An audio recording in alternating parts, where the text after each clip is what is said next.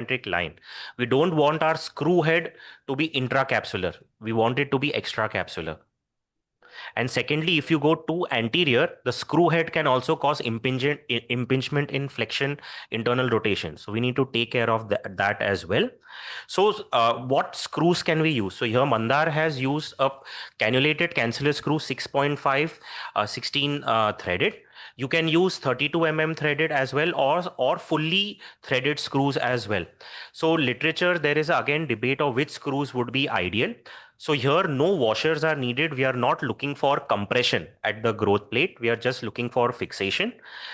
Most literature says fully threaded screws are easier to remove later, but you can use 16 or 32 threads. We need to make sure at least 3 to 4 threads are across the growth plate.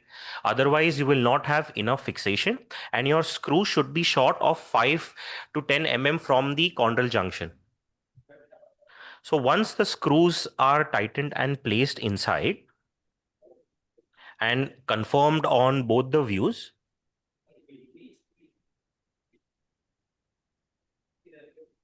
can see here, now both the screws have been tightened and confirmed. You remove the guide wires. Then we do something which is known as a live fluoro check, because we need to make sure the screw is not out in any direction. So we remove the boot from the fracture table. We flex, internal and external rotate the hip, and in no view the screw should be intra-articular. Piercing the screw or the guide pin, if it goes intra-articular, increases the high risk of chondrolysis. So be very careful. Your guide pin also does not pierce through the chondral articular surface as well as the screw threads. And a wash and an absorbable suture stitch is given, minimal closure and dressing. So the child post-operatively usually is kept non-weight bearing for, or partial touch to weight bearing for 6 weeks. Hip range of movement is started from day 1. We don't allow the child to do any sports activities until we see the healing of the slip capital femoral epiphysis, and majority of the times these screws are kept inside for lifetime. Very rarely they are removed unless we find there is some screw irritation or impingement. So this is this child doing well, and at 6 months follow-up, you can see the SCFE has almost healed. The neck almost partial remodeling has already started. You can see on the frog lateral view, there is a mild cam bump, which is still there. So in some individuals in mild variety, this cam can still remodel. So normally our algorithm now is, once we do the pinning, we flex and internal rotate the hip. If on flexion and internal rotation at the time of pinning, if internal rotation is less, means less than 10 to 15 degrees, we may add an osteoplasty at the same sitting, be it mini open or arthroscopic based on your surgical skills, or you can come back after a month or two and then do it in a second stage. In younger individuals, at times in mild slips, in literature and in our experience, we have seen there is some amount of remodeling. So we may not be very aggressive in doing those procedures in these individuals.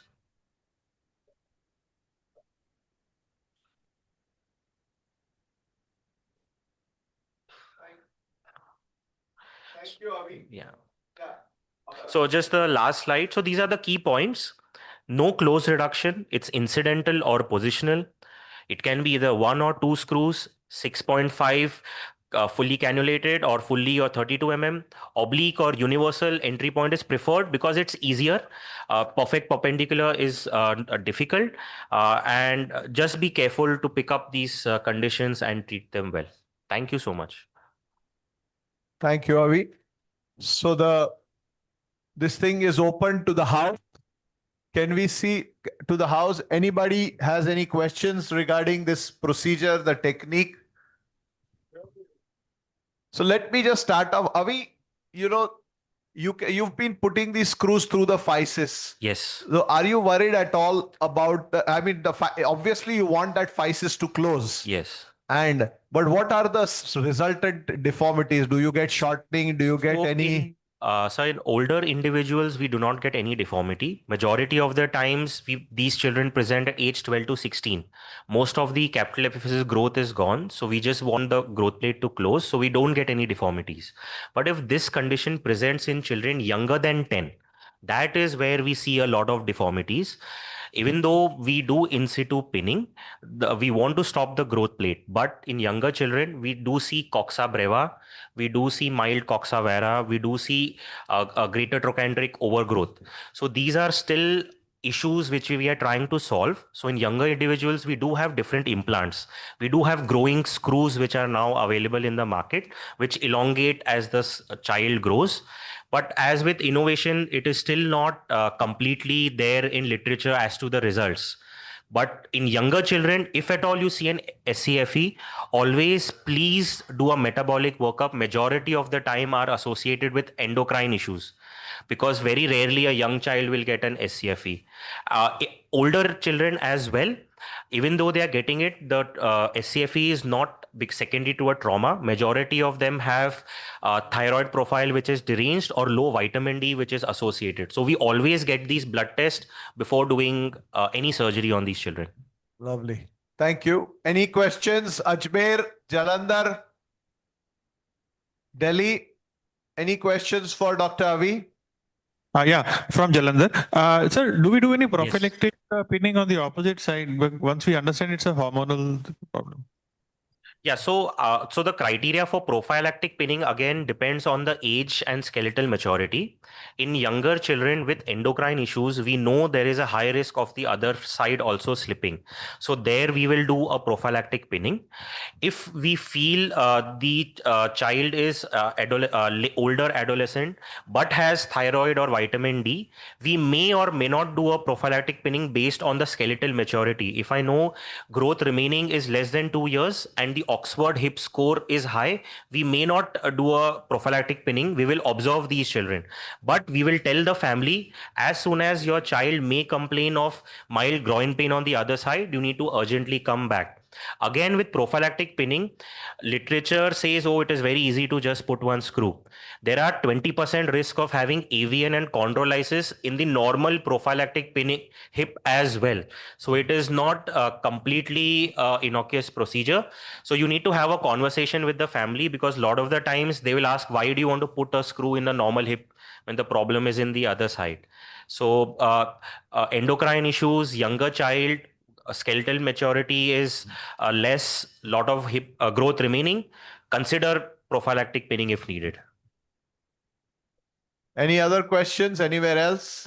Just for the benefit of the house, if you can just tell them which conditions of SCFE this is not to be done and you go for the safe surgery. Yes. So SCFE, we have different varieties. So simple way is putting, we have a stable, we have an unstable variety. We have a mild, moderate, and severe based on the Southwick's angle. Anything less than 30 is mild, 30 to 50 is moderate, anything more than 50 is considered severe. So in most literature and in most hands, the mild and moderate varieties, the standard of care all over the world for most general orthopedic surgeons is in situ pinning. Severe variety, in situ pinning, is extremely difficult because the head is toppled almost more than 50-60 degrees. You really have to go very anterior. It is not easy at all to do in situ pinning in a severe variety.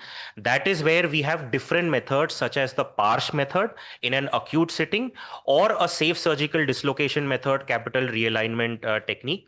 In those techniques, again, in situ pinning for everyone. First, if you're not trained in those other techniques, better is always do a in situ pinning and transfer them to a person who will be able to do those procedures, then trying those other procedures and causing complications in this hip, because avascular necrosis and chondrolysis risks are extremely high. So Avi, for the benefit of the delegates, can you just elaborate what are the routine preoperative investigations you do, and which are the conditions in which you would consider prior referral to an endocrinologist? Yeah. So the routine which I do, one is your routine blood work, which you do your CBC, triple, whatever you do for your surgical. I always get a thyroid profile done and a vitamin D, alkaline phosphatase, and calcium done. So we have seen majority of the times vitamin D is low. just for low vitamin D, normally we don't refer to the endocrinologist, but we do start them on medication. But if a thyroid profile is deranged, we definitely, we have seen a lot of these children having deranged thyroid profile. So then we get an endocrine opinion. So, and especially other endocrine opinion is if we are seeing an SCFE in a child younger than 10, then definitely they need an endocrinologist or a nephrologist, depending on why it has happened, to opine as to what is happening with the child. One more question regarding the implant. Preference for SS screw versus titanium screw. What do you think is So better? preferably SS. Titanium has bony ingrowth. So if at all you want to do another surgery, like pinning was done and it is still not perfect and the child has come with impingement, you want to treat impingement, the titanium screws are extremely difficult to remove. So preferably it is SS. In SS, again, it can be partially threaded or fully threaded. Again, between them, fully threaded are said to be easier to remove as compared to partially threaded, but no using washers at all. Other very technical question while placing the guide wire. Everyone would like to know Yeah. where you want to be, center of the neck, center of the head, center of the physis, like which is the So- ideal, if one single. Yeah, so Guide. you can be oblique in the neck. That does not matter. As I said, we have different ways of entering. But if you see the physis, so one is if you get it ideal, your ideal trajectory should be that your screw is coming perpendicular to the physis. That is the ideal position. But majority of the times that may not be possible. So you can be slightly oblique in your trajectory for your screw or guide wire, but you should be perfectly center in the while crossing the epiphysis into the capital epiphysis in both AP and lateral plane. So as long as you're entering in the, if you see a ball, your aim is to be in perfect center of that ball. You can come in slightly oblique or straight. That is absolutely fine. But you need to be perfectly center. If you're too superior or inferior, we have seen these heads spinning off, and even with the screw in follow-up, we have seen these heads continue to slip. So you need to be very careful with that. It is a simple, small procedure, but if you don't do it right, it does have high complication rates as well.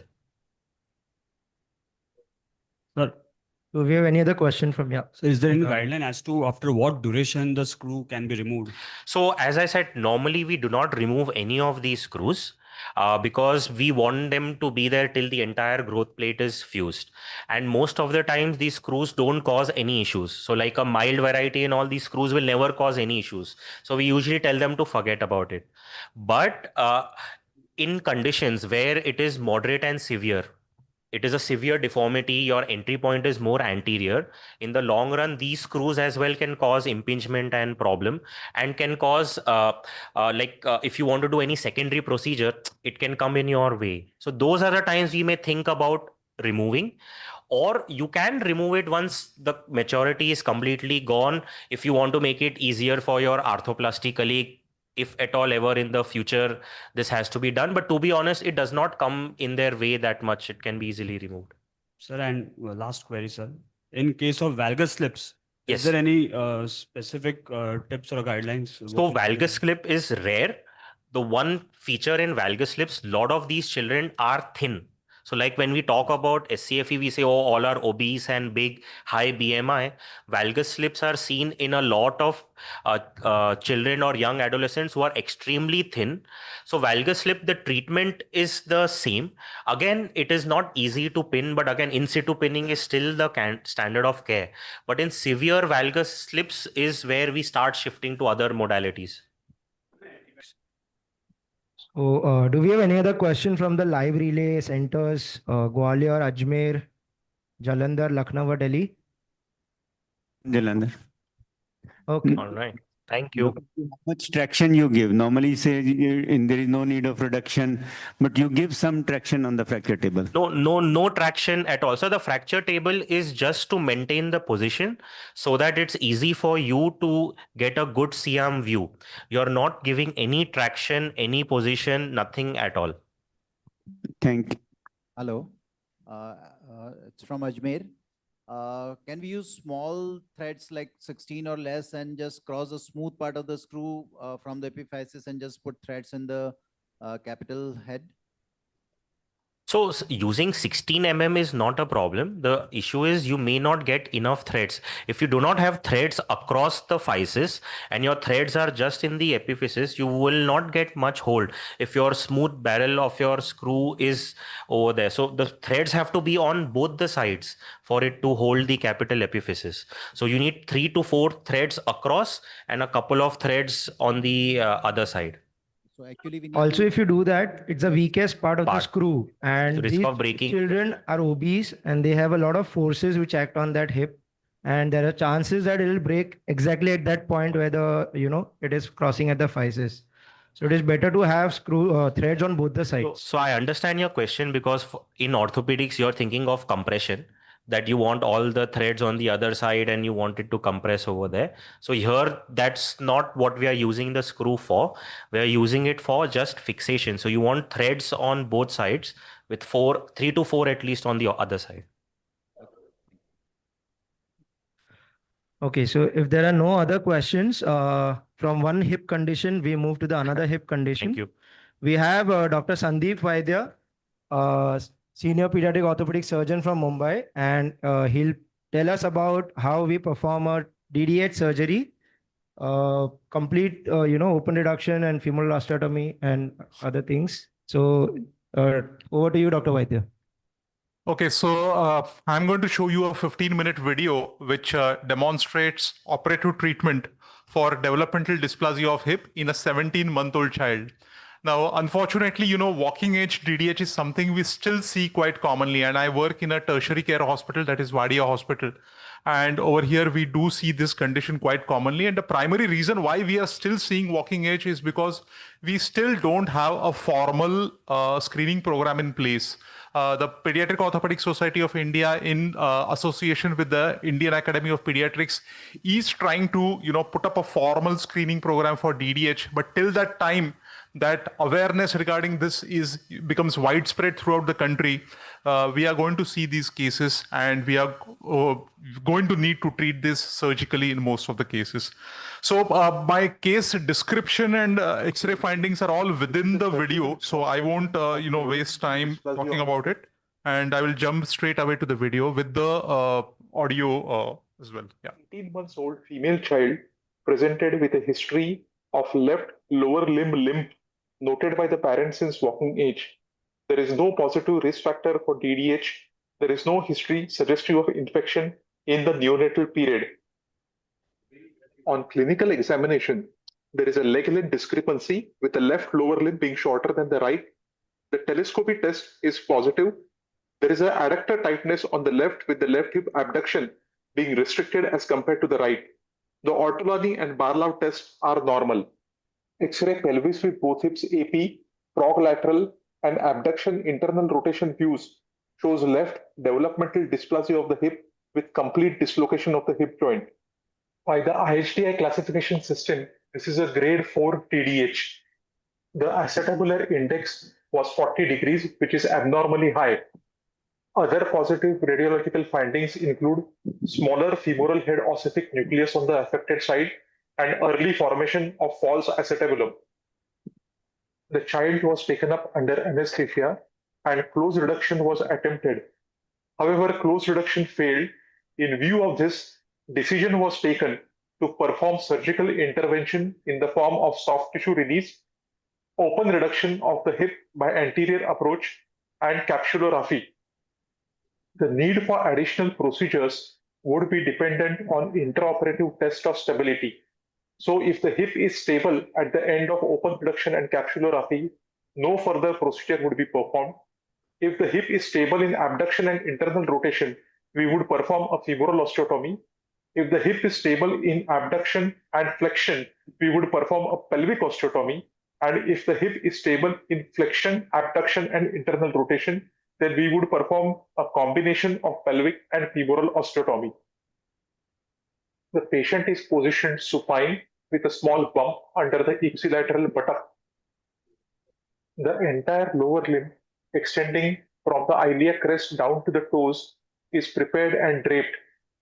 The drapes are sutured to the skin and use of towel clips is avoided in order to minimize hindrance of visualization under the image intensifier.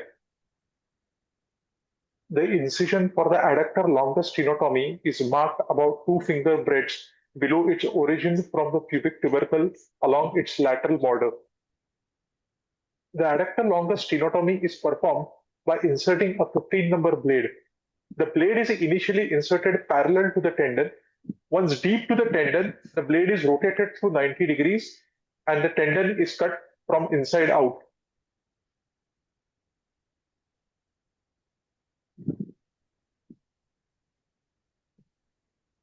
On completion of tenotomy, a gap is palpable within the tendon.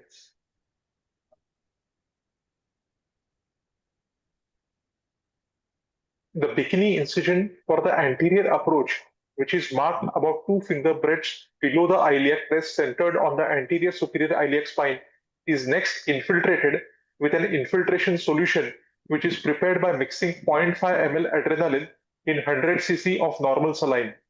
The maximum permissible dosage of this infiltration fluid is 1 ml per kg body weight. Skin incision is taken and is deepened through the subcutaneous tissue till you reach the deep fascia. Once you reach the deep fascia, through the translucent fascia, you will see a clear line of demarcation between the pinkish muscle fibers of the sartorius and the white fibers of the tensor fascia lata. The fascia overlying the sartorius is then incised to expose the underlying muscle fibers of the sartorius muscle.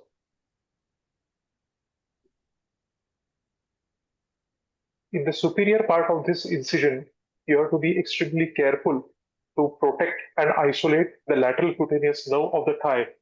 This nerve has to be carefully isolated and retracted from harm's way before the further procedure is carried out.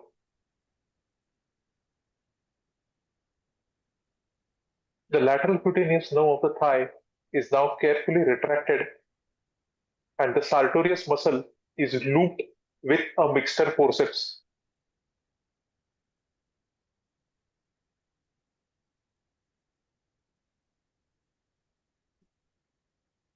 The sartorius is then tagged with a number 1 vicryl suture,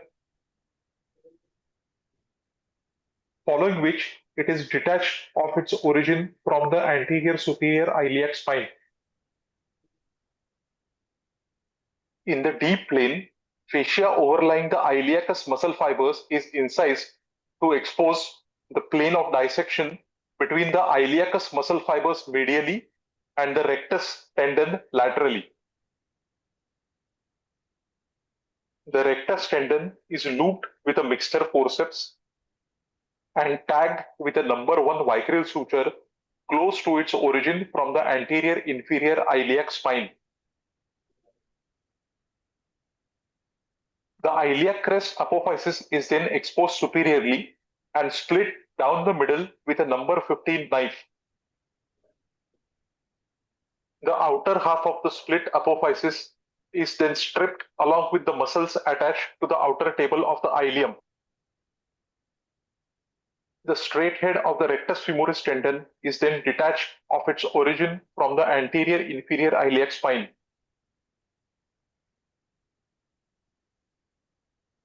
The psoas tendon, which lies along the posteromedial border of the iliacus muscle, is dissected and identified. Once identified, the psoas tendon is looped with a mixture forceps and then tenotomized.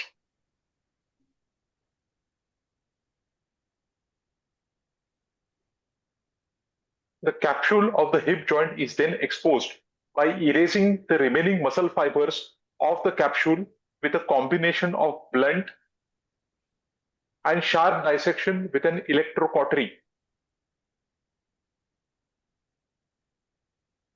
The entire anterolateral aspect of the hip joint capsule is now exposed. Open spikes are placed along its superior and inferior margins. A T-shaped capsulotomy is then marked on the capsule with the horizontal limb of the T being parallel to the anterior margin of the acetabulum and the vertical limb being along the femoral neck. Stay sutures are then placed in the capsule to aid in later capsulorrhaphy.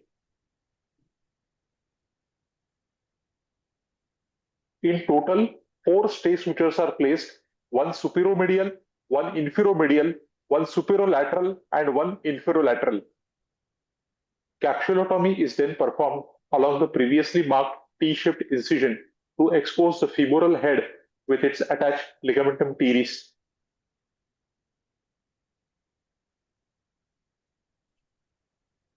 The ligamentum teres attachment on the femoral head is then looped with a mixture forceps and cut.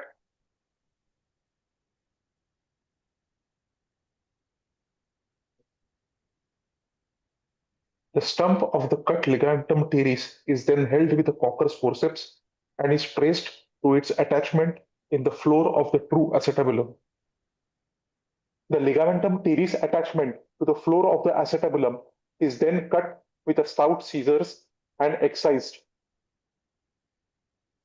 Next, the transverse acetabular ligament, which bridges the inferior margin of the acetabulum, is cut with a scissor.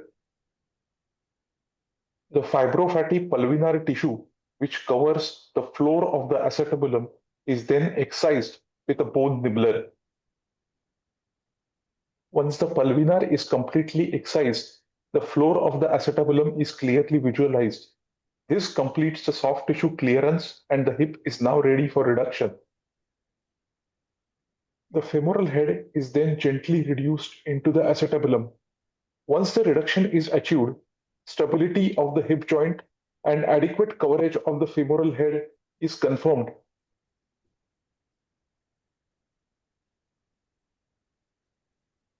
A CM image is obtained at this point. Concentric reduction of the femoral head is confirmed under the image intensifier. Additionally, a probe placed along the lateral margin of the acetabulum shows that the non-ossified cartilaginous roof extends lateral beyond the bony roof and offers excellent coverage to the femoral head. The young age of the child, the intraoperative test of stability, combined with the CM image, help us to determine that no further bony pelvic or femoral procedure is needed in this particular case. A transarticular K-wire is then inserted percutaneously from the lateral aspect of the thigh across the hip joint. The lateral end of the K-wire is bent, cut, and buried beneath the skin. We then proceed to perform the capsulorrhaphy. As you would recollect, in an earlier step, we had taken 4 stay sutures in the capsule. So during capsulorrhaphy, the infiromedial stay suture is tied to the superolateral stay suture.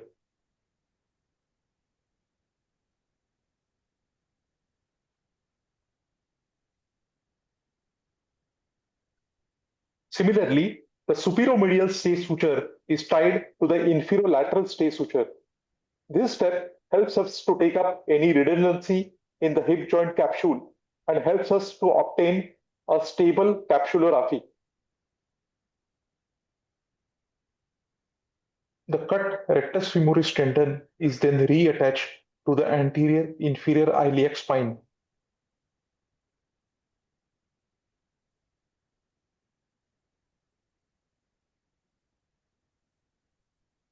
The iliac crest apophysis, which was split, is now resutured.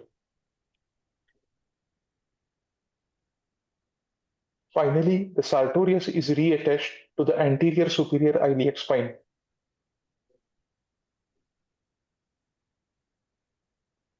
Following subcutaneous tissue and skin closure, we proceed for hip spica application. For application of the hip spica, the child is first placed on a hip spica frame as shown. The first layer of inner padding is with a stockinette, following which we apply a cotton roll for applying the 1.5 hip spica. First layer of POP roll is then applied. Around the hip joints, The POP roll is applied in a figure of 8 fashion.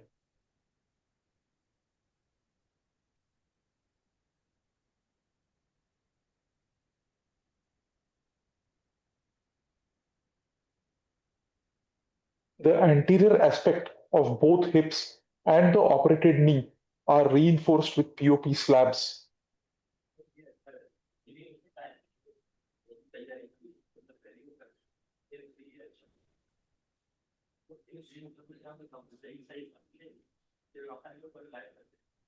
The POP roll is then reinforced with fiberglass cast.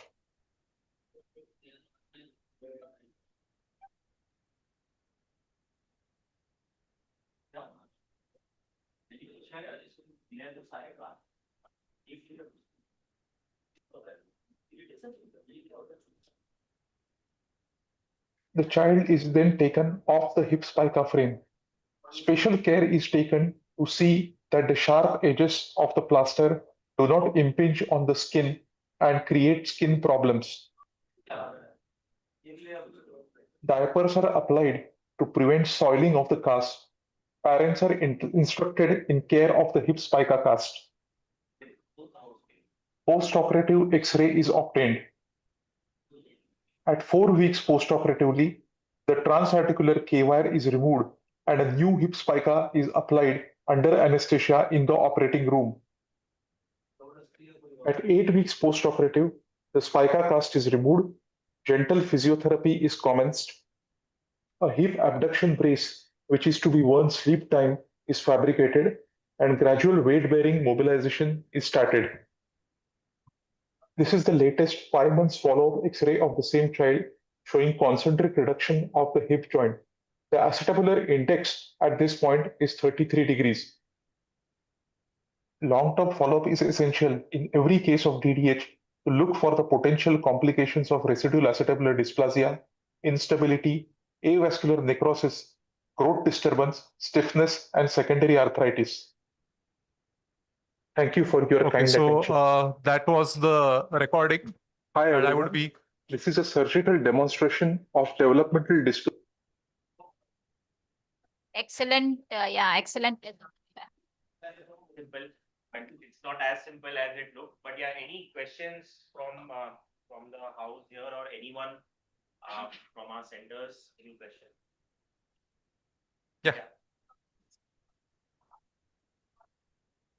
In the last part of the surgery, when we know that the head we've properly fixed, the fixation is we've ensured everything. Do you think we could remove the K-wire and maybe let the spica and everything keep in place and remove the K-wire as it is? So, we have been following this protocol of keeping the K-wire in for 4 weeks since quite a few years. We have not had any complications with it. We have also seen some cases where, we don't keep the K-wire and, within the spica cast, despite applying the spica cast well, the hip has either, subluxated or dislocated. So we are more comfortable keeping the K-wire and we have not observed any complication pertaining to the K-wire per se. And so I don't think it is a problem. Anyways, at 4 weeks, we have to take up the child for a spica change. So at that time, the K-wire can be easily removed. So this is a protocol which we have been following. We have had good success with that, and we don't intend to change that. Thank you, sir. Just to enumerate, if you can just explain, like the K-wire is just to hold it, not actually reducing the hip, because a lot of absolutely. It's the K-wire is just a supplementary thing. The stability is mainly achieved at the end of your soft tissue capsulorrhaphy. Concentric reduction has to be achieved, plus if needed bony procedure. So the K-wire is just a supplementary thing.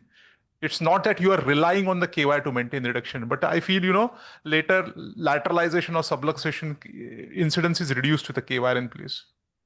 So it's an additional, safety, because sometimes if the patients, you can sit, the relatives don't follow up, the plaster breaks, everything, whatever you have achieved, you want to retain till the capsulorrhaphy takes care and stabilizes. So this is an additional safety just for it. It is not mandatory.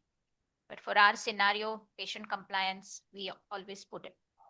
So can you just tell what is your algorithm of when you would add a femoral based on the steps? When a femoral and when an acetabular procedure will be added based on what you see in broad? So I am much more, aggressive in terms of doing a pelvic osteotomy as compared to a femoral osteotomy. Pelvic osteotomy, almost any child who comes with an acetabular index more than 30 after the age of 2 years, I would do a pelvic osteotomy. Before that age, between 18 months to 2 years, I would do a pelvic osteotomy if the hip is unstable with adduction and extension. So in those cases, I would add a pelvic osteotomy. Femoral osteotomy, I used to do very routinely till a few years ago, but then I realized that in most of these cases, unless the anteversion angle is very high, more than 40 degree, it is usually not needed. You do get the stability even without doing the femoral osteotomy. But one indication where femoral osteotomy is must is where at the end of your soft tissue release, you are not getting a reduction and you need to do a femoral shortening. So I more often do a femoral osteotomy for the purpose of shortening rather than doing for a derotation. Varus almost never is needed in a DDH. Hello, Yeah. from Ajmer. Just one question. Yeah, so contrary to what people think, there is no valgus. It is the problem is anteversion. So just one question. The question is that if after the soft tissue procedure a reduction is not concentric, would you like to reconsider some other soft tissue procedure, or will go for some osteotomy or something like that? No. So at the end of your soft tissue procedure, your reduction has to be concentric. If it is not concentric, it means there is some interposing structure, either the pulvinar or you have not cut the transverse acetabular ligament. If you have done all this release, all this clearance, it has to be concentric. There is no other reason why it won't be concentric. So you have to again recheck all your steps, go back. Have you done your psoas tenotomy properly? Have you, released your TAL? Is your capsulotomy good? Is your pulvinar completely excised? So if at the end of all this, your reduction is not concentric, means there is some step which you have missed out, or some step where your, clearance has been incomplete. Only that could explain a non-concentric reduction at the end of your. A lot of it was people have thought they have tenotomized but never reached there, and even the acetabular cleaning has not been done properly. Any other questions from any of the other centers? More than a question, I think I would be happy if Sandeep can tell how easy is the psoas tenotomy, what all structures to take care of, because I think many a slip happens over there. Yeah. So the psoas, you will find it along the posteromedial border of the iliacus. That's where you have to search for it. And it is hidden within the muscle fibers of the iliacus. So the thing is that you have to retract the superficial fibers of the iliacus and go deep and search for it. The main structures that you have to, be careful about is, your femoral nerve and vessels which are further, medial to that. So always, when you isolate your psoas, make sure that it is a tendon that you can do by, flexing and extending the hip and checking that the movement of the tendon along with it. And the initial cut in the psoas tendon, if you are not confident, it's better to do it with a cautery, because if it's nerve, you know that you are on the nerve. So that's there. But having said that, the nerve is, on the anteromedial aspect of the muscle. The tendon is on the posteromedial. If you are, you're used to releasing the psoas, I don't think there is any reason why you will, confuse between the two structures.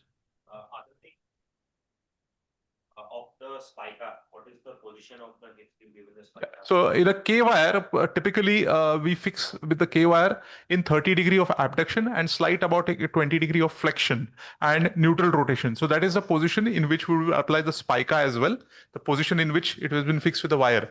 However, if, in cases of close reduction or in cases where we are applying the spica at the time of spica change. So here the spica has to be applied in what we call the human position. And the human position is around, 80 degrees of flexion and around 30 to 40 degrees of abduction and neutral rotation or maybe slight internal rotation in order to further stabilize. In close reduction, in fact, you may even do a bit of hyperflexion, 100 degrees, so that your head is really, goes into the depth of the acetabulum.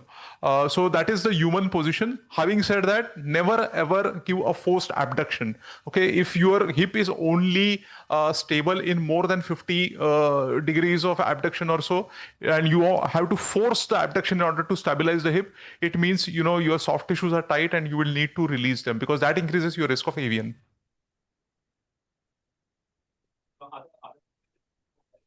How long do you keep each spica, and then your bracing do you do in? So as I mentioned, it is an open reduction. It is a surgical reduction. It is 4 weeks of the first spica. At 4 weeks, you change the spica under anesthesia. At the same time, you take out the wire, and after that, continue for another 4 weeks. So total 8 weeks in spica. However, when it is a closed reduction, arthrogram and closed reduction, it is 6 weeks of the first spica, 6 weeks of the second spica. So total 12 weeks of spica. So any other question from Delhi, Gwalior, Ajmer, Jalandhar, Lucknow? Okay. Thank you, Sandeep. That was really great. I think they've made it very clear, all the steps, and explained very well. So now from the hip, we move to a different area, and I'm happy to invite my dear friend, Dr. Rujuta Mehta. I think she needs no introduction in India. She is the pioneer and the leader of women orthopedic surgeons, and also of an excellent upper limb pediatric orthopedic surgeon. And she's going to show us 2 videos, one after the other.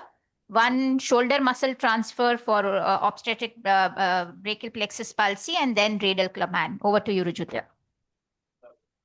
Well, thank you, Binoti, for a lot of kind words. And I think it's more important that we kind of learn to address things which very often get neglected in our country. And if hip is missed, then I think shoulder OBPP is even less, brought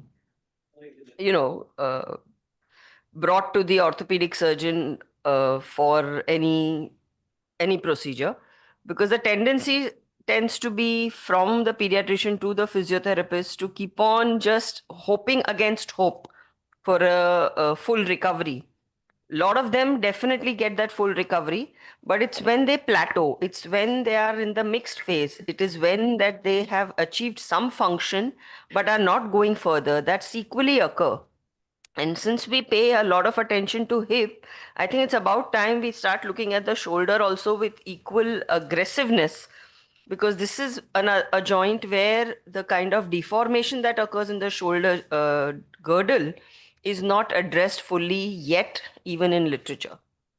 So as soon as the slides come up, we'll go through a few PPT slides, not too much in theory, just to orient you all with the procedure that's going to be done. And feel free to ask me any questions either in between or as we go along or at the end of it.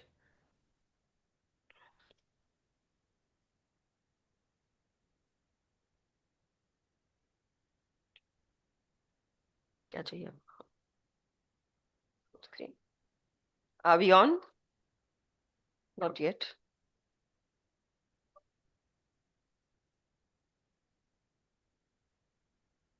So how many of you all even know that a lot can be done in OBPP by the pediatric orthopedic surgeon, the one sitting out here? Yeah, all the ones trained by me are not allowed to answer. All right, so that just goes to see that, this is still a unaddressed need. So let's quickly look why this happens. When you have a recovery going on in something which we in textbooks imagine to be in a linear fashion like this, like the palm, in reality, it's always a bunch of nerves sitting over there. And therefore, mixing up of growing axons, like cross connections, like which used to be there on the phone calls, and co-contractions is a very, very common phenomenon, especially when you're dealing with the upper plexus, that is C5-6. What happens as a result of that? There are strong adductors and internal rotators, which are pulling the shoulder inwards, which are the pect major, latissimus dorsi, subscapularis, and the teres major. So 4 large bipinnate muscles, which are being opposed by weak little abductors and external rotators, that is the infraspinators and teres minor. So this tug of war is obviously going to be won by the 4 large muscles. When this is happening, initially this is what it starts as, that there's a restriction of range. Parents get very excited that now she's going up to 90 degrees. She's able to take everything in the front line. And then that's where all the time pass, literally, I would put it as, with the physiotherapist starts. And when that is not treated surgically in time, this is what happens. The same child at the end of 3.5, 4 years with a fully established, tight internal rotation contracture and a posteriorly dislocated humerus. So again, some more examples. Some of them may manifest as a trumpet sign. You can see even how badly in the first video, going above 90, going to 110, but the internal rotation is completely more than 90 degrees. So it's like a totally posteriorly subluxed humerus, and this could have been easily prevented.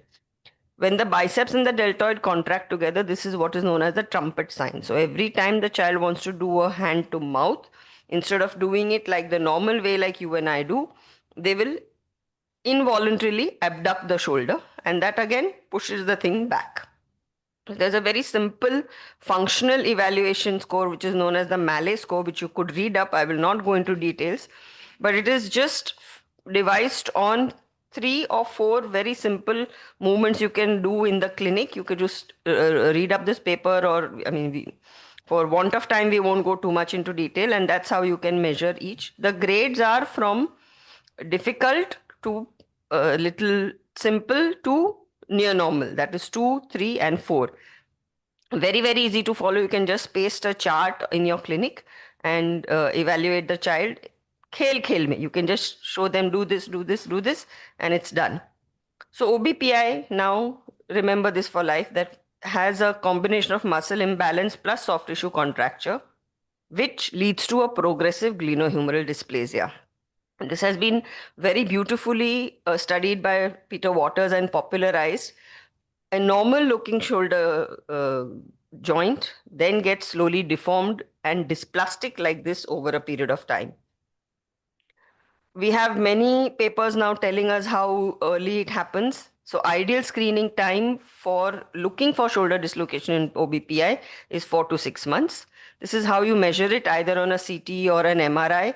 Again, we won't go into too much details. You could read this up. But suffice to say that if you draw a line along the long axis of the scapula, it should ideally bisect the humerus globe into half. And then you draw a line across joining the 2 borders of the glenoid, and that would tell you the amount of retroversion, which is shown by the alpha angle. But what happens here is, because the humerus globe is subluxating, only 35% remains anterior to the long axis.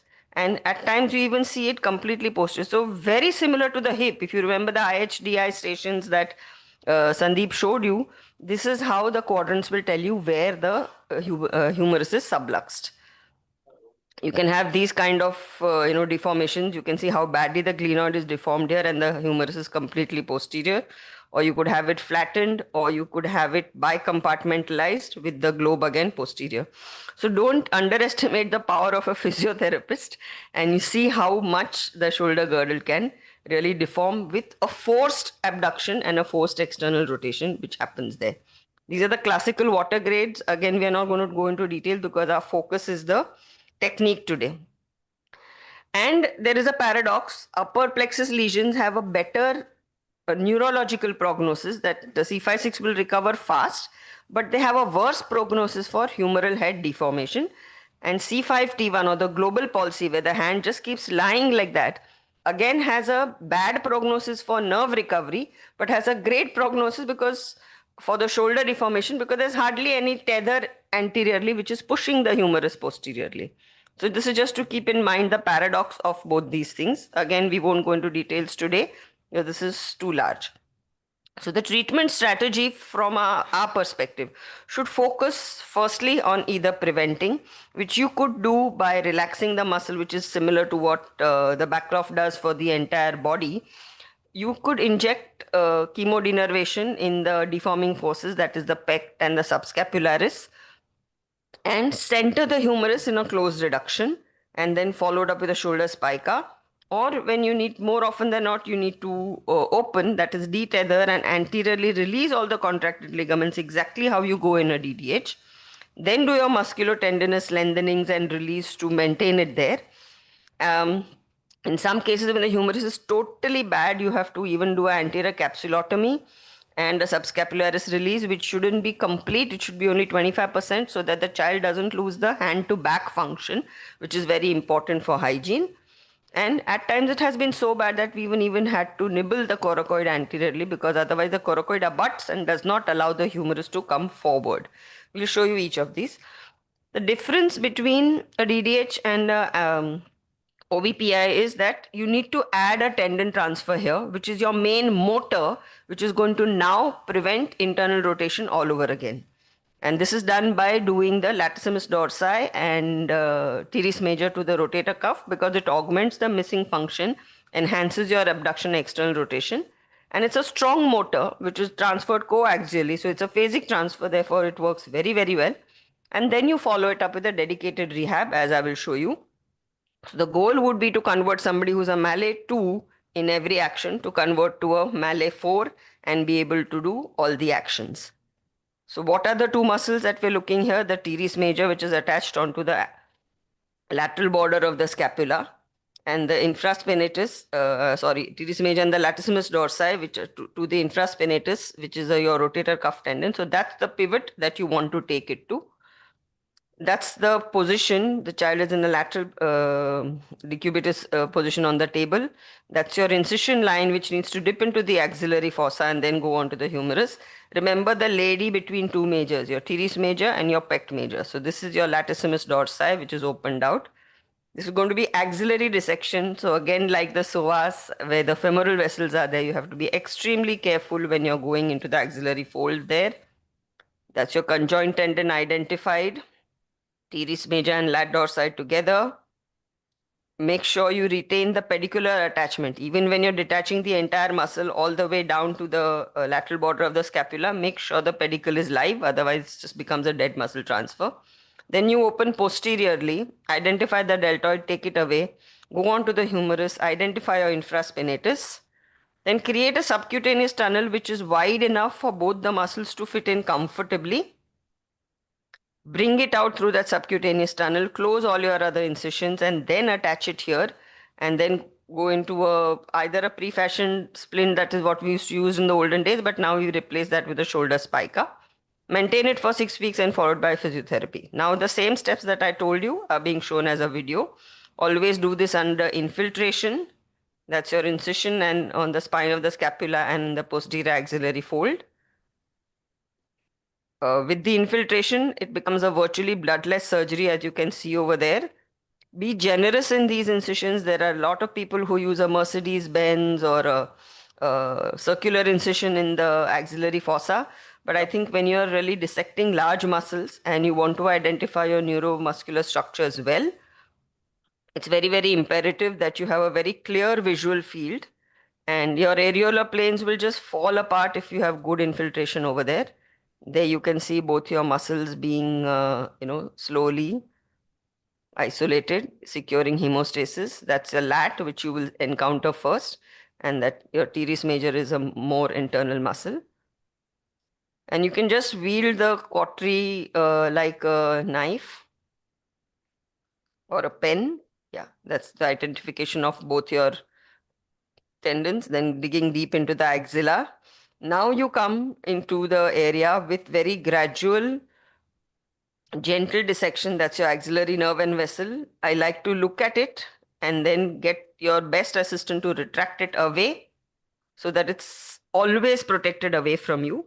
And anyway, you need to go in deeper to get to the tendon, as I'm showing you. That's me sounding the humerus. So when you can actually put your closed instrument against it, that's when you know you've reached the end point and the insertion. Ask your assistant to keep on externally rotating. You get the whole tendon into view, the conjoint tendon, and with a sharp, steely, kissing the humerus, rip it off the humerus there very, very gently. Again, while going into the axilla, be careful. Once you have that blow for freedom, you have both the tendons in your hand. Remember, there are few fibers which are going to be attaching of the lat, especially into the skin. So it's important to identify that. Separate it from there. Be careful not to injure the triceps and the radial nerve there. And then gradually separate it out from the humeral inferior surface. When you're doing that, remember there are going to be circumflex humeral vessels over there as is being shown by the hemostat. And then you just lift it off like exactly you do the capsulotomy in DDH. So I think it was good to have both the things in parallel so that you can see how you're lifting the rectus off the DDH, same way you're lifting off the conjoint tendon from the inferior surface of the humerus. Then you proceed to the posterior dissection there. Again, do a lot of infiltration. That's the marking of your humerus and the spine of the scapula. Incision comes exactly on the spine of the scapula. That's your superficial dissection. Keeping the fibers of the deltoid away. And identifying the rotator cuff. And you could take a pre-stitch on this infraspinatus tendon, so that you know when you are bringing your tendon from the tunnel, it's easier for you to identify it and just tie it there. I always prefer tagging it like we tag the capsulorrhaphy. Then that's the subcutaneous tunnel, which you will either use a large hemostat to form, or you could use cautery, or you could use 2 fingers like they do in the prostate. But it's important to really have this as a generous wide tunnel. I like to say 2 fat fingers. So if my fat fingers can fit in it, then the muscle will never get strangulated in that. And then you bring it out. Very simple. Finish off your closure. We'll stop this here. And those are some of the results that you can see. A child 1.3 years old. Not a very bad subluxation, but a significant retroversion there. Conjoint transfer done, and those are the immediate kind of results you can see within 3 months doing all the actions. Same child when she grows up. Mild FFD at the elbow, but done very well. Again, similar results.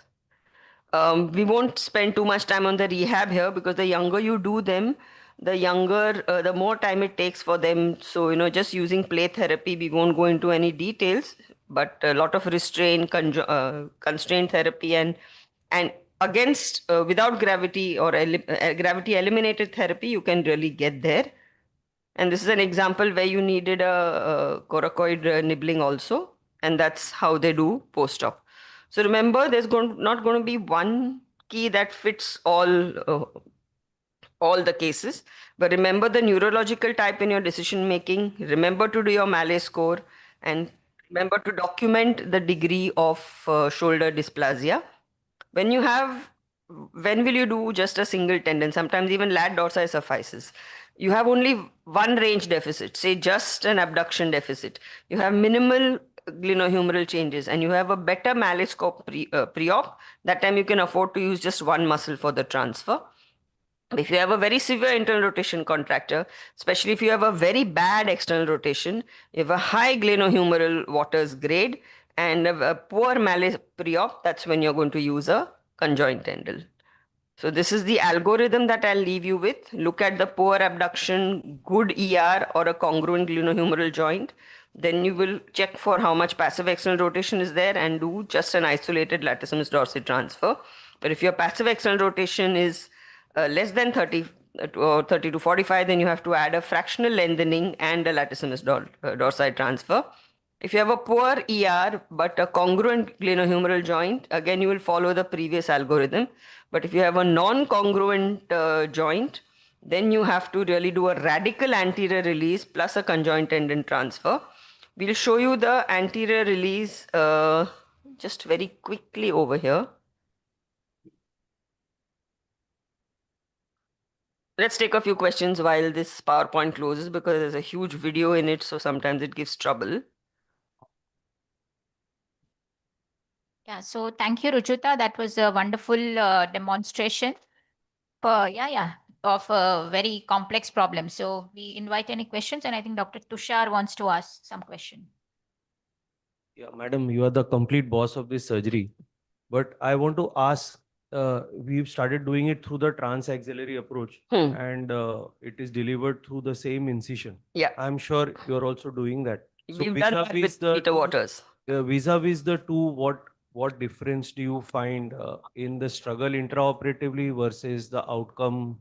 So outcomes, I don't think there's any change as long as you're very, very confident with your axillary dissection. It is the same difference that you have in a Cincinnati incision versus a PMR. In the transaxillary incision, it is very tough to really get adequate space to kind of dissect your conjoint tendon free. Means to make it very mobile. Yes. You mean to say? Yes. Otherwise, there is no real, it's what you are, more familiar with. Another question I have is that after the end of this surgery, do you have a specific position of the shoulder spica? 90 degrees abduction and full external rotation in 90 degrees. The humerus should be swinging And easily. how much forward flexion? Like No forward flexion. it should I be like to keep it absolutely at 90 degrees abduction. And that would be there for like 4 weeks. 4 to 6 weeks, like I said. This is the, I think, anterior release. Let's complete that part if it is projecting. Just to ask, like with the axillary incision, sometimes you have seen a hypertrophic scarring coming in some of these, and then that gives a little slight contracture. So in your experience, any changes that you do now or anything to No, prevent? I just forewarn them because having a hypertrophic scar is something which is a child's tendency. So you have to tell them that we will do things like, giving contractubex, or you'll put a silicone sheet and make sure that the scar is a little less. Yeah, we are ready with the anterior release video also. Can I ask whenever one more you, question? yeah, till you can. So sometimes you see the superomedial border of the scapula becoming very prominent as they adduct and internally rotate. So how do we overcome that? So the putty sign, if it is already there, that is a sign of deltoid weakness. So you can't really overcome that. And sure enough, initially the parents will be bothered about it's not going overhead, and now they'll come and say, oh, it's showing, the superomedial border is showing. So then you have to counsel them saying that this is the hypermobility of the scapula, which is allowing the whole guerdon to rotate forward and backward. We can resect that portion, the superomedial. Why do you want to go around doing, normal tissue unnecessarily? Unless it's a sprangle, which is a true high riding scapula, then I suppose you're justified. Okay, we're ready with the anterior release. So let's go ahead and show that. That's your pectoralis major marking. That is the acromion process. That's your clavicle, which you need to palpate a little bit deep, and the coracoid right below it. This is going to be your deltopectoral approach, the line of the incision. Just remember, this is just like the DDH. Again, after infiltration, you go in. You could do the pec like a percutaneous adductor tenotomy as well, but I think it's better to, in anything around the axillary region, better to have a look at it yourself and do it. That's your pect identified. Make sure that there is no nerve structure below there. And you do a fractional. So you don't really want to release it fully unless it's a very, very tight, complete posterior dislocation, which is long standing for many years. So you get a very nice, significant lengthening there, and that itself brings the humerus a little anteriorly. Then you continue further in the deltopectoral region. Again, use your quadri to get your planes better. Take the cephalic vein out of your way, and that's your coracoid lying really deep there. You see the white glistening structure, which my hemostat is sounding. That's the coracoid, and there are coracohumeral ligaments attached there and the capsule. This I've shown you diagrammatically there. So if the humerus was there, it would have not, allowed the coracoid, would not have allowed it to come up front. That's your long shot to show you that now I'm able to anteriorly reduce it and get good external rotation. So which means that my anterior release has been sufficient. I then close up the pect and then complete my conjoint tendon transfer. Actually, that's how I prefer to do it in very long standing cases. Okay. And that's the shoulder spica. We have not made a lengthy video of the shoulder spica because we've already seen a hip spica, and that's not very much different from it. Right. So any delegates has any question on any of these procedure, or anyone from the other centers in India, anyone from Gwalior, Jalandhar, Ajmer, Delhi? Madam ये glenoid osteotomy पीछे से open reduction, all these things? No, we don't do a piche se open reduction ever when the problem, the entire head is piche. So you have to do an anterior open reduction. Glenoid osteotomy is like your Salters or your Degas. You can always add it on, but that child has to be above 7 to 8 years. You have to have a definite glenoid dysplasia. So means a deficient posterior wall of the glenoid. And only then you can use, that time is when you excise that superomedial portion which is jutting out and use it as a graft. Acha, there into the glenoid. Yes. Okay. And this humeral derotation osteotomy? That's a salvage procedure for a very old child where you have absolutely no muscles to transfer, you have no motors. And remember that that will only change the arc of rotation. So if the child was stuck like this, he'll be stuck in a more neutral position. And he'll go outwards, but then he will lose a little midline function. So there are limits to how much you can derotate in a derotation of You humeral won't use osteotomy. it for children more than 10 years of... Where there is no deltoid, where it is completely atrophic, where have even the lat and teres is not really good for it. If I cannot reconstruct, that is when I choose a salvage. Any other questions in any of the other centers? So ma'am, just to ask, for we have a lot of young graduates who are just new into pediatric orthopedics. What is the ideal indication of doing this reconstruction? What is the maximum age limit? And what is the criteria you would say now this child does not fit in for this kind of a procedure? And you would be talking about salvage like you were discussing previously. Minimum age limit? So minimum age limit 11 months. Upper plexus almost finishes its entire recovery at 9 to 10 months. So I have done it as young as 9 months as well, but I think that's in select exceptional cases where you know that the parents are completely cued in with what you're saying. So around 1 to 1.5 is what I would put as a better age for a good surgical field, for ease of the structure identification and things like that. The criteria is restriction of abduction, overhead abduction, and external rotation. More than abduction, I think abduction anyway improves by default when you take away an internal rotator and an adductor. When you have passive external rotation not going more than 30 degrees, that means you really have an external rotation deficit, and that is what this tendon transfer was described for. Then your anterior releases are to be added in depending on how bad your posterior subluxation is. And upper limit, I've done it as old as 13, 14, 15, but not beyond that. Basically, if there is no muscle power to transfer, that is what I just discussed with Tushar. Yeah, you have to have so it's an algorithm. You put all three things together, your root value, your functional Mallet score, and your shoulder dysplasia grade.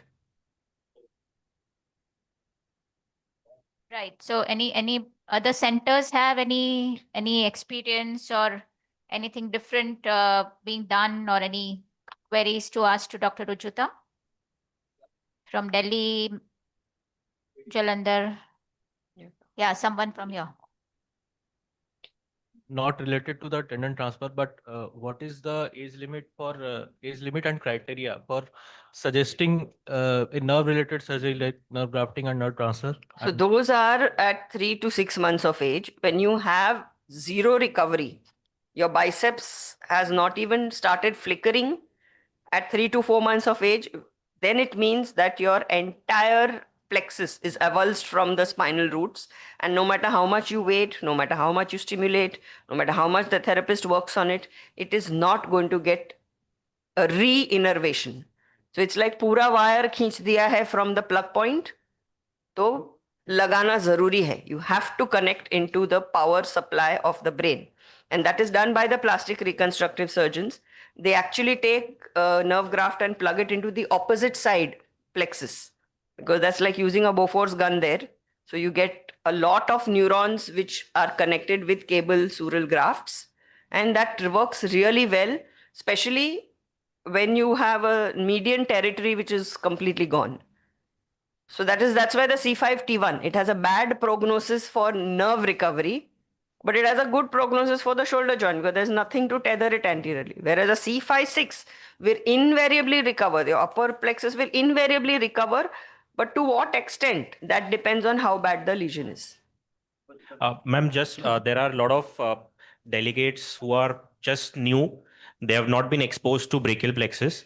So just in a small nutshell, if they get a baby in their clinic who is suspect or is supposed to having obstetric brachial plexus, what would be the algorithm that they should just keep in mind and timeline to progress to all of these things? So if the baby is referred to you at birth, if you're lucky, first just reassure the parents in detail that there could be a spectrum.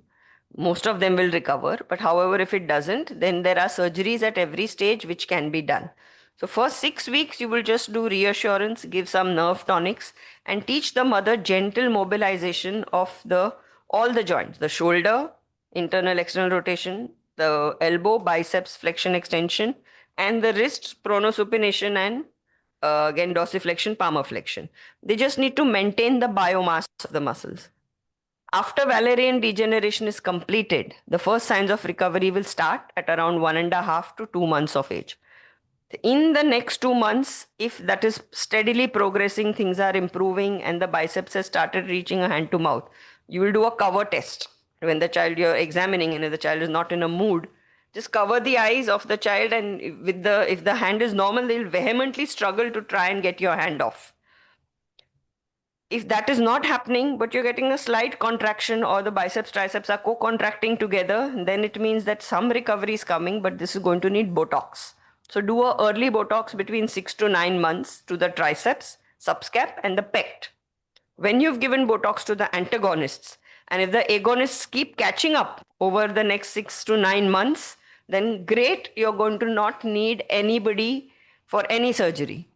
But if you're not getting co-contractions, the hand is just flail at 3 to 4 months, then please do not wait. You have to refer to a brachial plexus surgeon. Like I said, plug lagana zaruri hai into the wire point.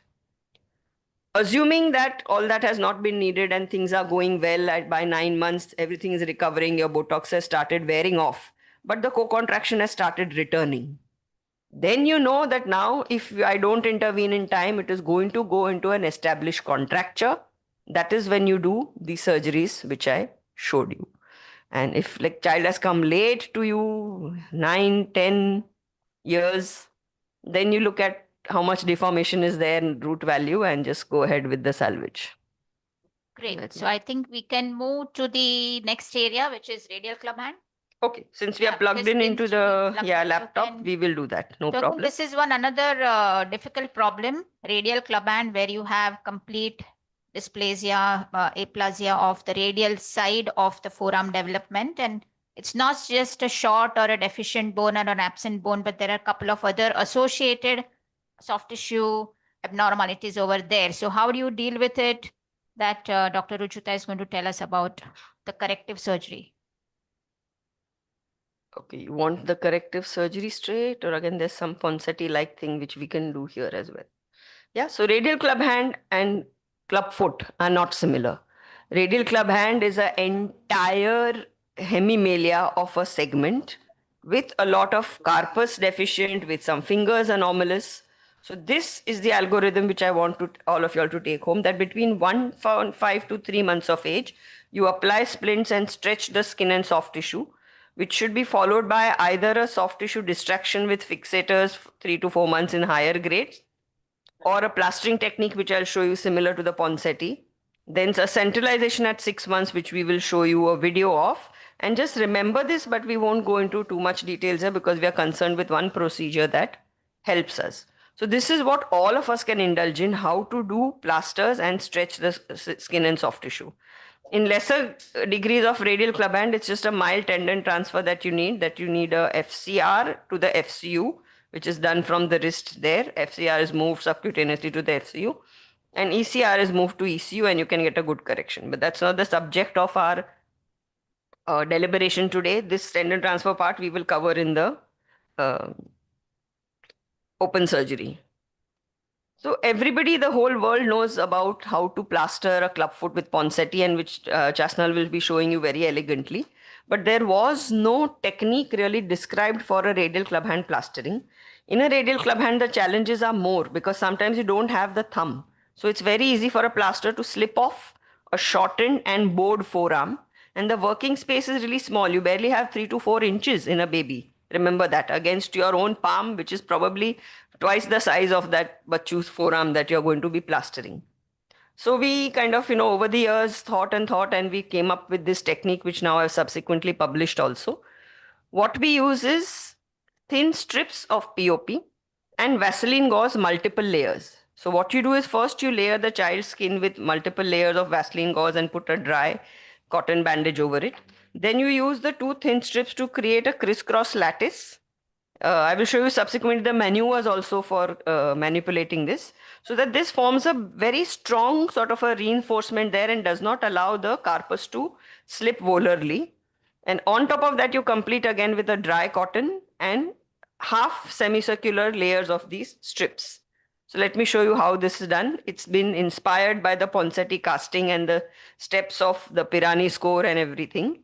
So what are our maneuvers? We do a neutralization and abduction, because it's not just a simple adduction contracture. There's a carpal override also over there, which you need to bring the carpus out from below the ulna. There's an entire row missing. So this is the first step, the neutralization maneuver, where you hold the fingers, give pressure on the ulna styloid, as you can see over there, and bring the whole palm up to make it collinear with the wrist joint.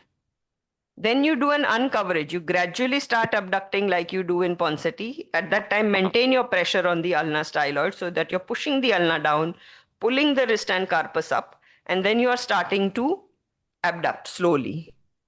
Once you have achieved that, again, I'm showing the same first 2 maneuvers, and you have seen that it is started to come out. Then you use pressure on the pisiform, that is the 5th metacarpal base, and on the base of the 2nd metacarpal from below. Both my fingers here, you can see this is on the 2nd metacarpal base and the little finger is on the pisiform, and that is pulling the wrist, pulling the hand out of the forearm and wrist space.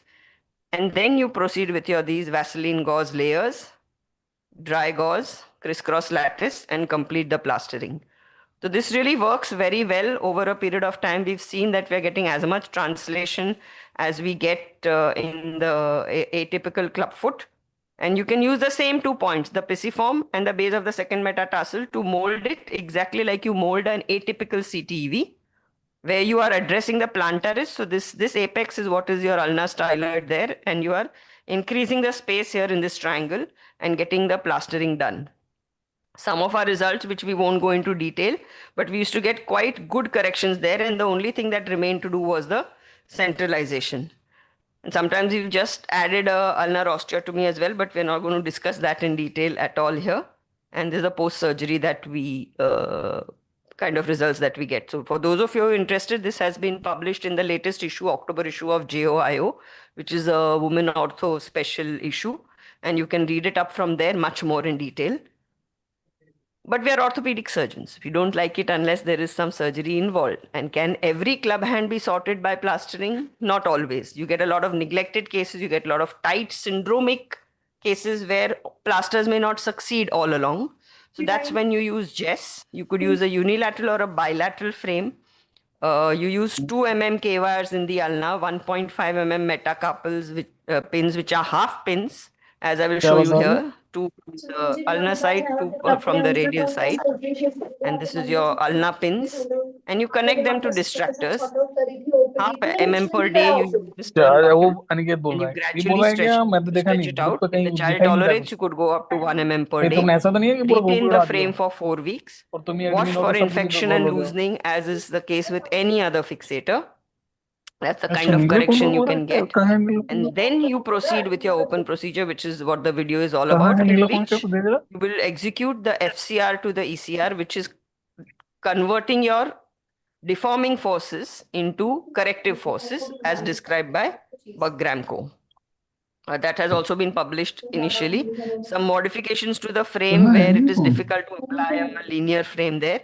You can use drop Ls and distractors on the lower part. This is the apex of your deformity, and this is your triangle. And then you distract along the isosceles triangle margin. And those are some of the complications also which may happen. So again, we're not going into this in detail. Now comes the main centralization technique video which you wanted. So we have been kind of brought up to be, doing the skin approach by this technique, but there are many other. Some people use a lazy Z, some people use a curvilinear S. We prefer this because we feel that the skin which is anomalous here, you have a lot of redundant skin on the ulnar aspect that is very effectively utilized by the bilobe flap of Evans.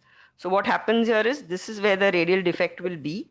Then your flap A will move into this radial defect and your flap B will move into the space created by the flap A, and these two edges will close by primary intention as I will show you. So now let's run the video here. How will you measure these flaps? You will place your gauze piece on the radial defect and both the limbs of the flap A and B should be equal. Again, before fashioning this flap, make sure you have equalized both. Mark out these flaps on table. Flap A on the dorsum, flap B on the ulnar excess skin.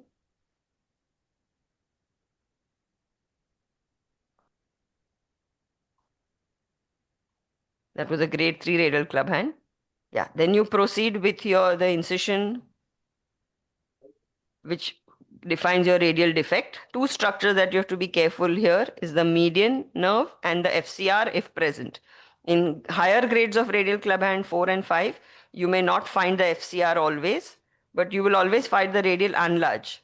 So that is carefully dissecting and going down, identifying your median nerve which may be tented over the defect, releasing all the structures around it. Visible well? Yeah. And whenever you've used a fixator, remember your tendons would be adherent. So make sure that when you're opening now, go around both. That's the tendon identified. Confirming that. And then release its excursion above into the forearm and below. Then you go ahead and flatten your flap on the dorsum. Make sure it is glabrous there. Let's play the video and show you. Yeah. And maintain the adipovenous plane as was always taught to me. That is, the veins here have to be maintained. Otherwise, the flap will get engorged and even necrose. So we use a lot of skin hooks and very gentle, delicate dissection there. We'll see the long extensor tendons over there. Those have to be preserved. You have to make sure that you connect the radial defect and flap A so that this will swing freely into the radial defect then. Again, using Steely's, we identify that. And when you're coming to the edge of the flap A, that is when you will try to look for the ECU, which is usually tented over the ulnar defect. To the next slide. Yeah. As you can see over there, it is usually thickened. Identify it nicely, release it, and keep it out of harm's way. The beauty of the dissection with this bilobe flap method is that you get the entire ulna there in front of you. So doing your reduction then is very easy, and that's the carpus which falls down over there, and you can actually release all the structures around it, take away the ECU, and then bring the carpus on that. So that is the flap B that we are doing, and that's in fact my mouse is pointing to the ECU there on the ulna head. This method also retains all the growing cartilage of the ulna and the carpus. In other methods, you will see that they create a notch in the carpus, which is absolutely not needed here. So whatever that hypoplastic bone's growth potential is there is beautifully maintained, and you can pass a nice retrograde wire since the ulna is right there in front of you, and then thread the carpus over it. And that's how beautifully this closes. That's the radial correction and the K-wire over there. So it's a minimally invasive sort of a thing for the growing cartilage, but it's a maximally invasive for the exposure. And those are some of our results. As you can see there, we don't want to go into too many details, but over a period of time, you can see that the ulna actually becomes as broad as the radius. always a moment of truth. There's a bit of a growing curve in this learning curve in the flaps. So if you're not watched your venous planes, then you can get this kind of a necrosis. And with fixators, you can get even as bad complications, especially if you've made multiple attempts to drill the holes, then you can get fractures at times or a physeal distraction. And therefore, it's not an easy endeavor and you must do that with care. And some long-term results, after which you'll move to policization. We won't go into details. I think let the Elizaro guys do the lengthening after this. But in short, you can really successfully treat radial club hand right from being a toddler to a full-blown adult with multiple procedures at the orthopedic surgeon level. Thank you so much, ma'am. One question is, one is at what age do you add the ulna osteotomy? We know the ulna bowing is there. In young children, sometimes it's very difficult to do both the procedures at the same sitting. Yeah, especially if it's done in the same tunicate. Yeah. So earlier the thinking and the classical teaching has always been that do it after 5 years of age. But over a period of time, I've grown to learn that if you have a more than a 30 degrees ulna bow, it is a multi-apical deformity like your OGI bones. So when you are doing the plastering, you can just do percutaneous osteotomies. It is much easier and lesser, and you can thread your wire over it, provided you've got the carpus out onto the ulna. But if your wrist is still not reduced, then no matter what osteotomy you do, you will not get a good correction. Ma'am, percentage of recurrence and how often you need to do a centralization again? Or would you consider arthrodesis at any time? Okay, so we'll start from the other way. Arthrodesis word we should drop because we don't want to go around fusing wrists in children unless we have no other go, very poor muscle power like we have in cerebral palsy adults. Ideal time for centralization or this thing is 6 months. I think we forgot to mention that in Avi's question. And yes, just like clubfoot is known for recurrence, radial club hand is even more known for recurrence because you have an entire ray of bone missing over there. Over 5 years follow-up, we've had around 13% kind of a recurrence rate which we've seen. But it is easier and more amenable to repeat procedures, but which are usually a fixator and not a reopening centralization. Only the ones where we've been, you've just had no entire first ray, you've had no thumb. That's when we've sometimes had to reopen, and that's when we've used a fascial autograft to recreate the missing FCR. Sandeep Patwardhan talks about retaining a K-wire for a very 6 long to 8 months, which is, if we were blessed with a country where there was no infection, it would have been very easy. In an ideal world, what he says can hold true, but maybe in my hands, within 3 months, I've seen a lot of them getting infected and then you're pulling out the K-wires and putting plasters. So plasters and fixators, I think, are easier to repeat rather than a full open procedure and then having to deal with osteomyelitis. Ma'am, the other is, what is your upper limit? We have a lot of patients who come very, very late. They are nicely accommodated and they do a lot of that. So what is the limit till you would think of reconstruction? 2 years, 3 years, max 5 years is what I would say. Once they've crossed the 5 years, their brain will just not adapt and their wrist joint is then functioning like an elbow because the forearm is so short that the taller the child grows, the hand doesn't reach up to the groin. But it's a serious problem for them for toileting if it's a bilateral case. However, you do find that they are reasonably adapted. So I had an occasion where we did a good centralization and following which the patient never did policization. So then the relapse starts coming in because... Yeah, again, very good question because the long flexors then act like a bowstring and they keep pulling the arm in. But if they've not agreed for policization at 1.5 to 2 years, max 3 years, then again, better not to touch them because the brain just does not adapt to the function. And it looks like a good thumb, but it doesn't use it like a good thumb. They still use the chopstick action, which starts setting in at 8 to 9 months actually. So you feel policization latest should be by 3 years? 1.5 years, 2 years ideal. Stretching. Yeah.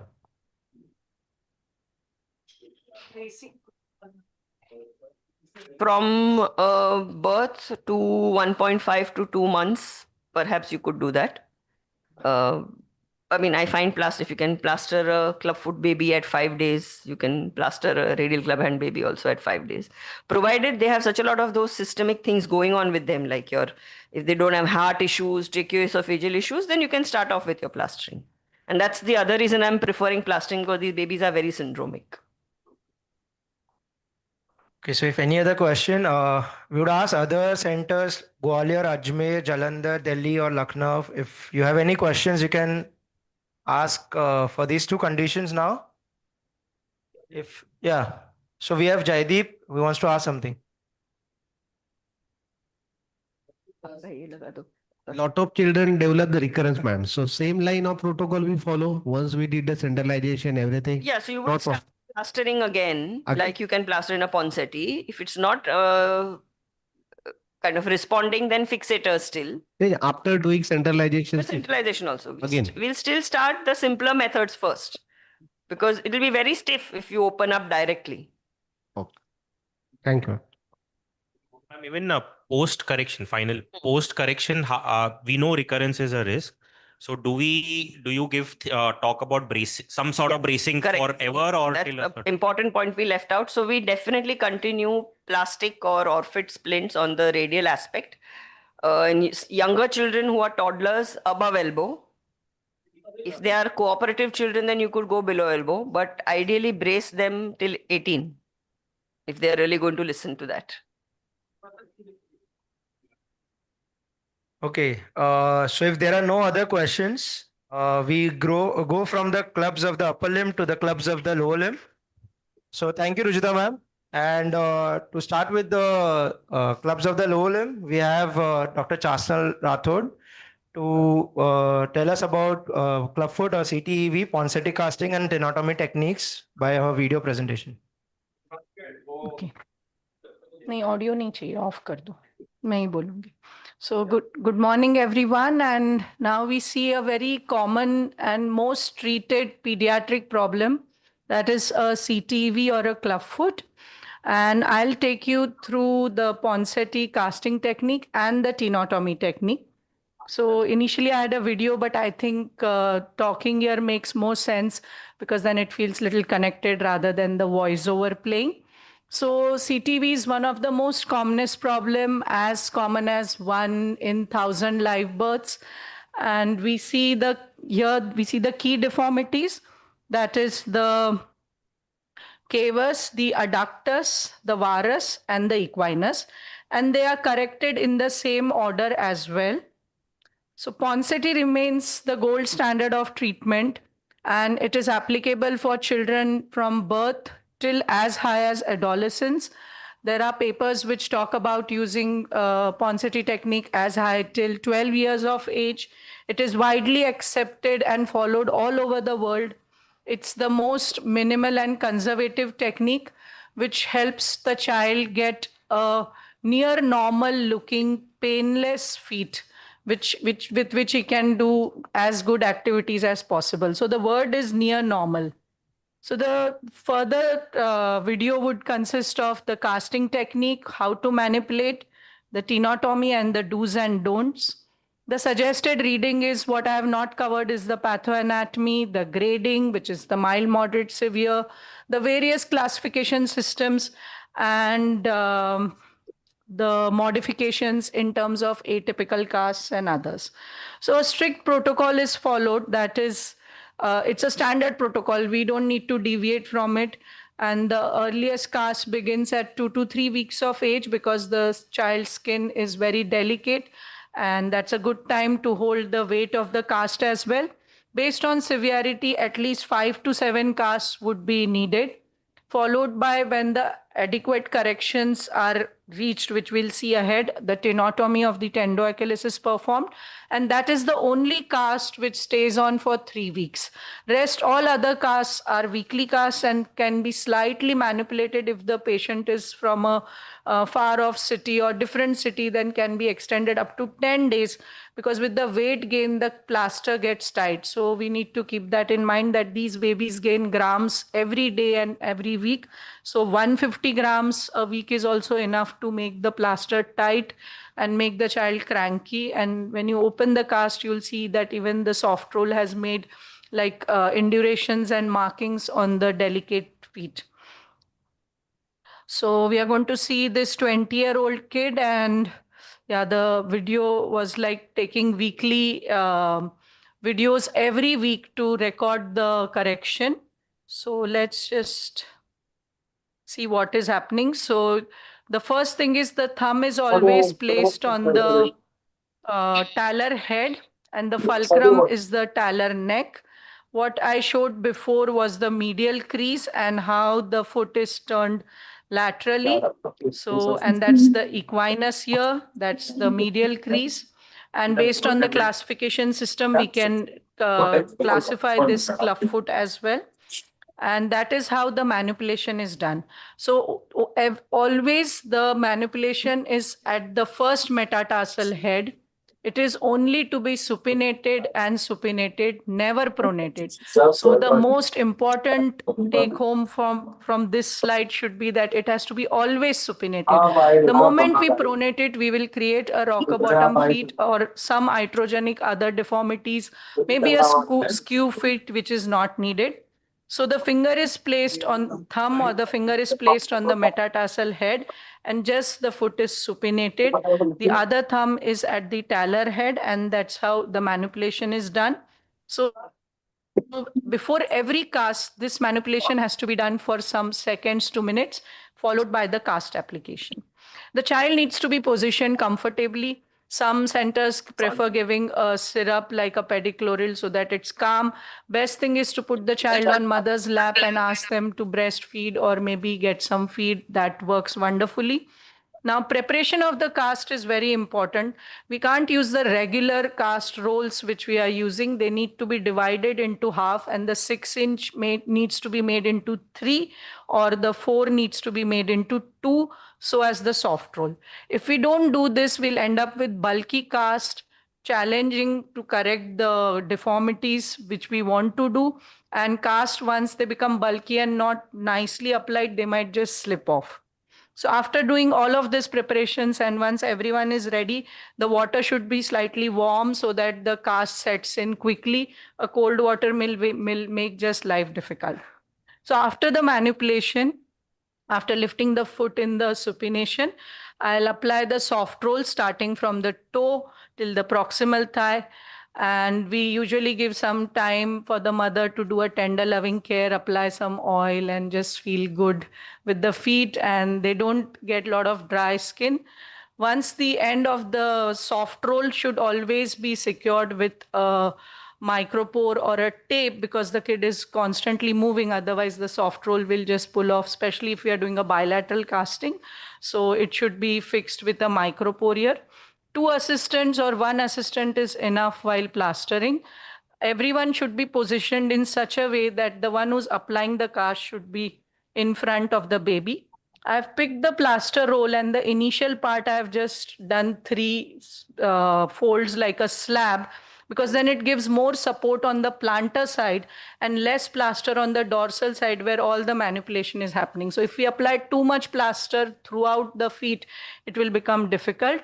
This cast has to be completed till below knee. So 1 roll should go up to below knee, while one of the assistant you see is stabilizing this.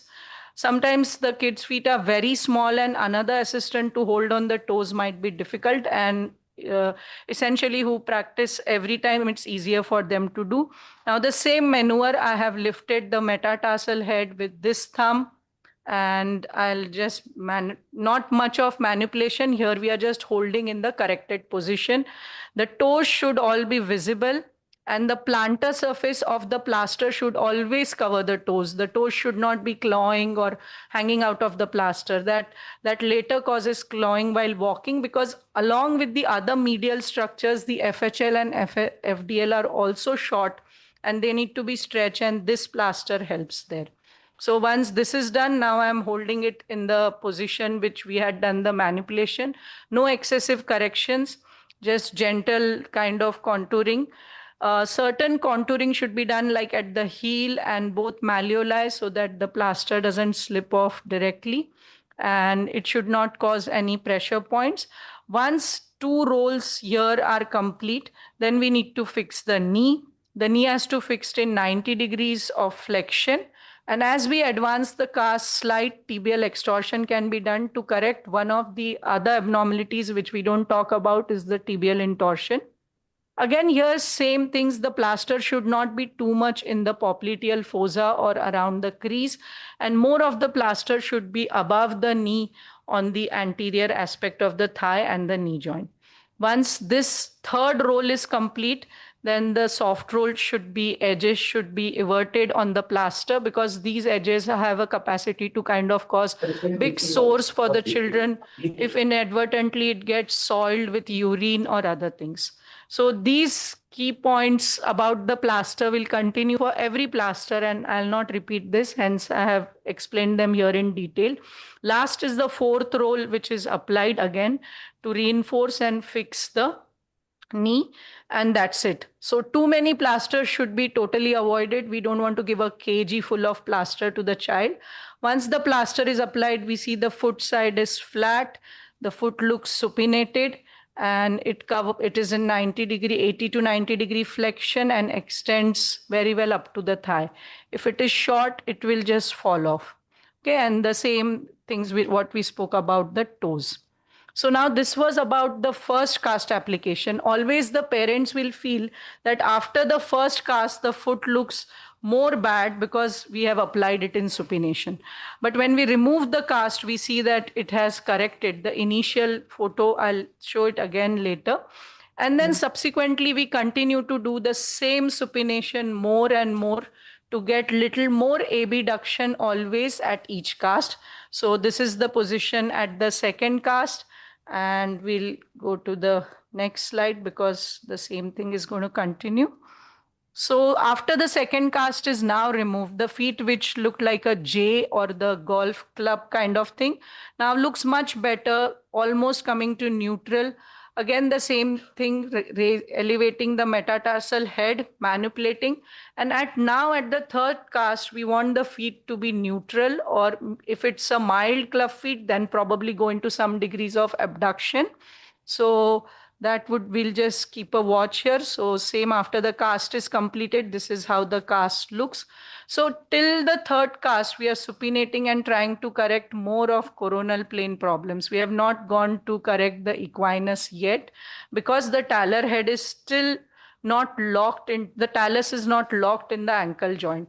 Any point of time during this castings, if we try to do a dorsiflexion, we might cause a midfoot break and a permanent like a rocker bottom feet, which is an iatrogenic thing.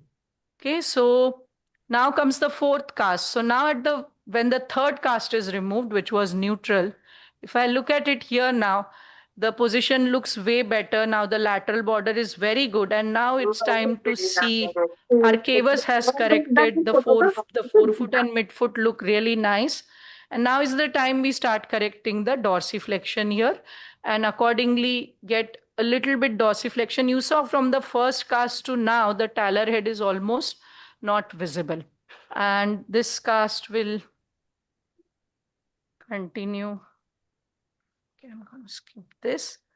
Let's go to the quick slide. So this is how the feet looked before the first cast when we saw the child first.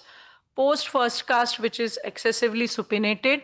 Second time from the excessive J, it has covered to a very nice, like a lazy J kind of thing.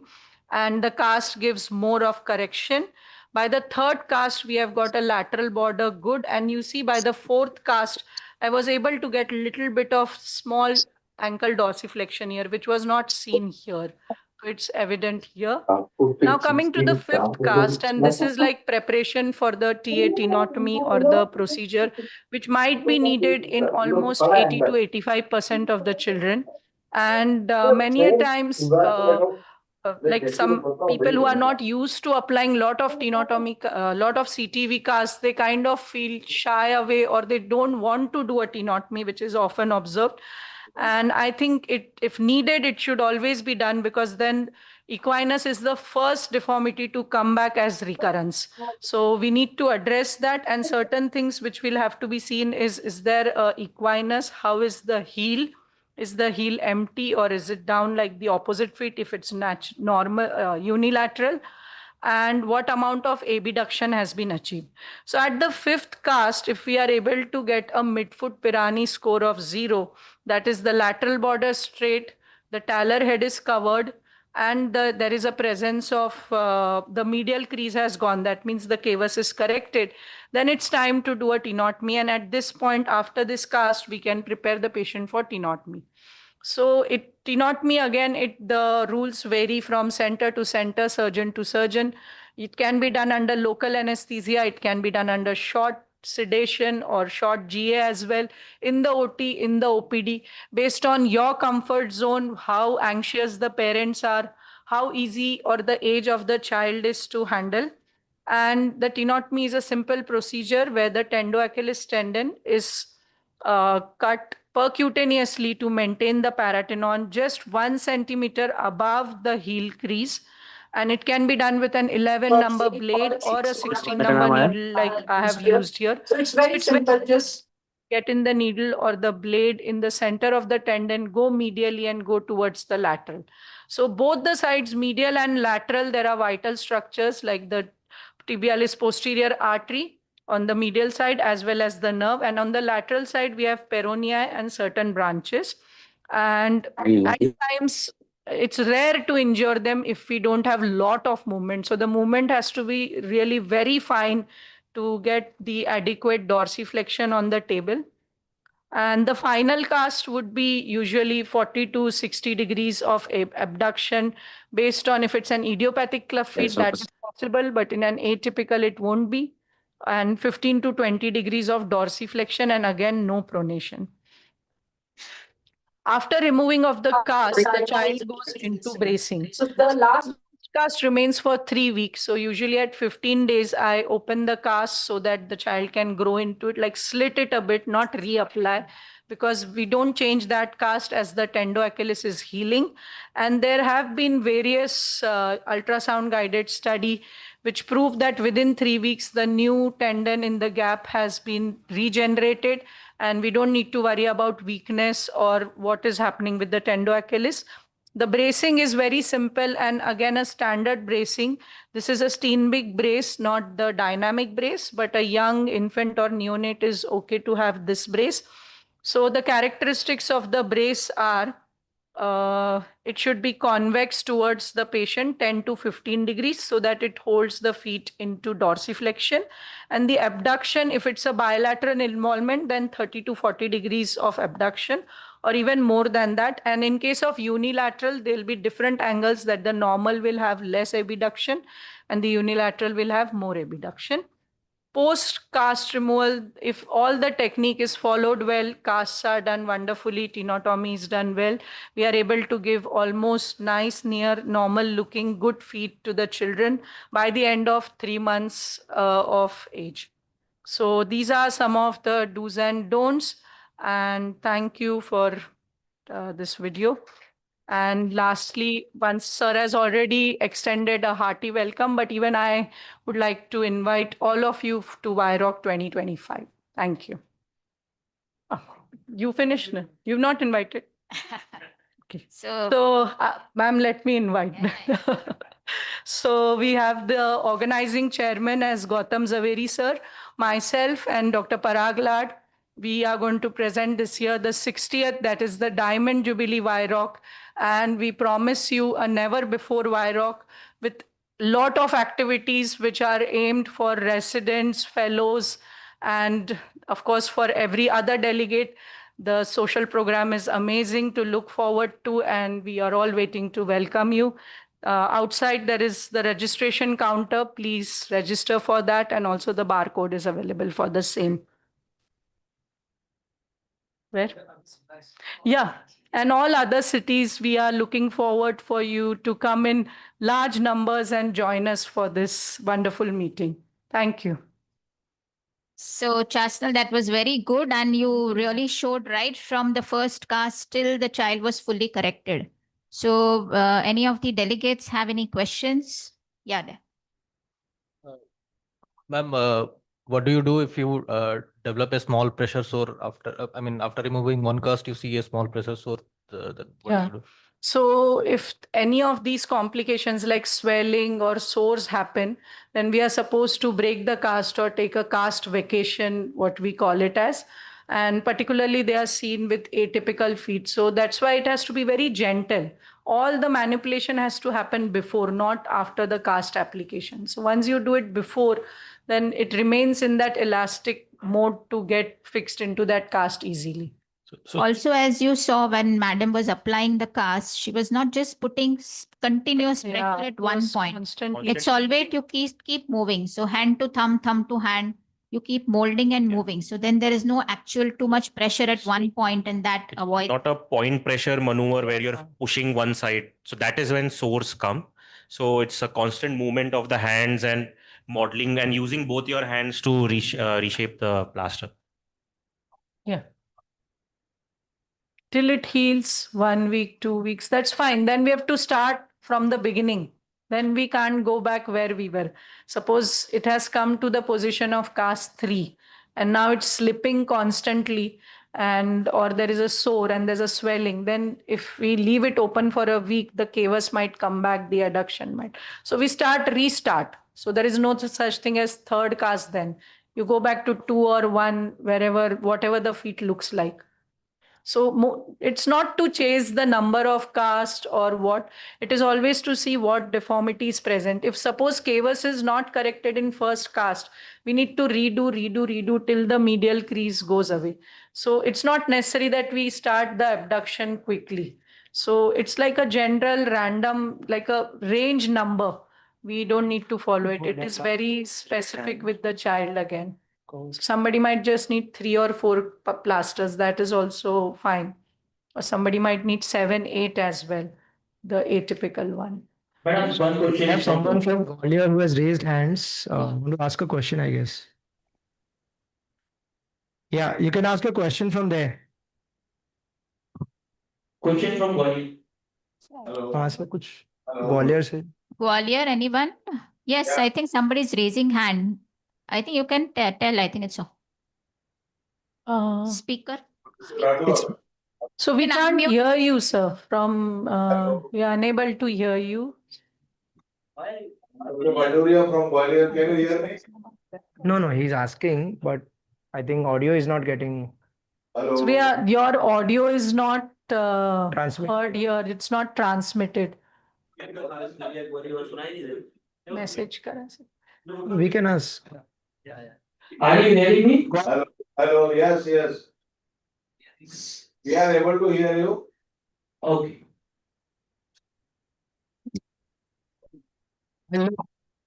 Hello. Am I audible now? Hear you now. Yeah. Hello. Can I ask? Yes. Dr. Hello, Dr. Rathod. My question, how many times you can do the tenotomy while the Ponseti? Because I have seen many cases, after we have tried for the 2 times, even after correcting all the deformities, when the patient comes to the final cast removal, still there is a resistant equinus. So is there any your view on this, please? So ideally, we should be able to get full equinus on the table after tenotomy. If we have not been able to achieve, there could be certain reasons, like maybe the talar head has not got locked into the joint, one. Second is the tenotomy could be incomplete. And in those cases, we can always go in for a mini open tenotomy. If somebody is not well versed doing a percute, then a small incision can be taken, the tendoacheal is pulled out, and a tenotomy can be done. I haven't experienced this because usually we get the full correction. So we shouldn't hurry doing the tenotomy until 30 to 40 degrees of abduction has been achieved before the pre-tenotomy cast. So if we try to do a tenotomy at neutral, then yes, these problems might be there. And sometimes similar problems can happen in AMC feet, that is the secondary club feet, syndromic feet, AMC feet. They might need recast after the tenotomy. Even that is a kind of rare possibility. Only thing want to add to his question is, it's as Chasanal said, we always get it on table. Yes, there are certain feet who have had tenotomy before and are scarred. That is where the only indication is that to maybe check with an X-ray with flat top talus, because then whatever you do with your TA, you're not going to get the equinus correction. And that is where you may need something more if the feet is little more scarred because of previous procedures. So I would add just two things. First is your Yeah, please.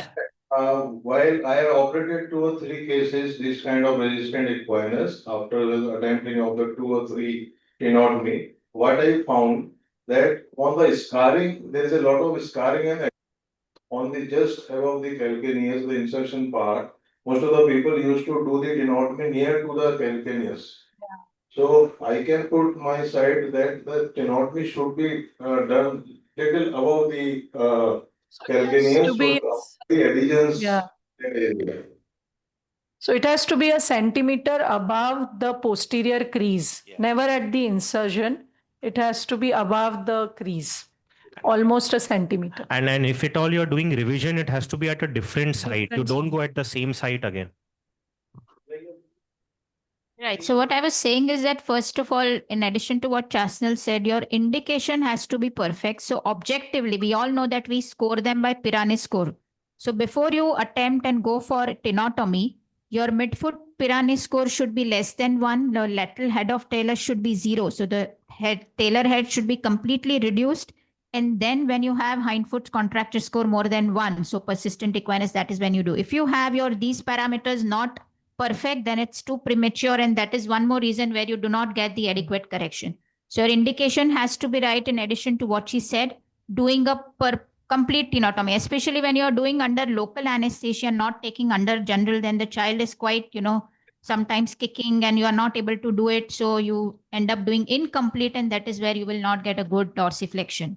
Secondly, just to add a little point, many times when you have done a tenotomy, there is a lot of bleeding. So always put some pressure for about 5 minutes, control the bleeding, and then give the cast. Don't be in a hurry to give the cast, because otherwise, post-operatively, there is soakage and the parents really get worried that there's too much of soakage and there is bleeding and all that. So achieve hemostasis, because when you're cutting, there will be some bleeding. So achieve hemostasis by just putting little pressure and then give the cast. So that will reduce apprehension from the parent side. Any other center has any other question or any other delegates? Yeah, Ankita. Ma'am, do we always? Yes. Yeah, sorry. So, ma'am, we use a blade for the tenotomy. I just wanted to ask you, how do you ensure the adequacy of tenotomy using the needle? So, same as the blade. So the bevel of the needle works like the cutting edge of the blade. So it's same. It's just personal preference. Yeah, so the bevel is very long. Yeah, so we have a question from Jalandhar. If the patient presents late, maybe around the baby is 9 months or a 1-year-old, we still start with the Ponseti technique. And in these children, when their feet have grown up, do we give a below knee cast or do we still go above knee cast? But is it mandatory to go above knee for correction, or it is just given above knee to prevent the plaster coming out? So the initial cast, that is the cavus correction cast, can be below knee, but subsequently, as we want to dorsiflex and the tendoachilles, which is crossing the knee joint, we also need to relax that. So the primary thing is to relax the tendoachilles. Second is to prevent the slippage. So ideally above knee joint, above knee casts are the recommended ones. But yeah, the first cast, there are some kind of modifications or suggested papers which talk about this. But if we follow the standard Ponseti, all casts have to be above knee. But yeah, certain walking children, we can kind of get away with the first cast being below knee. That bit. Just wanted to add, so when you start abducting, a lot of the times some abduction can come from the knee joint. So one is you want to prevent that as well. So in walking children, we go above knee, but we don't give as much flexion as we give in babies. They give only 30-40 degrees of flexion at the knee. Just yeah, just wanted to add on a couple of points when someone asked about the bleeding. So make sure that you keep pressing till the bleeding time, clotting time. So at least that is over and the clotting time has just started. I mean, even the above knee thing is there are a lot of papers on walking and all. Then you use synthetic casts and then they will end up breaking the cast faster. So I think more practical is to really follow what is best from the science point of view. And yeah, about the hemostat also to adequacy of tenotomy, which Ankita asked, you can just put a small hemostat inside your tenotomy incision and make sure, just twirl it around and make sure that there's no tight band left. Be careful, you might be end up feeling the saphenous vein also as a tight band. So that's going to come up with a little bit experience. The feel of a tendon and that grating as against a tight cord-like structure. So you can feel the palpable gap. Once you have done it, you get the snap and you get the dorsiflexion. These are the 3 on-table indication that you have done it adequate. Secondly, about the age which someone asked, I think as of complete कर देते हैं मुंबई वाले साला छोटी सी चीज Virat sir बिल्कुल 2 step में से क्लियर कर देते हैं वो इनसे सीखेगा भाई वो तो फंस जाएगा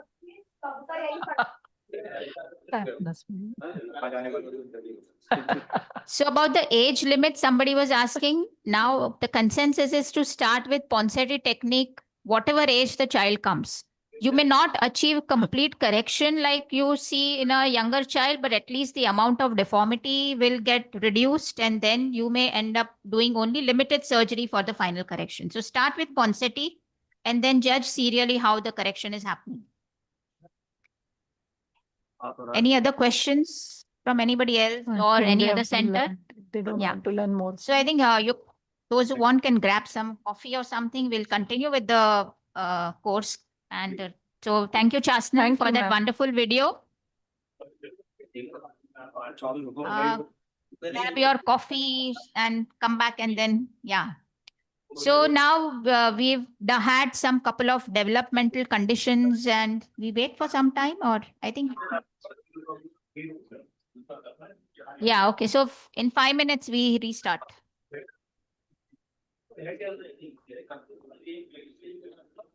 Good morning.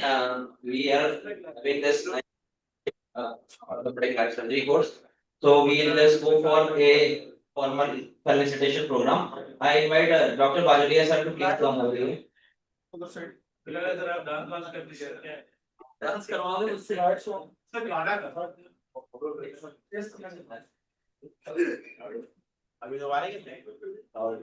Good morning, everyone.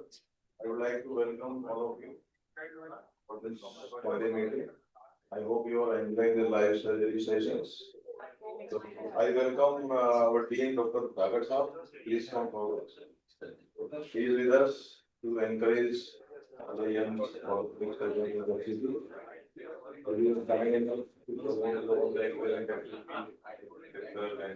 Sir, please. We'll start off. Yeah. Cameraman यार back आएगा सर मुझे नहीं माइक नहीं सर साइड सर प्लीज हाँ मुझे ते ऑन करना नेक्स्ट वीडियो चा सारे साइड फेस करिए sir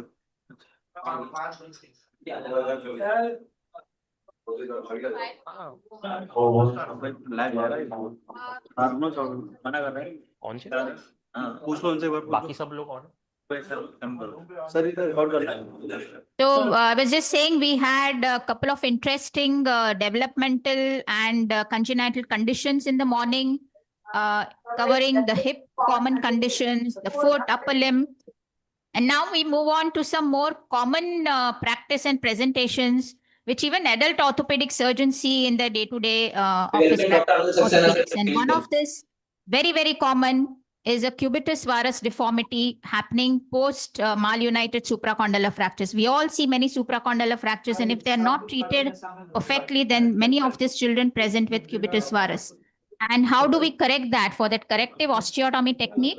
So now in this module, we have 3 deformities: cubitus varus post malunited supracondylar fracture, Cubitus valgus following non-union lateral condyle, and then we have the I genu invite valgum. Anupam Gupta, sir, please. So first, Anupam, I sir. invite Dr. Avi Shah for demonstrating the supracondylar osteotomy for cubitus varus. Thank you so much. After that avid discussion on congenital, let's move to malunited, which we hope not to see much, even though we treat a lot of pediatric trauma and my Dr. colleagues Rajesh, sir, as well. please. We see Rajesh, sir. supracondylar fracture, which is extremely common. We still see a lot of malunited supracondylar fractures in our day-to-day practice. So one is we should be treating these fractures much better to reduce the burden of cubitus varus, but still it is common practice for us to see these. So as with cubitus varus, there are a lot of I call techniques sir in the Mungi sir. literature, Mungi sir, please. and people may argue जितने भी one हैं हमारे technique is आए हैं better than Shobha the other बढ़ाइए अपने technique programme based की on their experience. Ravi I'm Bal going to sir को be बुलाऊंगा talking sir Mungi about sir a पे बुके simple रखिए please technique which Ravi I Bal feel sir is बड़ी easily मुश्किल से आते हैं reproducible प्रोग्राम by में इनको पकड़ना anyone बड़ा मुश्किल होता anywhere. है It's a नहीं biplane सीनियर नहीं वो देने के लिए oblique बुलाया ठीक है lateral मुंगी closing सर wedge से osteotomy with an intact hinge. So I feel this technique is very simple. It is very quick and easily reproducible as compared to some of the more complicated techniques which are out there. But to each Please surgeon also is request own to and his avoid own no experience. encouraging words करें So let's move ahead.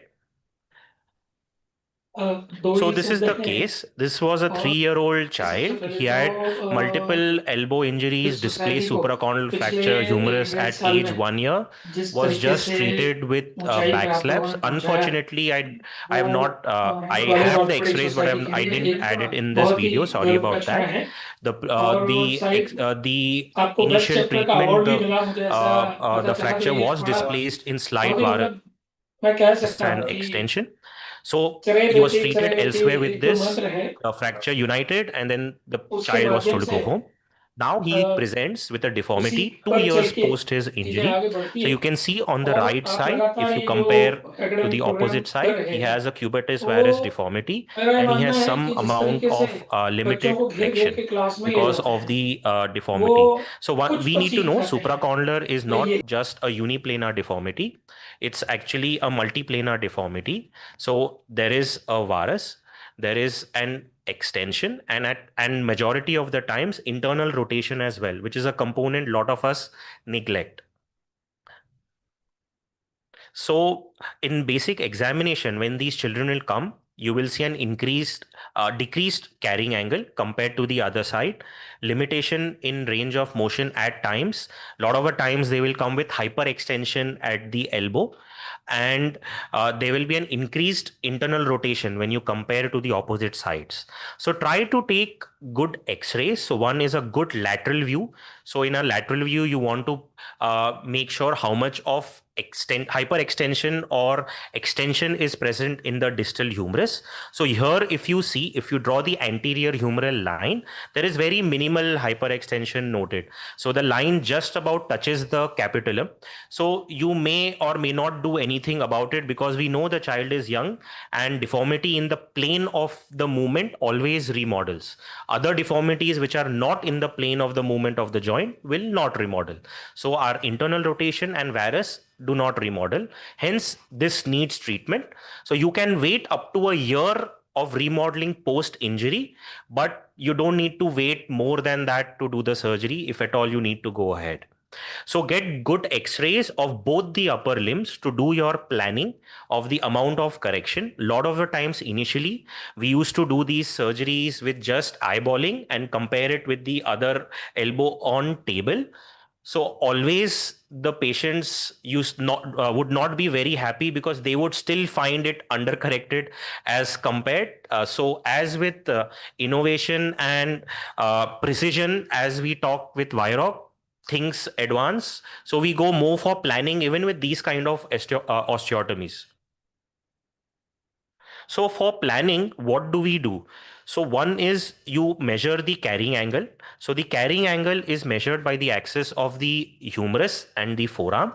So here, when we measure, the carrying angle is -16 on the affected side and 8 degrees on the normal side. So we need these measurements to plan our deformity correction. Then in the forearm, there are two angles that we use. So initially, we used to use the humero-ulna angle. The problem with that angle is the forearm is not on the axis, it's on the axis of the ulna, and we don't want to base our correction based on the axis of the ulna, but should be based on the a mechanical axis of the forearm, as we do with lower limbs. So nowadays we use what is known as the humero elbow wrist angle. So it is the anatomical axis of the humerus, and the center point, you take two lines, one at the level of the ulna and the bicipital groove, and the other at the level of the wrist, and mark the midpoints of these lines and draw a straight line. So the angle formed by this line and the humerus line is the humero elbow wrist angle, and this is the angle which we use to plan our deformity correction. So here it is -16 and 8 degrees. At times it may match to your other angles. At times it may show a different degree compared with the other angles that you would have drawn previously. So in our planning, so the normal angle plus the affected angle. So it is -16 plus 8 degrees. So that is the amount of correction I want to match it till the other side. So that is 24 degrees. So now the technique which I'm going to be showing is known as a lateral oblique closing wedge. In this, we have a triangle with a base.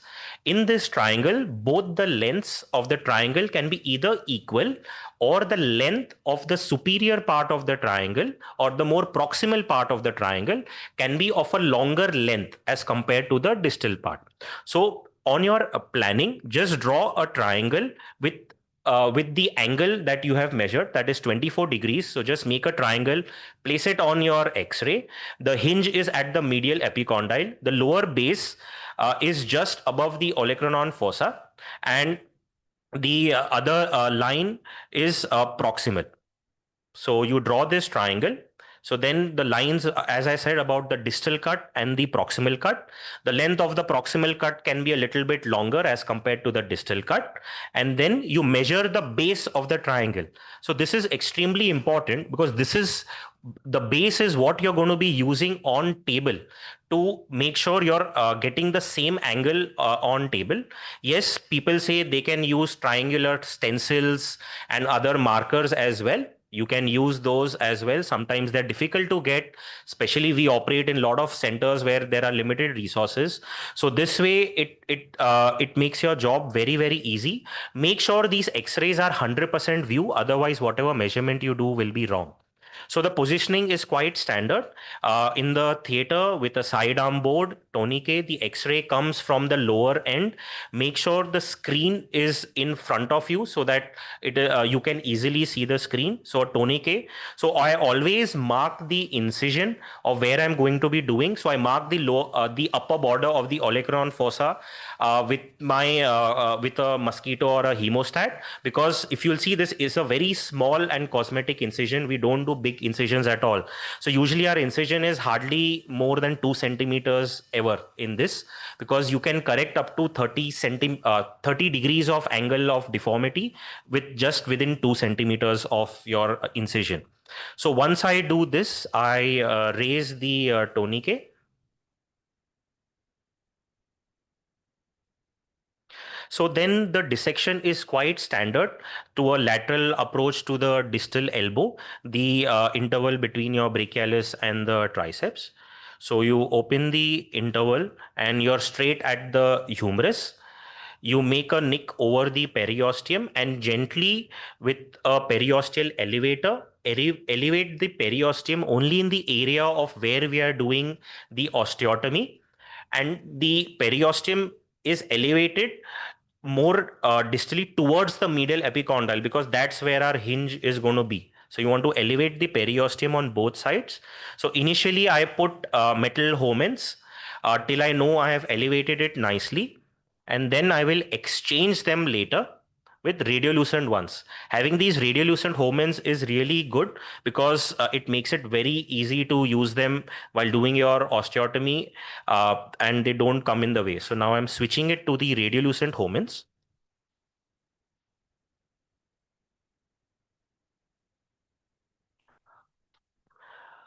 Yeah. So now the next step will be the marking of the osteotomy. So you take two small marking K wires and you mark the osteotomy as we planned on the X-ray before. So this K wire is going to be going in an oblique manner just above the olecranon fossa towards the medial epicondyle as we planned in our X-ray preoperatively. So it stops half to 1 centimeter before the epicondyle.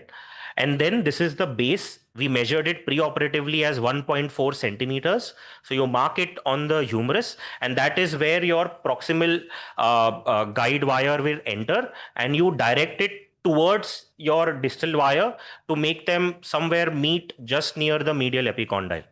So once the marking wire is done, pre-fixation wires are inserted. In pre-fixation wires, you need to be careful. You're going to be a closing osteotomy. So the wire should be exactly parallel to the lateral column. Because if you're towards the medial column, it will not give you enough hold when you close the osteotomy. So I put two parallel wires parallel to the lateral column just till the osteotomy site, and then you stop there. So now we are ready with everything to go ahead. You check in your lateral view, you're perfectly in the center and have good hold for your wires, because once this is done, you don't want to be changing anything and going back in any of these steps. Next, with the saw, you complete the osteotomy. So with the saw, with a small blade, you go and you stop just before your K wires meet. You don't want your saw to go more ahead and break the hinge that you have kept intact. So you do your distal and proximal cuts with a oscillating saw. So there you can see your blade just stops before where the K wires meet. You don't want the osteotomy to propagate more medially.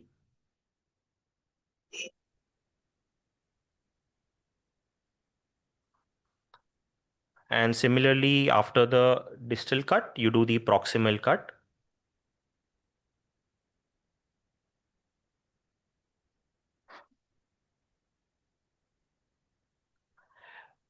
Then once you have done your cuts, use a small osteotome and make sure your cuts are completed and they are meeting at the triangle where you want them as you planned with your K wires. So you finish off your osteotomy with a small osteotome, and then you can see the entire piece just nicely comes off in a nice triangular manner. There is no force or nibblers needed. And once this is done, the osteotomy is closed. If at all you want to correct any hyperextension, you can just nibble off the anterior cortex on the proximal segment of the humerus, and that gives you correction even of the hyperextension. So here you see, using the K wires, we just close the osteotomy, keeping our medial hinge intact. So everything is completely stable. You can see the deformity is now corrected. You have good bone-to-bone contact. And once you have made sure your deformity is correct, you recheck your arm and check your carrying angle, and then you just have to pass the wires till the opposite cortex and fix your osteotomy. So everything is stable, it is quick, because all your pre-planning and your wires were already ready. So once you cross it, you just confirm the deformity correction and assess your fixation in both the AP and lateral planes. The one question is, can you correct? So here I have not corrected the hyperextension because I know it's in the plane. It is very minor, so I have left it. Internal rotation can be corrected. People say, oh, if there is an intact hinge, how can you correct internal rotation? This technique does allow you to correct internal rotation. So if you want to correct internal rotation, you just give slight translation of the distal fragment when you're closing it. It can give you up to 20 to 30 degrees of internal rotation correction. But if your patient has a very severe degree of internal rotation, then I may not choose this technique of cubitus virus correction. So that preoperatively we need to check as well. So now here you can see, once you have closed, everything is extremely stable.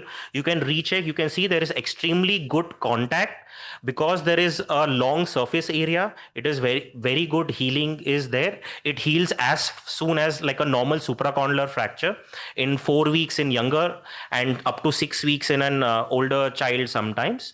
The K wires are bent, cut, kept outside of the skin so that they can be easily removed in clinic once the osteotomy heals. So you can see here good contact of the osteotomy that we have done. I close the periosteum and you close the muscle layers, the subcutaneous layers and the skin after that. Oh, sorry about that.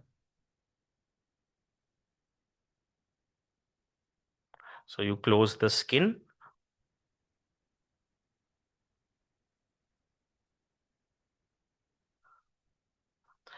And a nice dressing, foam and good padding is given. You don't want any of these wires irritating the child.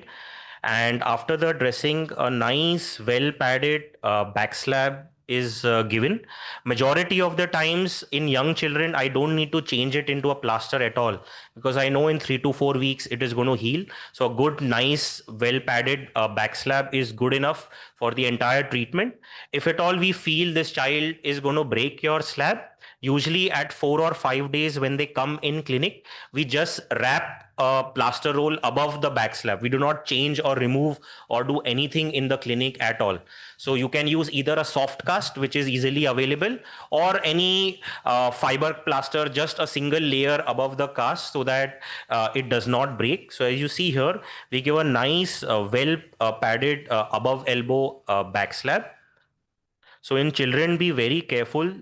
Your back slabs, a lot of the times it irritates in the thenar crease and it causes itching. So we give a nice lining of a stockinette inside, then soft roll, good padding, and then a nice above elbow back slab with good molding.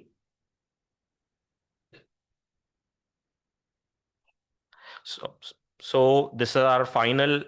So once the back slab is set, we just recheck the final image. So you can see everything is in place.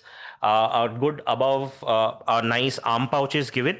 So as I said, most of these patients get discharged either in the evening or the next day. Very rarely they have lot of pain because there is usually very minimal bleeding if everything goes well. K wires are removed in 4 to 6 weeks. Elbow active range of motion, no passive range or physiotherapy is recommended for this. The arm pouch is then weaned off gradually and they can resume most sports and all activities by 3 months. We try to go slowly with children and not allow them to go sooner, even though they may be able to. So, yeah. So this is the follow-up of this child. This is 1.5 years. So you can see the correction is good. You can still see there is slight limitation in flexion compared to the other side, but better than what it was preoperatively. So I know this is remodeling with time. So I usually counsel the parents that give this couple of years, that remaining flexion will also come back.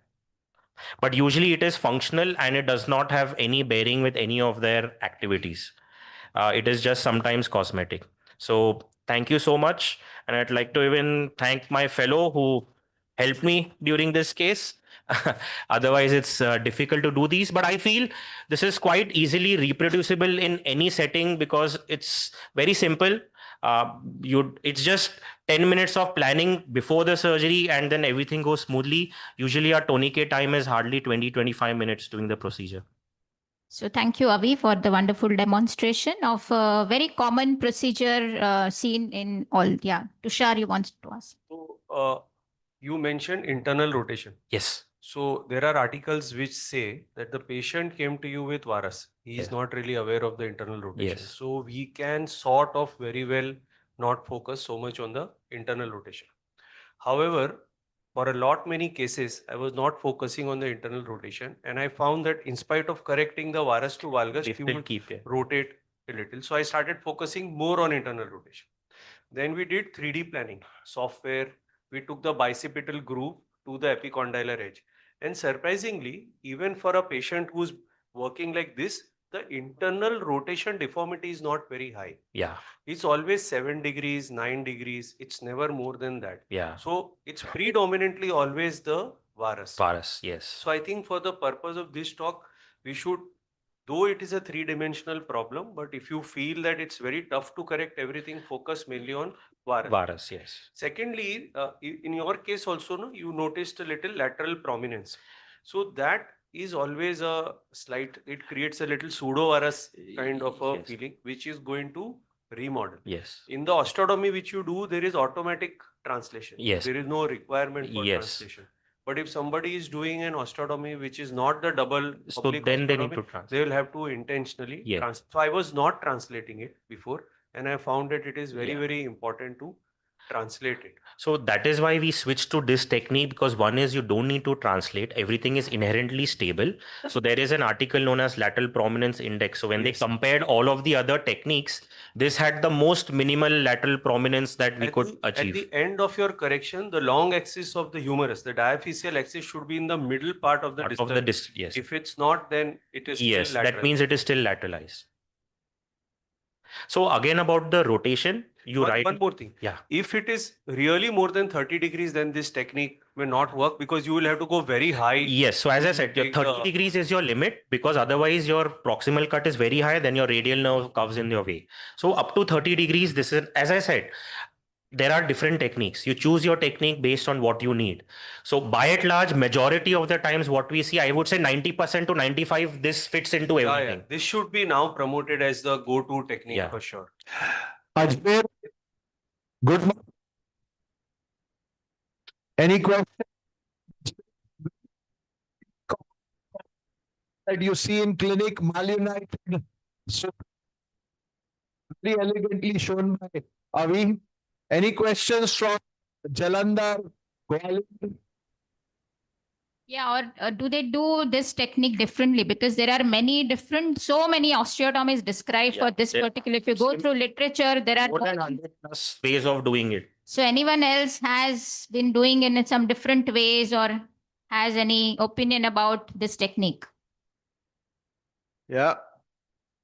Jalandhar. So, Avi, at your, what I noticed was that if you look at your post-op X-ray, there was still the arm was slightly internally rotated over there. Yeah. Now, is this the pseudo virus which was Tushar was talking about, or was the even the X-ray did not show the typical alignment? It did show as though there was a rotation of the distal fragment. So in this child did have, so I have correct to a certain amount. So usually what happens is a lot of these children, because they have compensated for many years and have been using their arm like that. So a lot of the times, even if you have corrected the rotation, as soon as you tell them to put, that is the lie they put in. And that pseudovirus, though mild, may make it look even worse when the opposite person is seeing. So the photo might not have been great, but if you actually tell them to properly supinate and hold the arm out, it is matching to the other side. But that compensatory mechanism takes a long time to go. Does the technique change depending on the amount of rotational correction that you want? Suppose your primary job is varus correction, you might want to choose this technique. Yes. But suppose you want to do more for rotational correction, would you choose an alternative technique, or would it still be the same technique? So if the rotation is within less than 30 degrees of rotation, the same technique easily works. But if it's a very big rotational correction that you need to do, then with an intact hinge, you cannot do that. Then we would change the technique of how we would do. So as Dr. Tushar was saying, there is, if our rotation component is high, then a lot of the times we do higher planning with CT scans, and nowadays 3D and jigs are there. Hello. So you can. Without that also the classical modified French osteotomy, osteotomy, which was described to correct the way you place the osteotomy and translate and rotate. You can correct 3 dimension by just doing a simple transverse rather than oblique. Yeah, Delhi, please go on. Any insight for the translational osteotomy? That deals with the any pointers for the translational osteotomy? So if you're doing the normal osteotomy, like if you're like the most standard ways, you do your distal cut just above the olecranon fossa, parallel to the joint, and then you take the cut above, you close it. If you're doing that method, that is absolutely fine. But in that method, like we were discussing, you have to translate. A lot of people don't do that translation. So you have to translate the distal fragment. Because at our center at MAMC, usually what we get that child or some adolescent kid reaches to us with the deformity of like 25 to 30 degree with the rotational component also. So in Yes. those scenario, we prefer to do step cut translational with the fixation with the No, wide. so as I said, step cut is also very good. I also do it. But what I'm trying to say is there are a lot of ways of doing the same thing. Some are complex, some are easy. So by and large, this is a very simple way of doing majority of the times. But there are certain times where we need to change our plan. So in older children where our deformity is more than 30, more rotational component, we can use the step cut, we can use the dome. There are a lot of different ways of doing it. It's not that this is the only way, but 90 to 94% of the times, this fits into majority of the patient we see and is easily reproducible by most people. Step cuts require a lot of different cuts in different planes. If it doesn't go right, things don't fit in. Your approach is much more extensile. You have to sometimes go through the posterior approach to do all of these things. They're much more bigger surgeries as compared to. So, Avi, let's agree bring to it that, down but, to a boil. Let's bring it down to a boil and say which osteotomy for how much correction. So the considerations are the amount of deformity that you have. Yes. Whether the deformity is primarily varus valgus or is it internal rotation. So this standard osteotomy, which you said, which Tushar said has become the standard of care these days, most accepted, is primarily for a varus deformity, which is where the correction required is less than 25 degrees, where there isn't a significant internal rotation.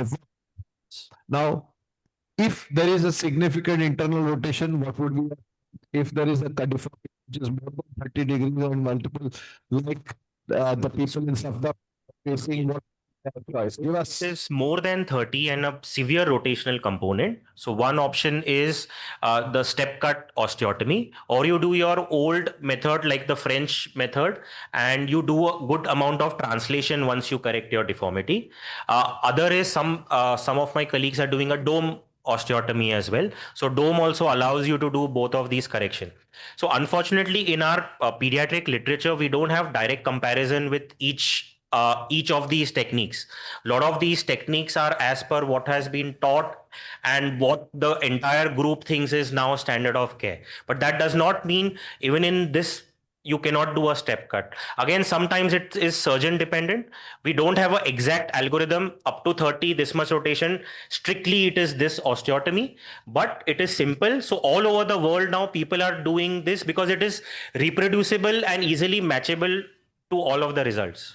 Yeah, Delhi, does that answer your question?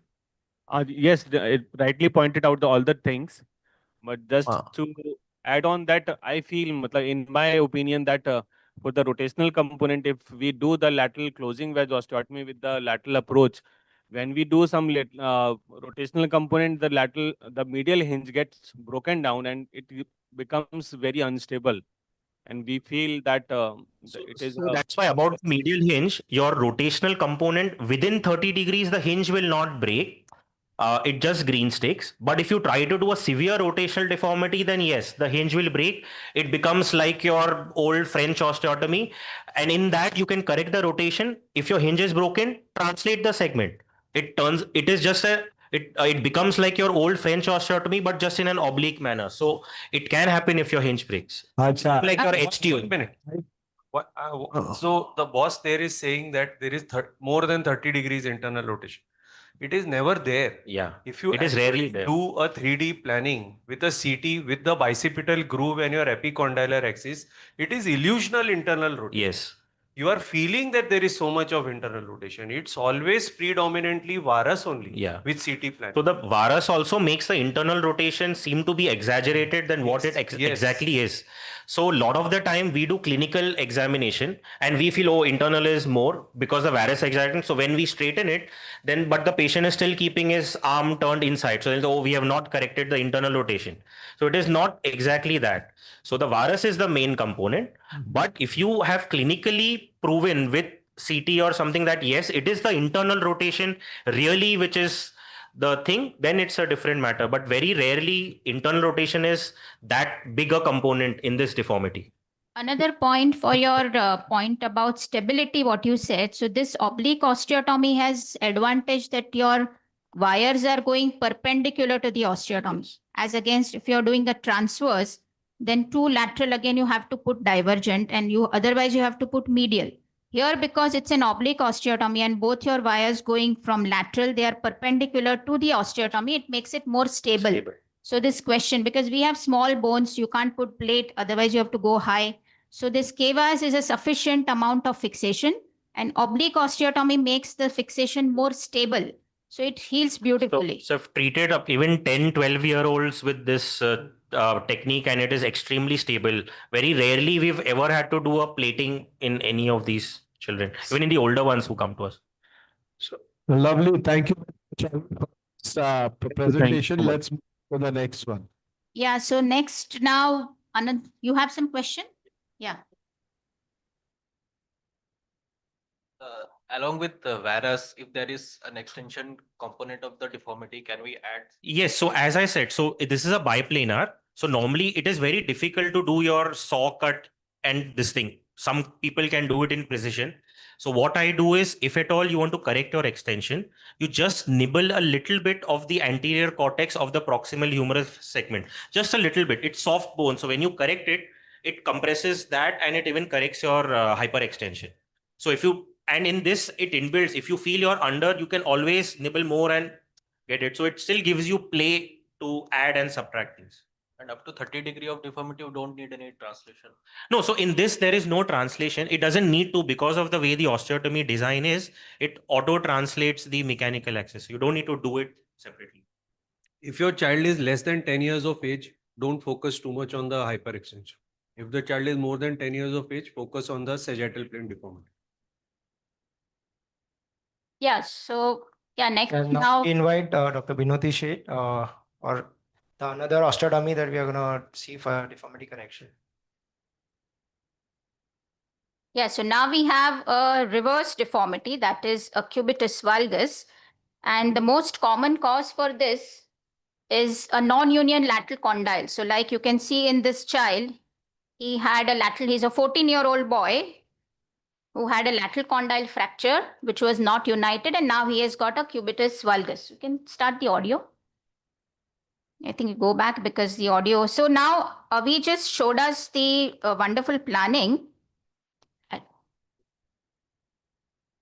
about how to calculate the HEWA. So I'm going to take you straight to the OT where I have performed with my audio, and I'm doing the planning on table, but this you can do pre-operatively to save your operative time. So this was non-union lateral condyle. The main concern was cubitus valgus. The child with both upper limbs, with elbow in full extension and forearm in supination. You can see on the right side there is excessive cubitus valgus with the elbow in full extension and forearm in supination. Now we have to calculate the angle of cubitus valgus. So you calculate clinically the carrying angle, and also radiologically you have to check the HEWA angle, which is the humerus elbow wrist angle, which represents to the maximum extent with the clinical carrying angle. So I will show you how do you do it. So the humerus axis is drawn by joining 2 points, 2 midpoints at 2 levels of the humerus shaft. So this from cortex to cortex is about 1.8. So I will put 1 point at 0.9. And the other point, this is 2.2. So at 1.1. So I will join these 2 points. That will give me the humerus axis. So that is the humerus axis. Now, how do you draw the forearm axis? So you take the midpoint at the level of the radial tuberosity. So at this level, this is about 2.8. So I will take 1.4, 1 point. And the next point is at the maximal radial bow. So there the bow is maximum. At that point, I will take the midpoint. So this is 4. So I will take at 2. And again, I join these 2. So this line is representing the axis of the forearm. So this I'm going to extend right till where it cuts the humerus. Okay. So this is the line. So now what this will give me, one is that when I calculate this angle, that will give me the actual angle of cubitus valgus, which in this patient is 28 degrees. The other side we had calculated was about 14 degrees. And now this will give me the level of the osteotomy. So where it is cutting the medial humeral cortex, that level we draw a line perpendicular to the humerus shaft. So this is the axis. Here we draw, we take ideally with a goniometer if you have, you take one line. So that's going to be the level of the osteotomy. So intraoperatively, you can see how much is the distance because this is going to be our incision. We will be able to see this area and then that will give an idea where is going to be our cut. So this is a true size X-ray. If you do not have true size, you can make corresponding cut. So this was coming out to be 0.8, which we will project in our surgery.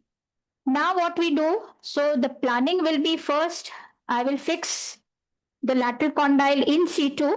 I will clear the fibrous tissue at the non-union area and I will fix in situ. So my this distal fragment becomes 1 and then I will do the osteotomy at this level.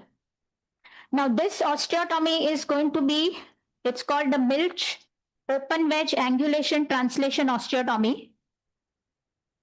So that's what you can do a pre-operative planning. So you draw on your trace paper so you can see how much angle we are going to correct and how much opening is required to go back to that angle corresponding to the opposite side. And you translate it so that the axis is corrected and your abnormal prominence, which we have been talking about in cubitus varus, is not there. So that is the purpose of doing, because if you do a pure angulation there, there'll be an abnormal prominence and bump on the medial side. So you have a pseudo correction will not appear well clinically. So that is why you angulate and also translate in addition in order to get a good cosmetic correction in addition to the radiological correction. So then this planning you can do pre-operatively. This just for the purpose of demonstration. So the child's right upper limb is on a bolster. We've applied the tourniquet. As you can see, this is, so again, you can do this in a supine position or in a lateral position. I'm more comfortable. It's the position is not any issue. Right side elbow, we are seeing it from posterior side. There is cubitus valgus. That is the lateral condyle fragment, which has gone proximal. It is non-union. We are taking a posterolateral approach and we will be reflecting the triceps on the medial side.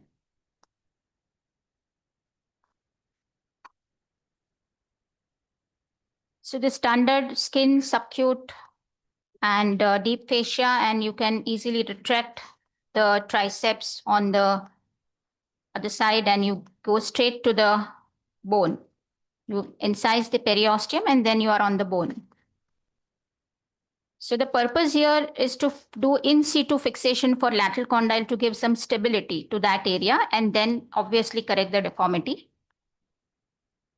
I am on the lateral surface of the humerus and this is the lateral condyle fragment, which is non-united. I'm at the non-union site.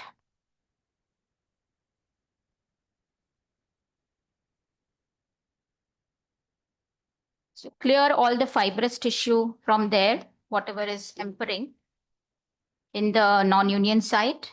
Yeah, you can see the fibrous tissue in the non-union site.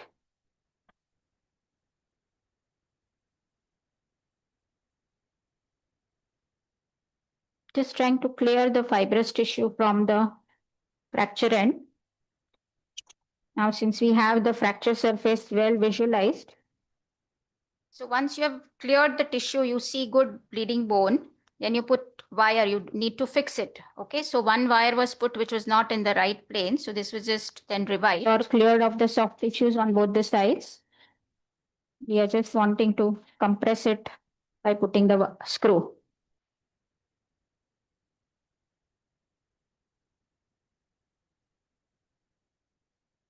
Yeah, I can see it coming out. I can direct it on this now.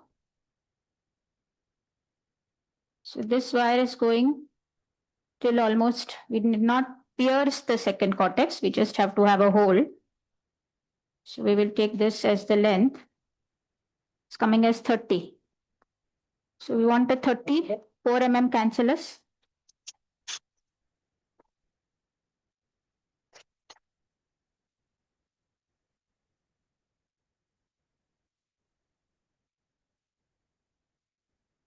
You can see that gap is become on the mid.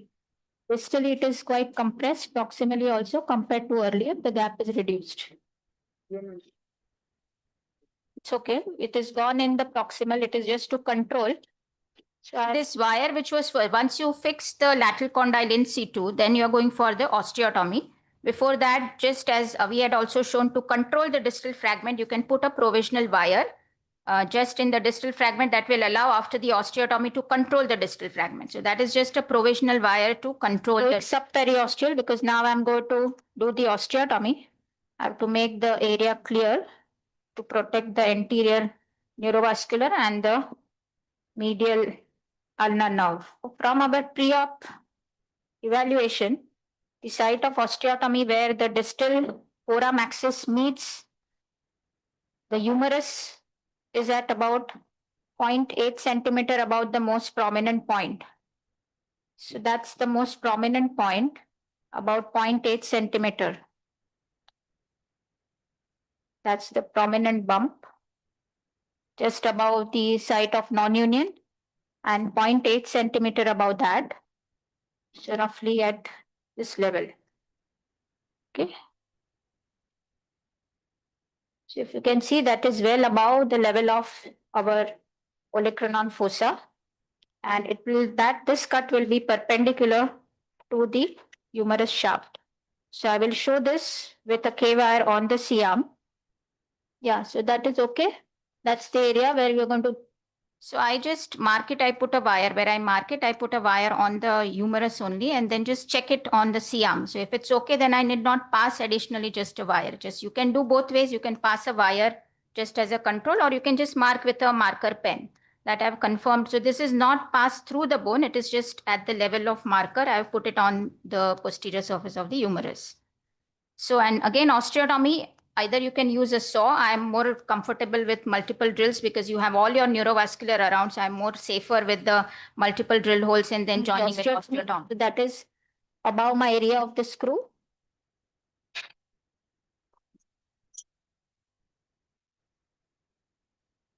Try and join the holes.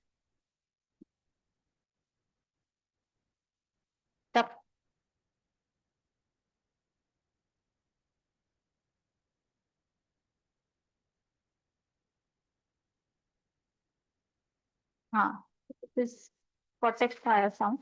Some part of the anterior cortex is still left.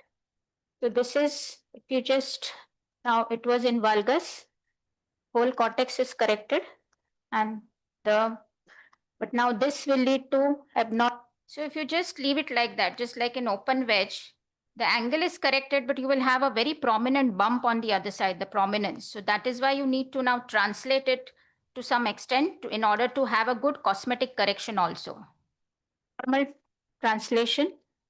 So we will now translate it. I have the control over this. The entire osteotomy is opened up. Now this step is important.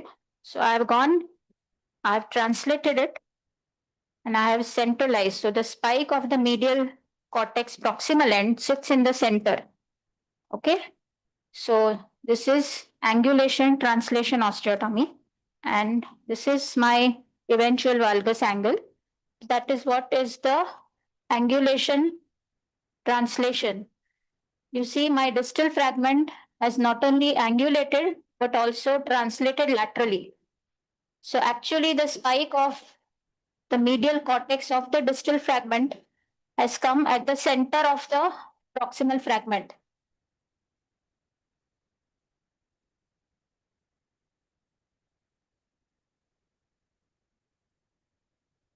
Made a little notch in the proximal fragment where my distal fragment can move. Yeah. Okay, so my This fragment is sitting in the notch. So now we will try and pass it this way, and then one more from the lateral side. So the first wire is going intramedullary. So that little notch which is created in the proximal fragment allows that spike to sit there, and that makes it very stable. Otherwise, it becomes very unstable. So that notch really helps in improving the stability. That we will change. We will remove this one.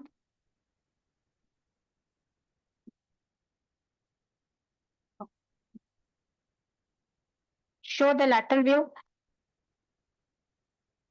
You can see on this area also, we are pretty stable because of the inherent notching and putting the distal fragment in the proximal notch.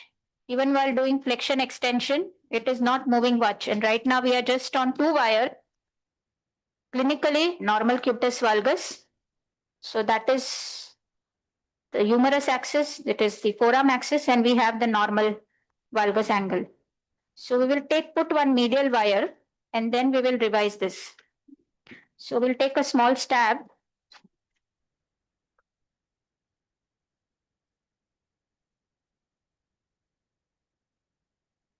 So we've taken a small incision on the medial side.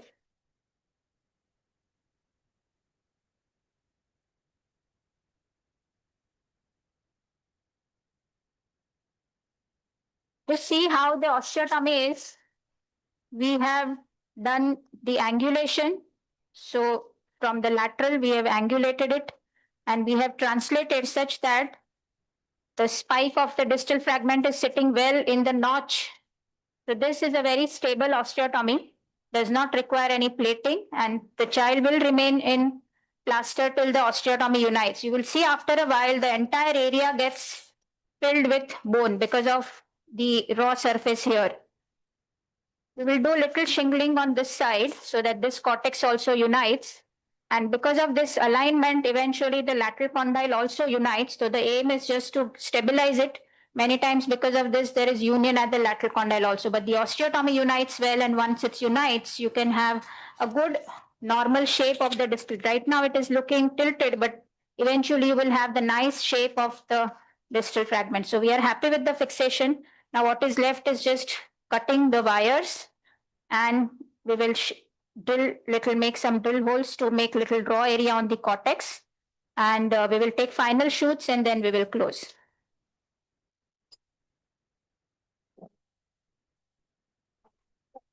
It should be enough. There is some cortical breach bout in, because possibly that is the way it will be. It will be difficult. And we have a screw with a washer compressing the lateral condyle non-union. Yeah. So all the wires are inside, and the alignment is good. The anterior humeral line, the teardrop, everything looks good. Okay. So the patient had full range in pre-operatively, and post-operative also the patient has. So what I mean is intra-operative actually, we assess the range. Full range of motion. Okay. And he has got a normal valgus. You can see from posterior. We'll just close over drain.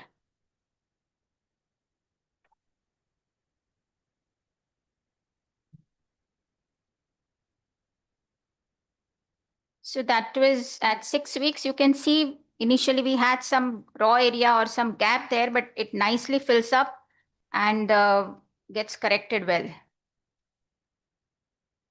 So that's the X-ray at 3 months. You see that completely there is bone formation, and you have a normal cubitus valgus now from what you had excess cubitus valgus, and clinical correction also. The non-union site is also uniting. So from what you had, an additional cubitus valgus excessive is corrected well. This is just 3 months. This child did not have any tardy ulnar nerve palsy. If that would have been there in addition, then you do additional procedure of anterior transposition of the ulnar nerve. And he is just, because he was 6 weeks in plaster, now he started doing range of motion. There is terminal range is still restricted, but we with time, I think it will improve. So that is a 3 months follow-up. And from what you had, a non-united lateral condyle with significant cubitus valgus, you have a normal carrying angle, normal valgus, and the surprisingly not doing anything, just freshening and compressing that area, the lateral condyle also seems to be uniting. So that's the final result. And he's undergoing further remodeling will happen. This is just 3 months post surgery. Thank you. So thank you, Binoti. That was a fantastic demonstration. A few questions. Number one is the need to put an intercondylar screw, considering that it's a lateral condylar fracture. You've just fixed it up into the pillar. There's no need for intercondylar. Here, we are not doing anything to the we are not recreating and going and, getting the normal anatomy, because if you do that, go intra-articular, then the chances of stiffness are very high. So we just want to have the lateral column more stable so that they can do heavy work. So the more problems in lateral condyle non-union are 3. Either they have instability and difficulty in doing heavy activities because non-united fragment, you have the deformity cosmetic thing, and a tardial nanopalsy. So the aim is not to create and have a normal articular congruity. And then that is where you go inside, go in the joint, and you can put, correct screws. But here, this screw is enough. Even for acute lateral condyle, we never put a intercondylar. Since you went by a posterolateral approach, the risk of avascular necrosis. I'm more in the metaphysis. I have not got anywhere there.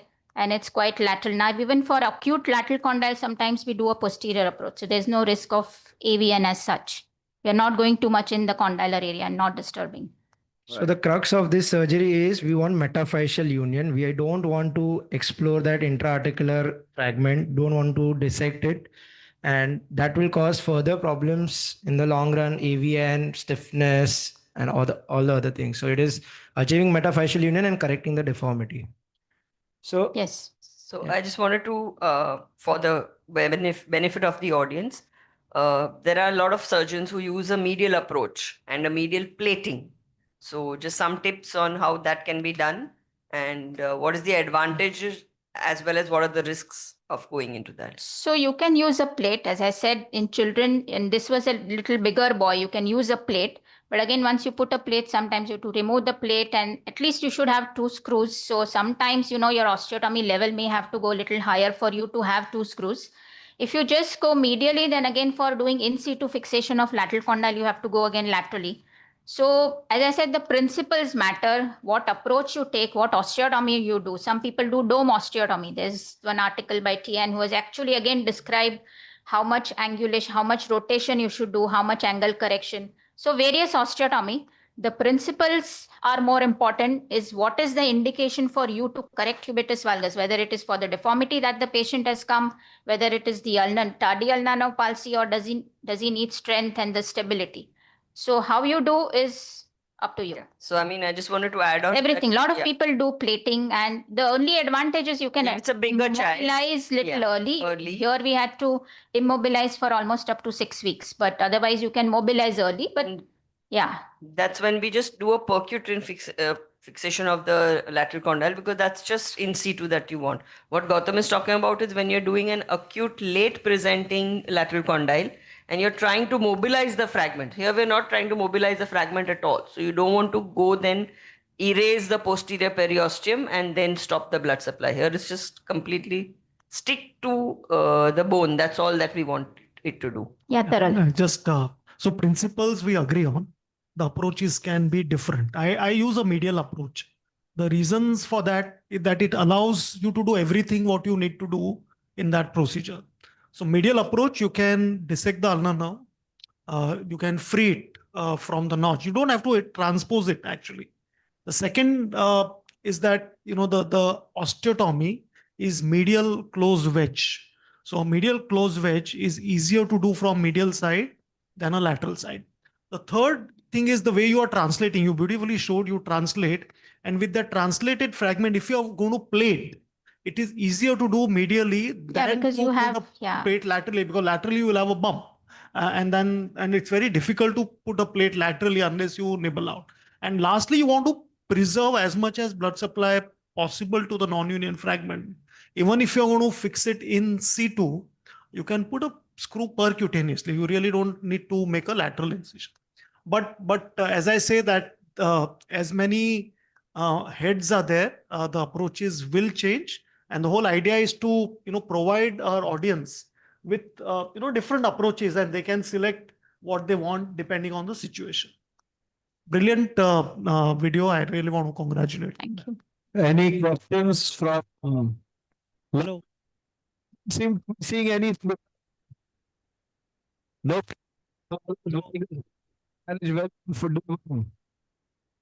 Hello. Yeah, Ajmer, please go. Let's have Ajmer asking us a question. Hello. Sir, पूछिए. Nice presentation, Dr. Jamaria from Ajmer. If you have tardy ulnar palsy, yes. Sir, आपका दिखाई दे रहा है जरा audio वहां से चालू कर लिए. hello. If tardy ulnar palsy, you will tackle at the same sitting or later on. Sir, can you repeat the last If question? you have tardy ulnar palsy, you हाँ. will do a transposition at the same sitting or later on. Same sitting, sir, because you are there and you can do it over there. So some people say if it is not too much, though, because you are correcting the deformity anyway, you are reducing the valgus. But since you are subjecting the child to anesthesia, it's better that you do it. So as I said, the type of surgery decision depends on what the child has. Does the type of surgery depend upon also the need for transposition? So suppose if you're going to transpose the ulnar nerve, would you go through a medial approach? Would that be your plan then, surgical plan? Or would you still stick to the same lateral approach? You can do medial approach also. So, or otherwise, even if you're doing this So you approach, do a bilateral approach. Yeah. additional. You are going quite high. Yes, someone. Yes, madam. Yes, sir. Please go on. You are going quite high. Do you spare the radial now? How you identify, isolate radial now? Because you are No, radial now is much higher, about 6 to 8 centimeter higher. This is just as the exact planning as the how forearm axis meets the humerus. That is the level. That is the exact level which what is classically described by Milch osteotomy. It's not that high. I mean, so there's no danger of radial now because you're just taking one cut. You are not taking any wedge or double cut as we were discussing earlier. If you're taking one more cut higher and doing a wedge, then you have to go further high. This is just one cut. We are not taking a wedge. So that's not a problem. Yeah, someone has a question. Yeah, so that one point was missed out very nicely. So how we had planned how much opening up it happens. So that for 14 degrees, how much opening up eventually that also you measure once you have angulated that much opening is the correction. Plus clinically you can see. Yeah, one question Yeah, is from Safdarjan, is this the correction? Do you use a technique? No? All right, we move on. Yeah. So thank you very much. And I invite next Dr. Tushar Agrawal. Now he's going to tell us about some lower limb deformities. Again, very common, Jenu valgum, Jenu varam are common OPD presentations. So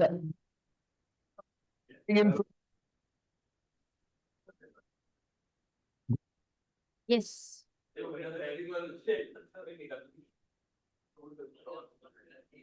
Yes, madam.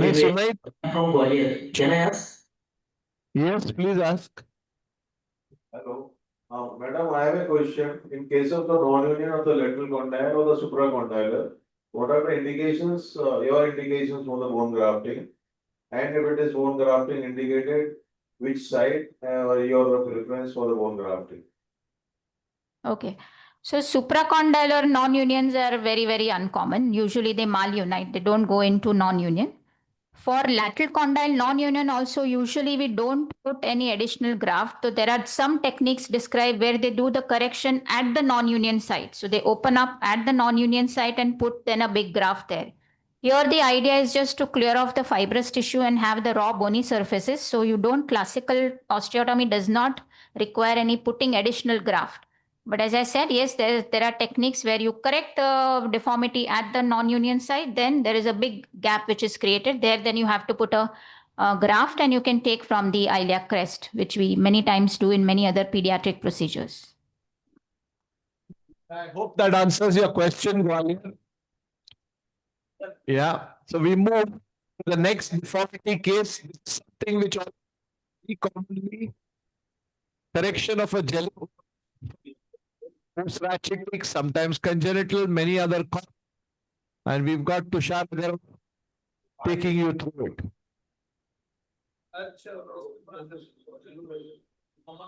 So the previous two speakers in deformity correction went as per the fancy, right? Drawing lines, making triangles, calculating angles. And somehow I feel in an audience of 100, if you draw too many lines, if you do too much of planning, you start feeling I don't want to do this. So the way I am going to show you genu-valgum correction is that tomorrow you wake up at 6 o'clock in the morning and it's the first case you are going to do and you will be able to do it perfectly. Okay, very basic, very simple, no line, no angle, no triangle, no geometry, no mathematics. Definitely, if I was good in maths, I would have definitely been in US right now, been in some IT sector, working from home, making millions and having a startup. So I don't have that, and I'm just a humble genu-valgum corrector. Okay.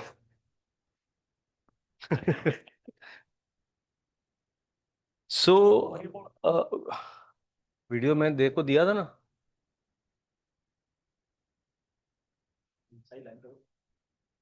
Unfortunately, the organizers sort of felt that maths was required.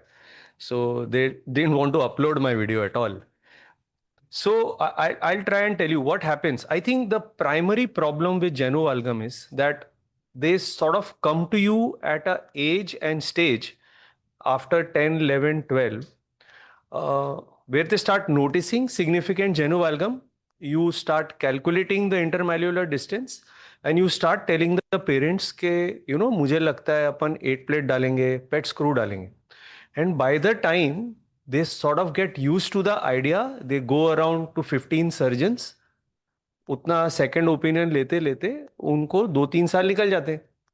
So then what happens? Then there is no pet screw, there is no growth modulation. So then they come for the osteotomy correction. I think this is our experience by and large. Okay, because it is very tough for parents to suddenly decide, you know, when you tell them I'm going to do a very small procedure called growth modulation, the next question is, wo to surgery hai na? So then the word just unnerves them completely, you know. So this is perfect now. Kya dabaun bhai? So today, so this is, we'll start from the beginning of the case. Now this is how you do the case. You are called into the OT and you are shown the X-ray. No line, no planning. Just start. Today is 2nd October 2025. With the dates, we are talking about this lady who's 13-year-old female. Her date of birth being 14th September 2012. She is weighing currently at 41 kgs and she is measuring 148.5 centimeters in height. She has rough. The reason I am mentioning the height and weight is because I'm using a Philos plate here. So that's a 3.5 profile plate. Very high body mass index patients, you want a 4.5 profile device. So if you're using this technique, the child has to be a little regular body mass index. We attained her expected adult height. She is now with us for bilateral genu-valgum, marginally asymmetrical on clinical examination. Her current intermalleolar distance in supine position is 18 centimeters. She first noticed this deformity in roughly 2023 and was initially managed conservatively with all forms of metabolic support. She never had pain or much of functional limitations. She was probably advised growth modulation at and around that time, but probably she and her parents could not bring themselves to get growth modulation done. So as you can currently see from her sequential scanograms, this one is done on 28 December 23, where the growth plates are open and she would have responded to a PET screw growth modulation. Now roughly 1.5 years later, she is a fully skeletally mature lady with a more pronounced genu valgum. So now, currently, the possibility of growth modulation is not there. And for this particular patient, because she is of slender build and very low body mass index, we have chosen to do a dome osteotomy with a contoured, with a pre-contoured lateral philos plate. So that is the surgery which we are going to be demonstrating. Perspective of deciding on skeletal maturity, as you can see, all the phalangeal growth plates are now closed. Only the distal radius and distal ulna growth plates are open. All elbow growth plates are closed. So this really tells us that no form of growth modulation is going to be useful. So if the middle phalangeal growth plate is open and you have very, very minimal genu valgum, you can still offer PET screw to that patient, and you can do both femur and tibial PET screw. Very rarely any patient of genu valgum will have a pure femoral deformity, though on flexion you feel that it's a purely distal femur, but illusionally and otherwise also I feel 3 degrees to 5 degrees of upper tibial valgus is also there. But you're not going to do a separate procedure for that, so you're going to incorporate that into your femoral osteotomy. So now we'll go ahead and show you the surgery. So since we were doing a bilateral procedure, we passed a epidural catheter.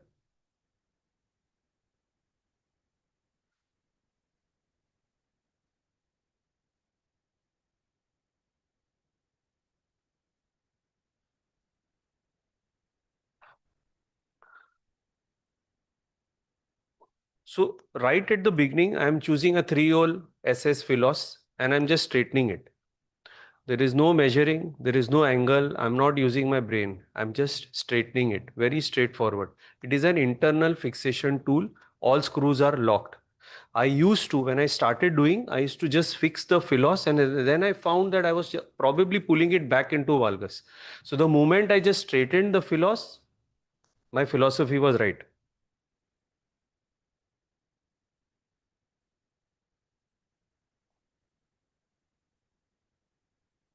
So you can see it compared to the regular philos. Now it's become straight.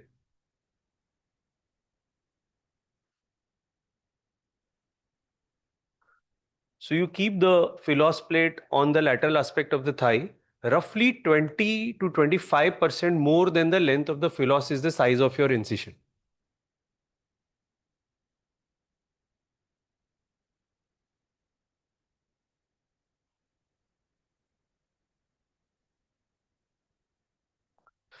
This distal femur lateral exposure, I think, is a very chilled exposure. Nobody has ever had any problem doing this.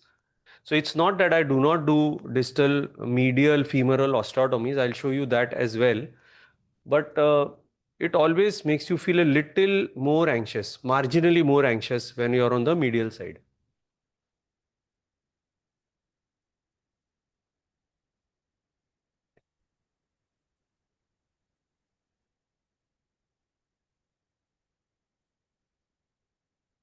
For the purpose of this philos plate, a 3-hole philos plate, there'll be generally 2 perforators which you will have. You can identify them very easily on the tourniquet. And I always feel at the top end of your philos will be that second perforator. So if you burn that well, then there is no problem at all. Post-operative, after release of tourniquet as well.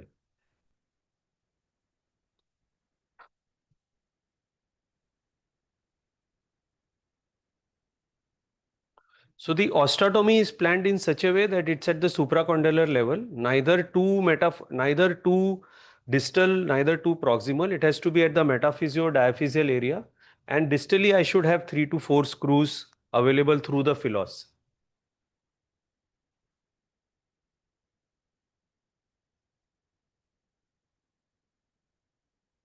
So at this time the C-arm is sort of wheeled in and I marked my osteotomy. I'll show you the C-arm images together for the sake of convenience of editing. At this stage, I found that now I'm inserting the wires. So this is the important thing.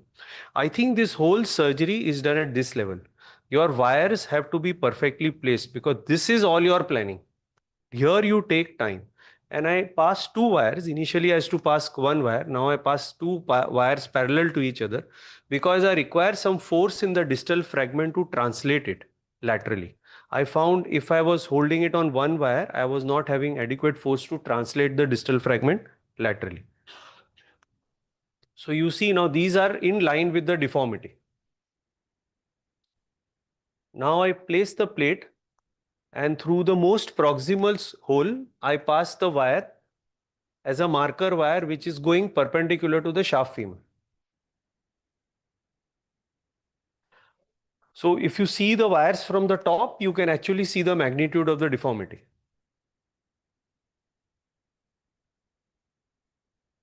Now you just leave the plate there itself and mark out your dome. The more number of perforations you make with the dome, the faster and easier and more cleaner your osteotomy looks. So spend some time on creating your dome. Because it's a dome, I don't use a saw. I'm using an osteotome. It works well. The most medial part of your cut in the osteotomy you need to complete well.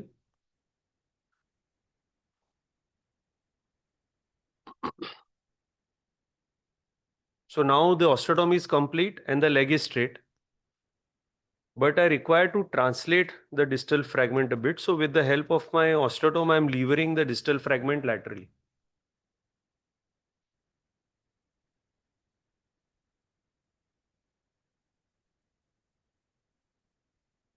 Now you stabilize with in the wire hole, and the rest is just fixing everything with the lock screws. I'm not passing a single lock through a sleeve.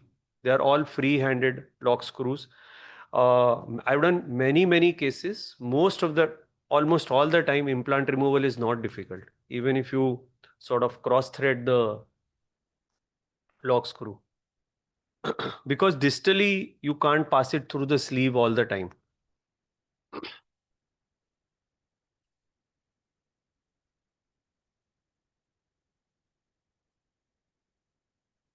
So you have about 4 screws distally, 3 screws proximally.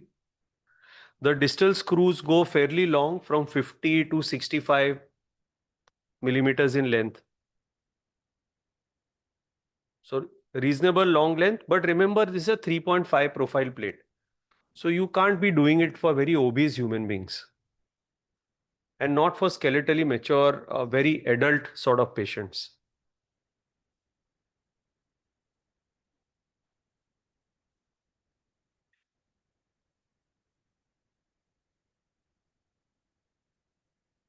So this surgery from start to closure takes 30 minutes with 0 time spent on any planning. Means in your sleep, you just wake up and do the genu-valgum correction. I hate drawing lines, angles, mechanical axis, anatomical axis, apex. I attend millions of meetings and I come back and I do it in the same way. Because it just makes me feel very anxious when I start drawing lines. Because ultimately a straight limb is a straight limb, right? You got to make it straight. You got to, I think all the lines have been created by Drawer Pele just to sound very smart and intelligent and to make the others feel that you can't do all this. So मतलब basic है boss, काय के लिए line बनाने का? So you measure with the cautery wire and see, basically just to confirm and show off that now your mechanical axis has become okay. It's very rarely that anything can go wrong in this technique. Quickly we'll repeat this technique on the other side and then you can see that both the limbs are straight. And then I have a rehab of a patient done previously, so you can see how well they recover.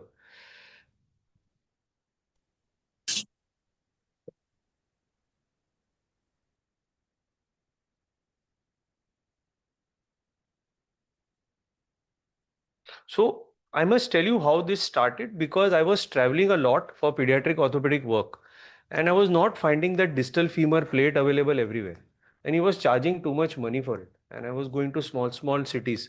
So I thought this philos is available with everybody in every nursing home. Bend the philos, only special equipment you require is the plate bender.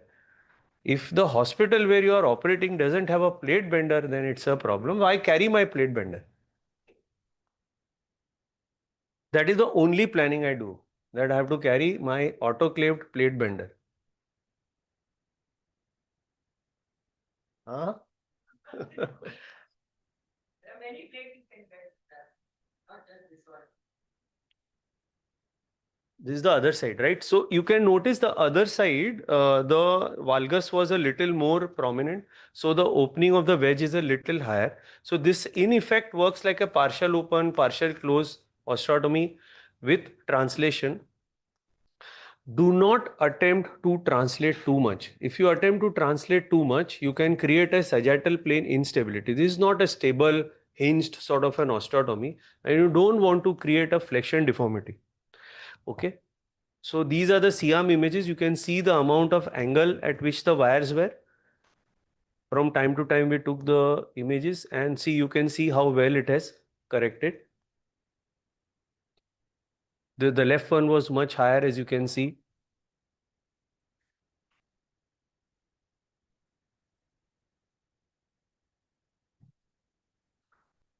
So this is the correction X-ray and that's the clinical result.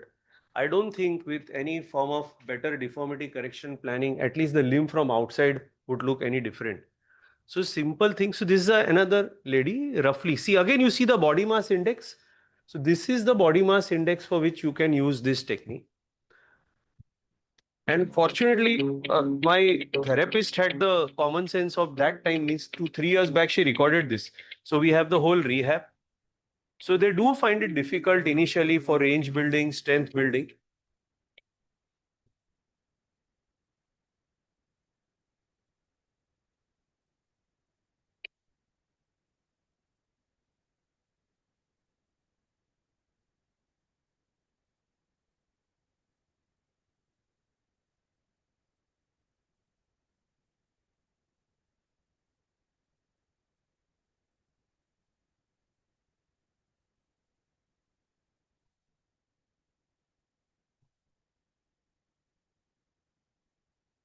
So focusing on core exercise, not so much on anything else. If your core is strong, you walk better.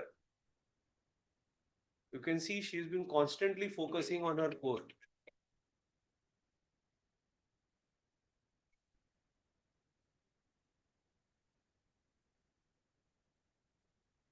So a slimmer patient is able to work better on the core, Now this is another patient with very severe genu valgum, and you can see because of the obesity and because of the big thigh mass, it was so much worse. And I've done a medial corrective osteotomy because she requires a 4.5 profile.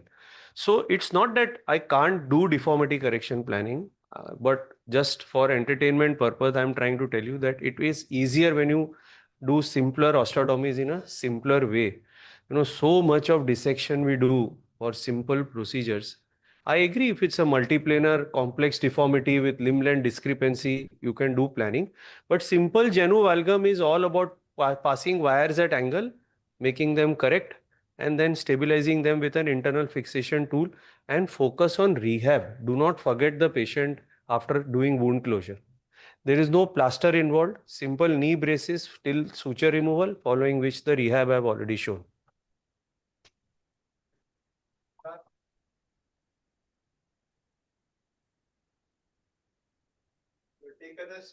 To the 1970s when surgeries were done this way. But you used a plate, which is a very rigid plate construct. When you're doing an opening wedge osteotomy and you're creating a gap, are you worried that this type of a rigid plate can result in a non-union? It has not happened. It's metaphysical. It's a surgically created osteotomy.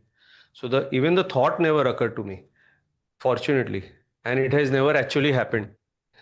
So just to add, anyways, most of our osteotomy plates are locking constructs. So they are by and large rigid for whatever osteotomies we do nowadays. So non-unions are quite rare in the conditions that we do, especially genu. We are overthinking in orthopedics. We are overthinking. We are having too many conferences too many articles are being written and everybody is just overthinking.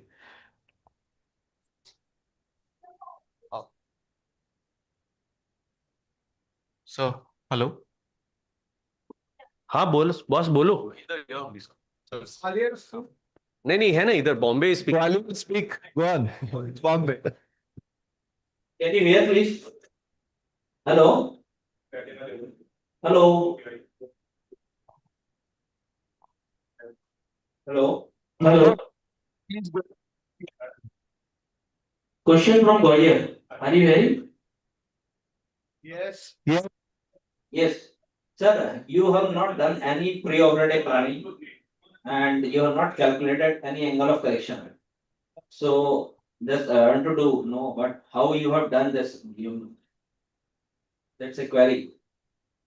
So I placed wires in line of the deformity and I make the wires parallel to each other. Right at the beginning, I'm saying you may not follow my procedure. If you are trained in deformity correction planning and you like to draw mechanical axis and calculate Cora, you can use that. But I'm just showing a simple technique and I showed the outcome. You pass wires parallel to your deformity lines and do your osteotomy and make it straight. So, Doctor, I think Dr. Agarwal showed us very clearly and elegantly that the distal K wire parallel to the joint. He passed another K wire in the direction of the deformity and he just made a cut and then made the two K direction he got. It is simple.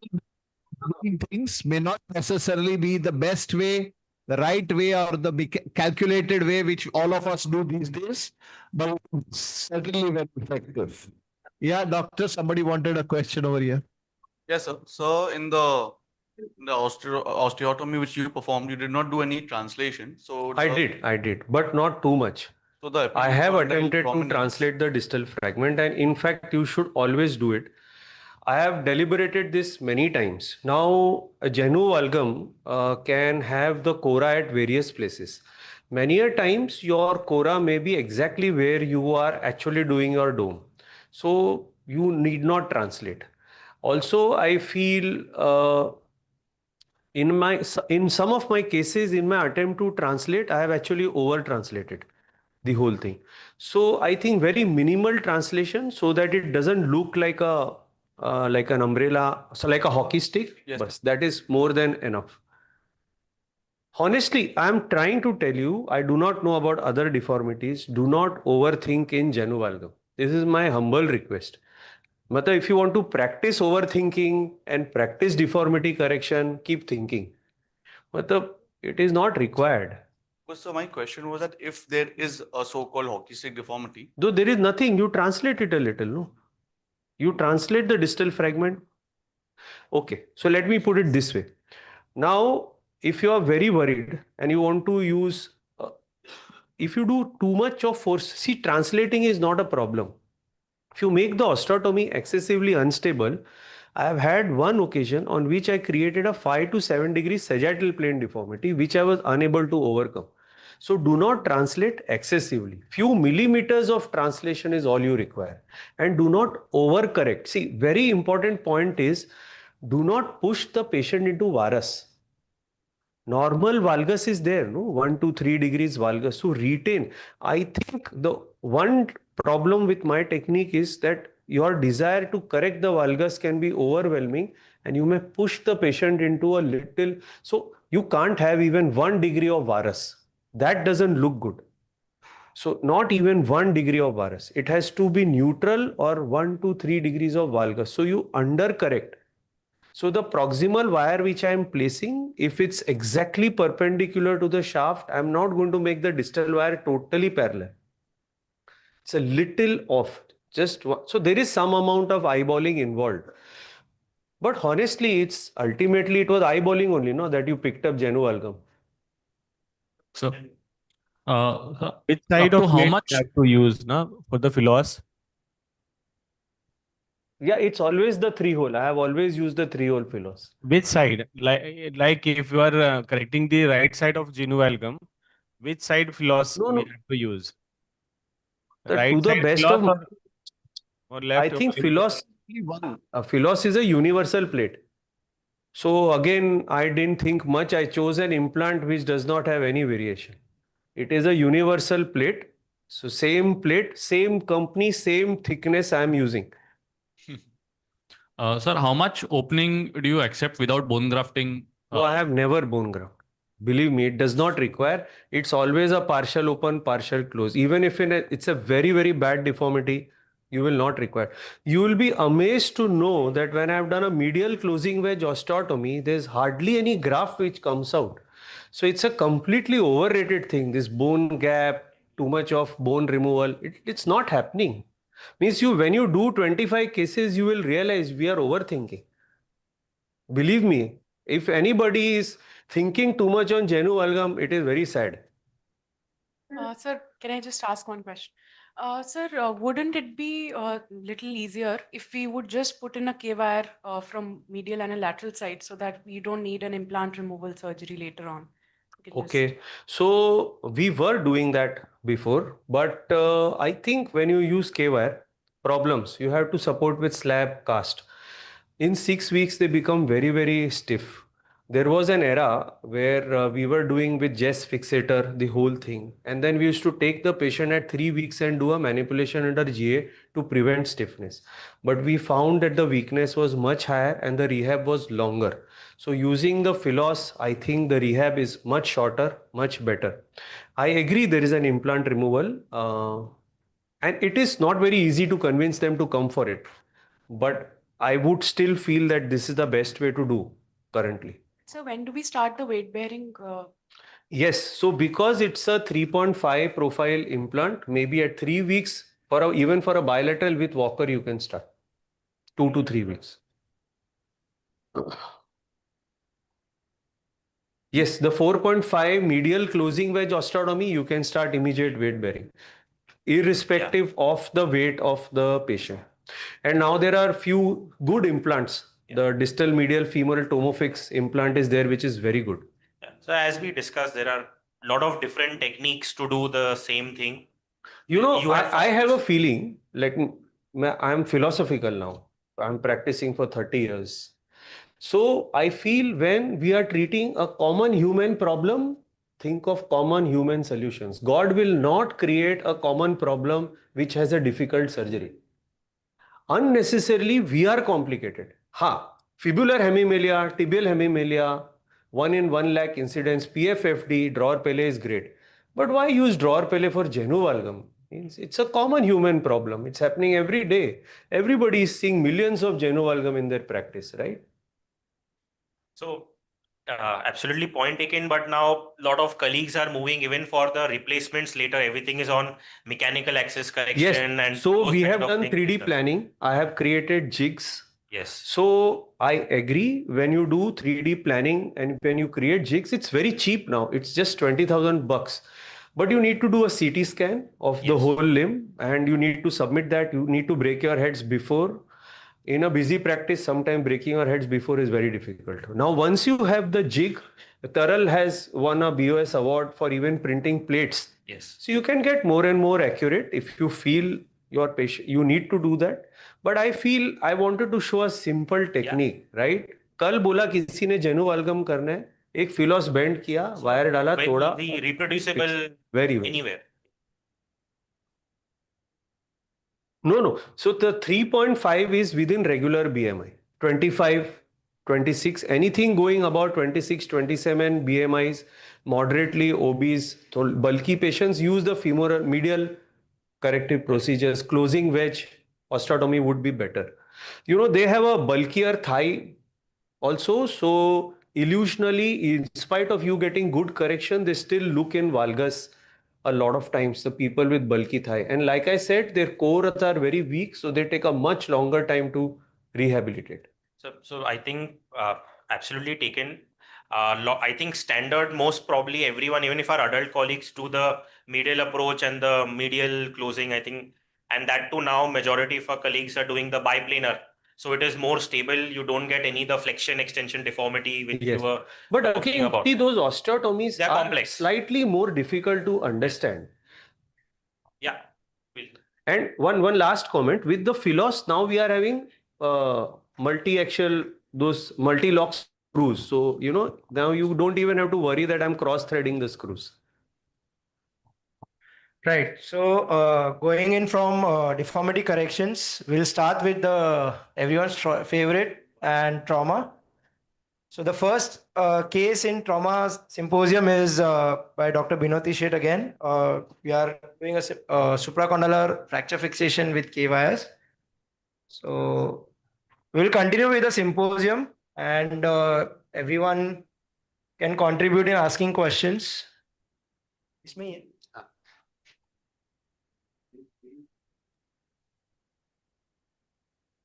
So again, I think supracondylar fracture humerus in children is one of the most common fracture, which I think everyone encounters in day-to-day practice. And all of you all know that except for modified Gartland type 1 or type 2A, one which are completely undisplaced and 2A where they are just hinged and no rotational component, majority require closed reduction and K-wire fixation. So here we have a case of type 2B where you have a hinge fracture with little rotational components. So where we are going to do a closed reduction and K-wire fixation. Audio. So we'll have to again stop because there is audio inside.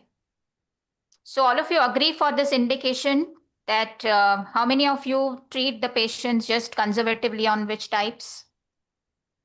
Anyone? Audio.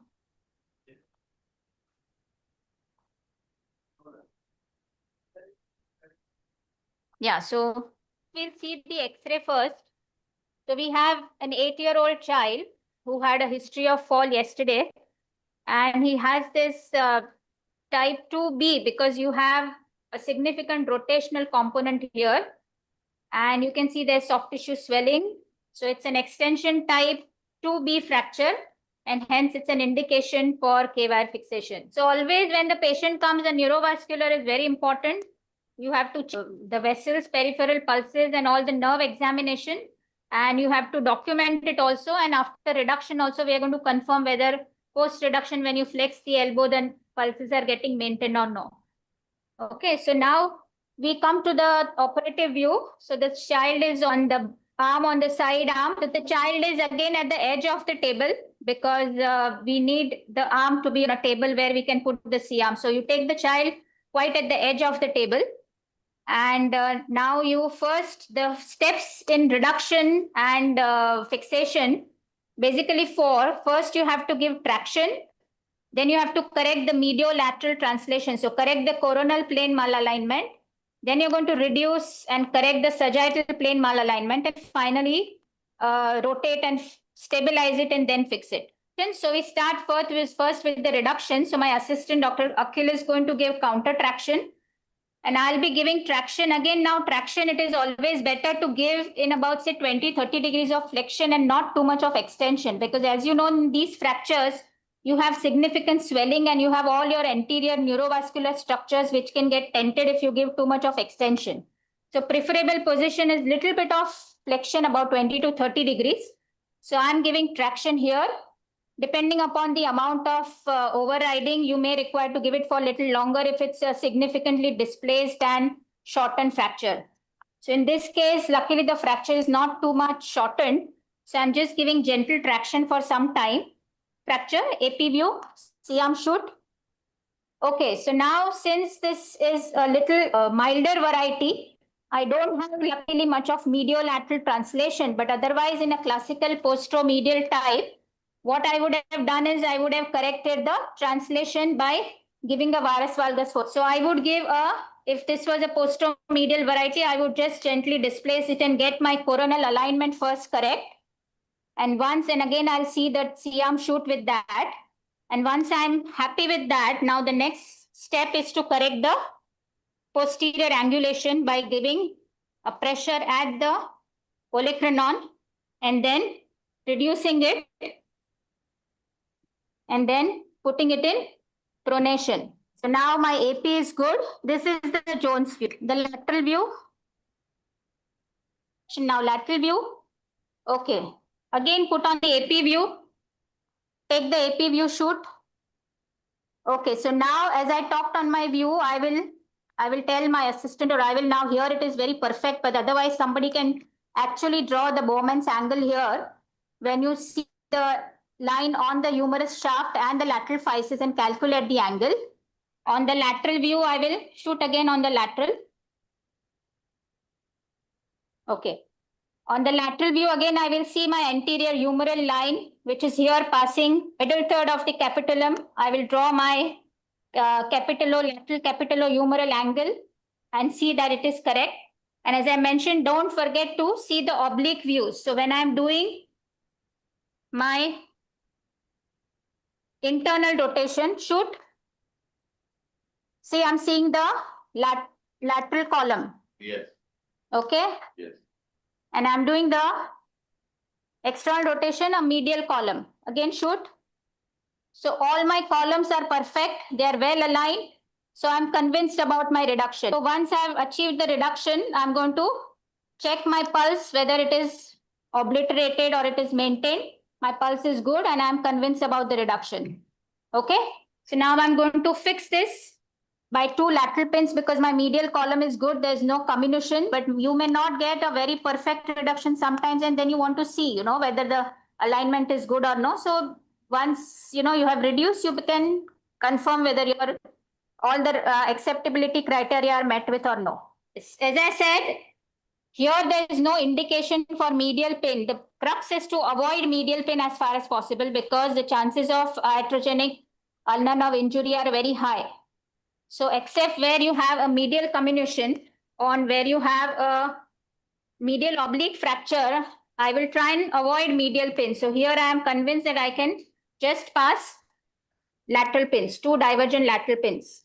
Should try and put at least 1.5 mm, but depends again on the age of the child. If the child is very small, then you can put a thinner wire. But if the child is little older, you may have to put a bigger, but usually 1.5 mm K wire. I would like to pass 2 lateral divergent wires. So one wire will be supporting the lateral column, okay? And the other wire I will try and pass transolecranon or at least divergent from the first wire. Okay, so I'm palpating, that is the olecranon. I'm able to palpate the lateral condyle. And because you know that the capitulum is little anteriorly placed, your entry should be little anterior and then from anterior to posterior because that is the position of the capitulum. So I would just see on C-arm whether my direction seems okay. About 30 to 40 degrees angulation usually we target. And it should cross above the fracture site. Okay. I would also check on the lateral view. Okay. Okay. Shoot.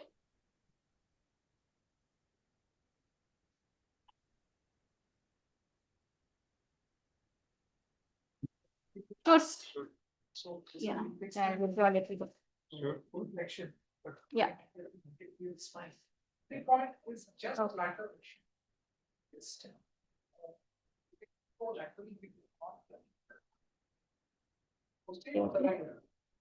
So one wire goes from the olecranon. So you have 4 cortex. Lateral condyle. Yeah. So I've tried to pass the other wire. One is a column wire going through the lateral column and the other one is going through the olecranon fossa. So it is having 4 cortices purchased and they are separated almost about say 7 to 8 millimeters.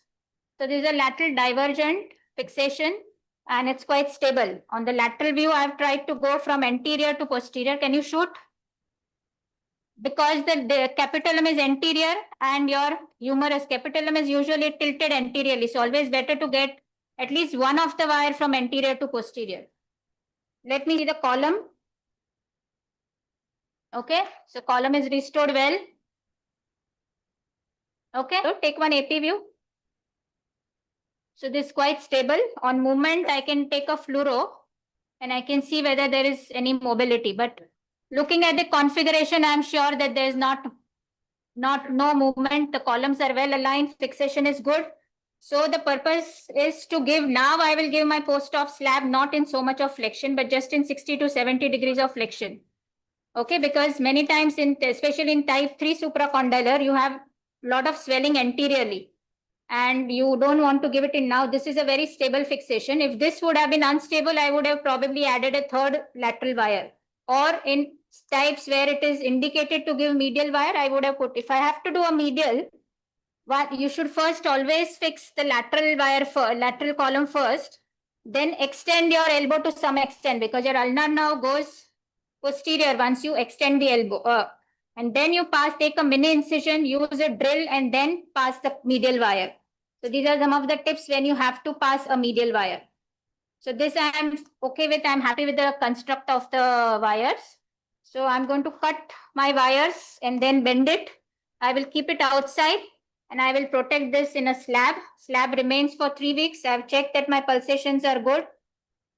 Clinically, many times before you take the C-arm, there are certain indications which can tell you that the fracture is reduced well. Once you give traction, you correct your mediolateral and then you give an olecranon tip and you flex it, you should be able to get a complete flexion if it is a perfectly reduced fracture in sagittal plane.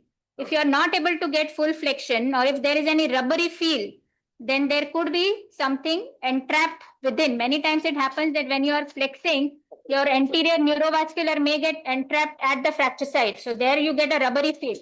And if your reduction is not achieved, you may not be able to get a full flexion. Otherwise, if you have got reduction, your fingers should be able to touch the shoulder and you should get a complete flexion. These are two of the clinical indications which tell you that your fracture is well reduced. Of course, you're going to confirm with your C-arm, but clinically also you know that you have achieved a good reduction if you have done this. Now I'm going to give a small dressing here. I'm going to give a slab, above elbow slab in 60-70 degrees flexion. I'll call the child again at 1 week, take a check X-ray. If at all the reduction and the fixation is not stable, if it's having some early failure. But at 1 week check X-ray and then I'll call directly at 3 weeks. Usually they all unite by 3 weeks and by 3 weeks we can take out the wire and then mobilize. Even if it's a transolecranon wire, being a child and being only for a temporary duration, it does not cause any elbow stiffness. So you should not get worried. Stability is more important as against, putting up unstable fixation and leading to complications.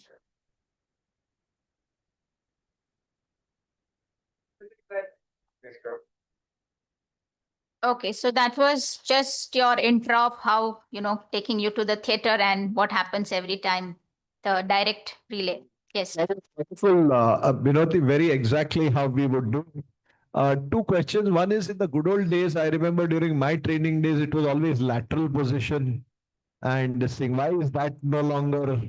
Is it because you can't correct the sagittal plane deformity very well in a lateral position and leaving behind residual extension? Been doing in supine only, not in lateral position, because giving traction and you can always move, So in unstable fracture, what happens is moment you in a lateral position, it will rotate and, you can lose reduction. But it's important to take a lateral view.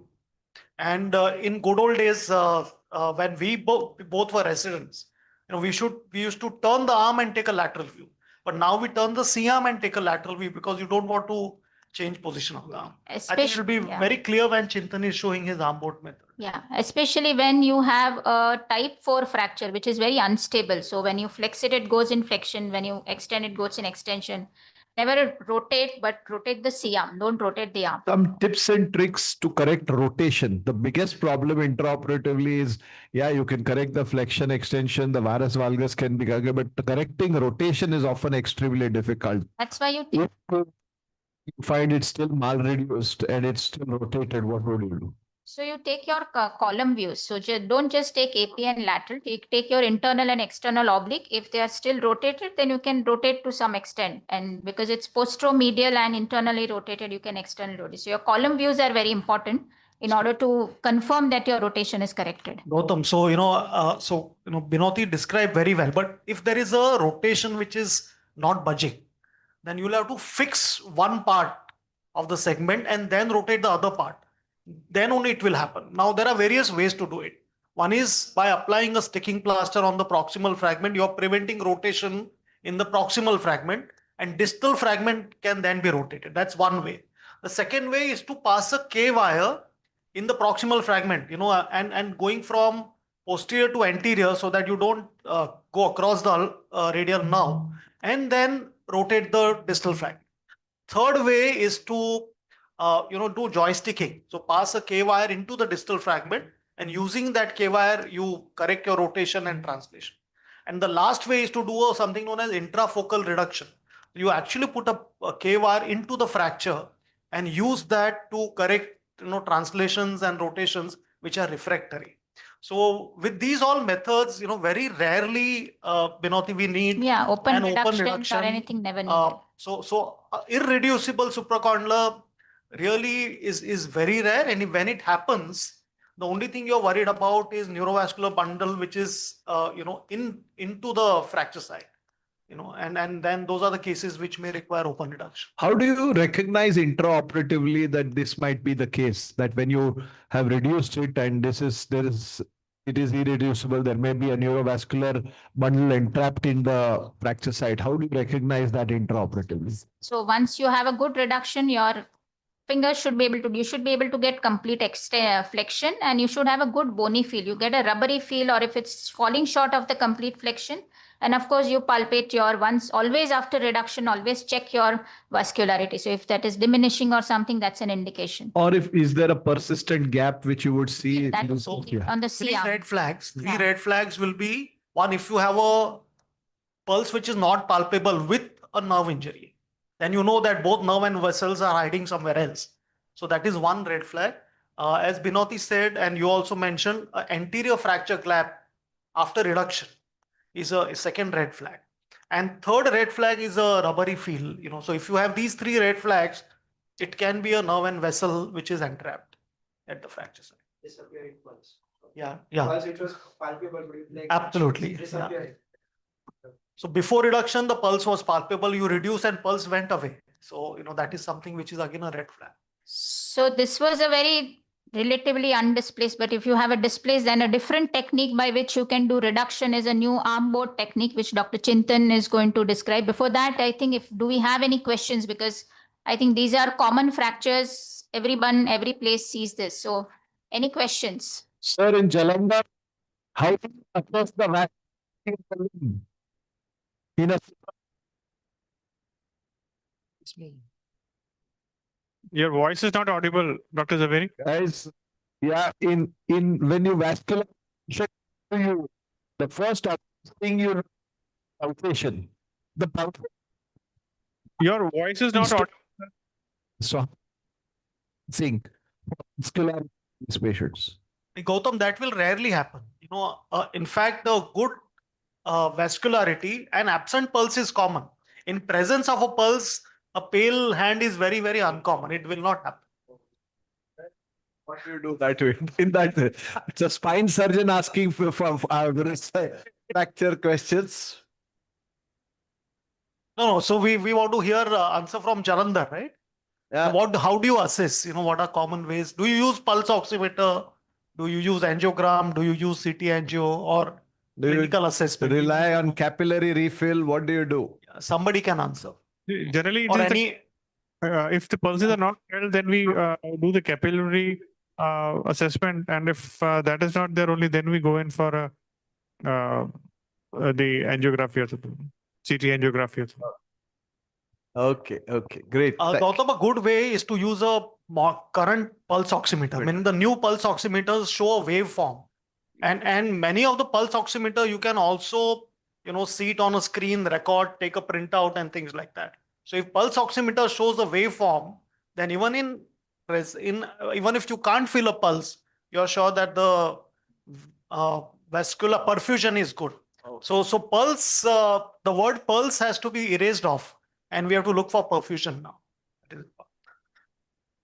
Any questions? Yes, sir. Ma'am, is there any indication while doing flexion and passing K where forearm should be supinated? Like you're telling it should be pronated, but is there Yeah. Yes. The periosteal hinge, if you pronate, makes it more stable. So that is why if it's a posteromedial variety, you pronate. If it is a rare posterolateral, then you supinate. That is just for improving the in the stability of reduction before you pass. But your slab and everything is given in supination.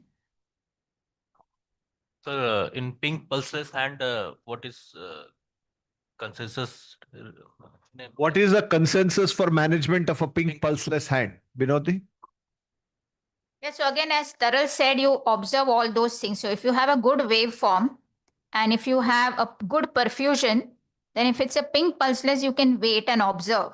Okay. But if it's a bad waveform, a poor capillary refill time, then, and plus you have a nerve palsy. Because many times if you have additional nerve palsy, then the child will not have the classical features of, impending compartment like anxiety, agitation, increased requirement of analgesia. So in presence of nerve palsy, you should have a low threshold for exploring. But otherwise, if you have a good waveform, you have a good capillary refill, pink perfused, you can observe and then again check. Anything, So again, Taral? just 2 points here is that if you have pink pulseless and the treatment is same, close reduction and pinning, but with 2 additional modification, these are the patients I will not post next day.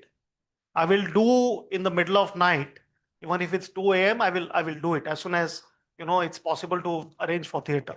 The second thing is you have to really hold back the anesthetist from giving a block in these patients, because if the anesthetist gives a block, you've lost a very important sign of compartment syndrome in these patients. So don't let anesthetist give block for supracondylar reduction, especially when it's a pink pulseless hand and there is a lot of swelling. Any more So I questions? had a question. Yeah. If a patient comes with a AIN palsy and AIN with a pink pulseless hand, would you reduce the threshold for open reduction, or would you first still attempt a close reduction? Only AIN, it will be close reduction. AIN and with pink pulseless hand, I will still attempt a reduction, but also keep it at back of my mind that if it's a rubbery reduction or if there is an anterior gap, so then I have to be ready for exploring. So in those patients, I will attach a tourniquet. If it's only AIN palsy, I will not even use a tourniquet in these patients while doing close reduction. So be prepared for an open reduction in case if there is a AIN palsy with a pulseless hand. So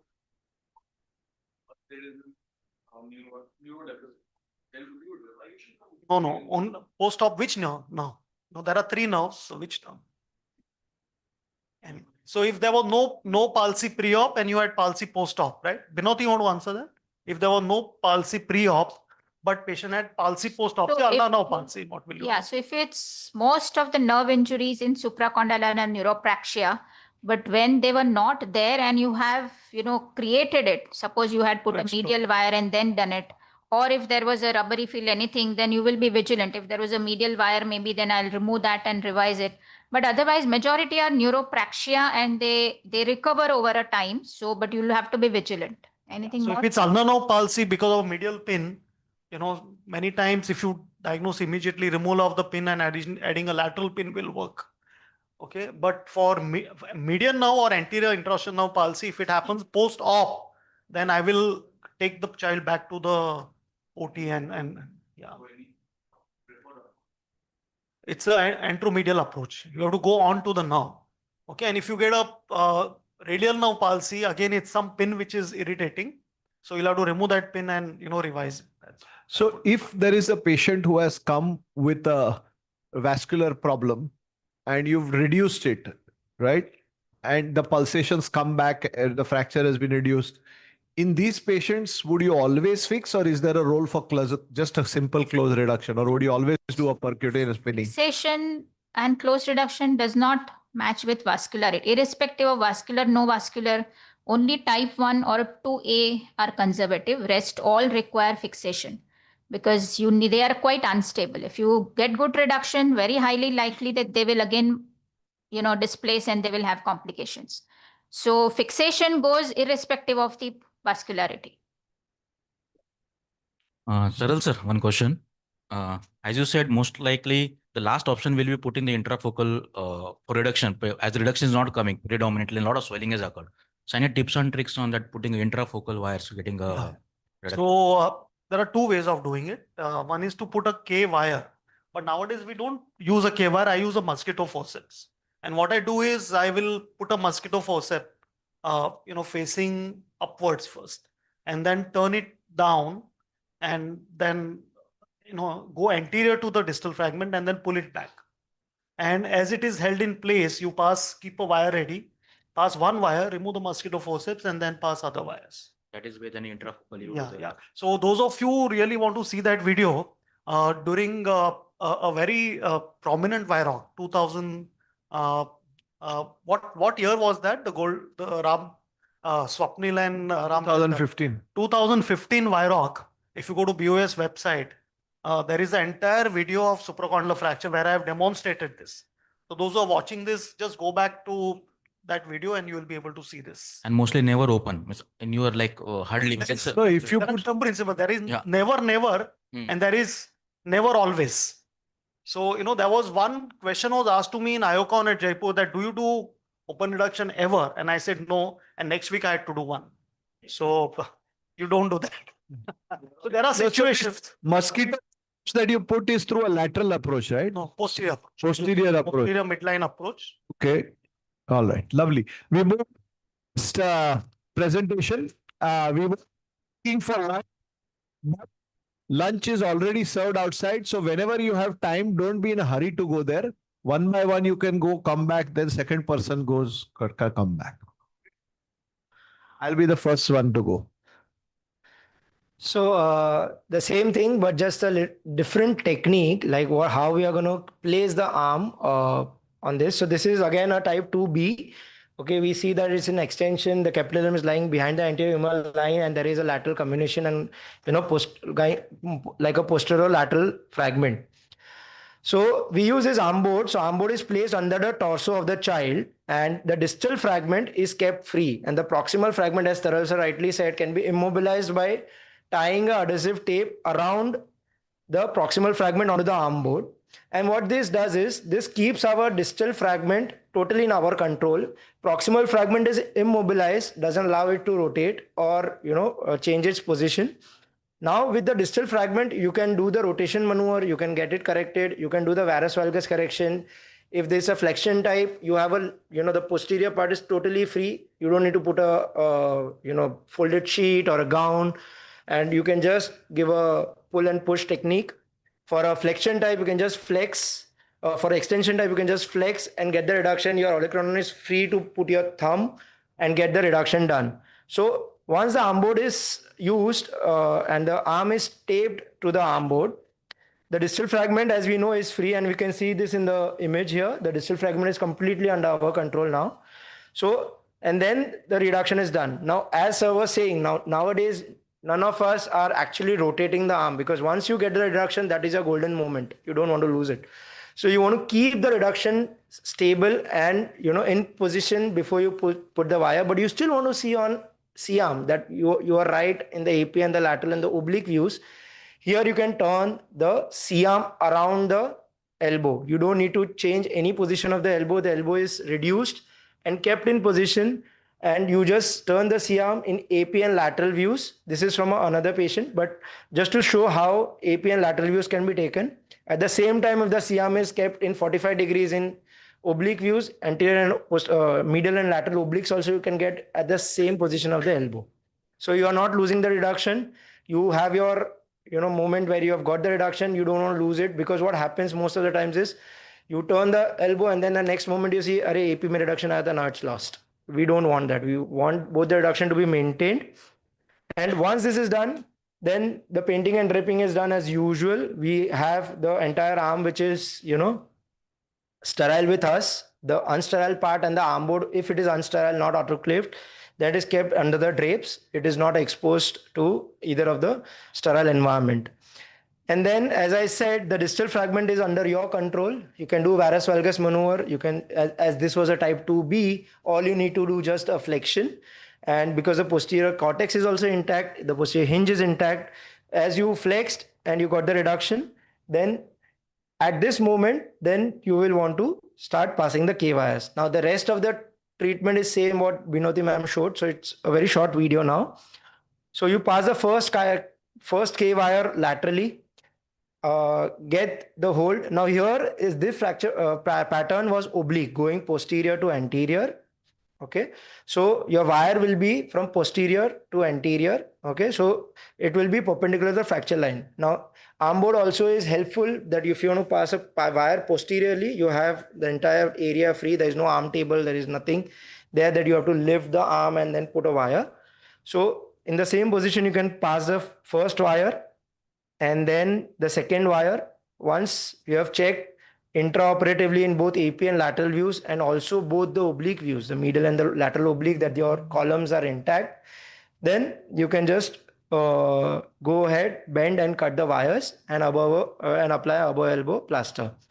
The principle is the same. Whatever we have discussed in the last video and in between discussion, everything remains the same. It is just a different technique of how you make your life simpler and easier. You don't have to, change the position of the arm every now and then when you're taking a shoot. So arm board helps us to do that. So there's a post-op X-ray of the same patient, and the post-operative protocol remains the same as any other technique. 3 to 4 weeks of plaster, removal of wires after 3 to 4 weeks, and then active range of motion by the child. Thanks, Chintan. Any more questions on supracondylar from the house here, or anyone from all of the other centers? If not, then we'll move to the next session. So we have Dr. Taral Nagra, who will be talking to us upon lateral condyle. Sir has been gracious enough to come back from his foreign trip in time and give this lecture. So I'll let sir take over from here and let us know all about treating lateral condyle right in the first attempt. Yeah. Copy करना है.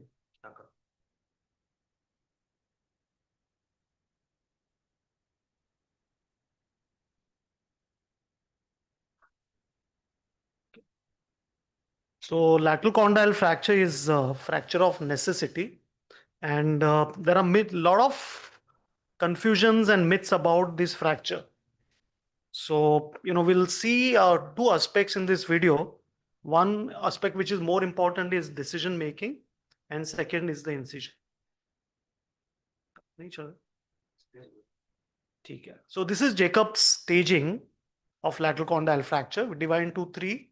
One which is crack, the second is split, and then third is flipped.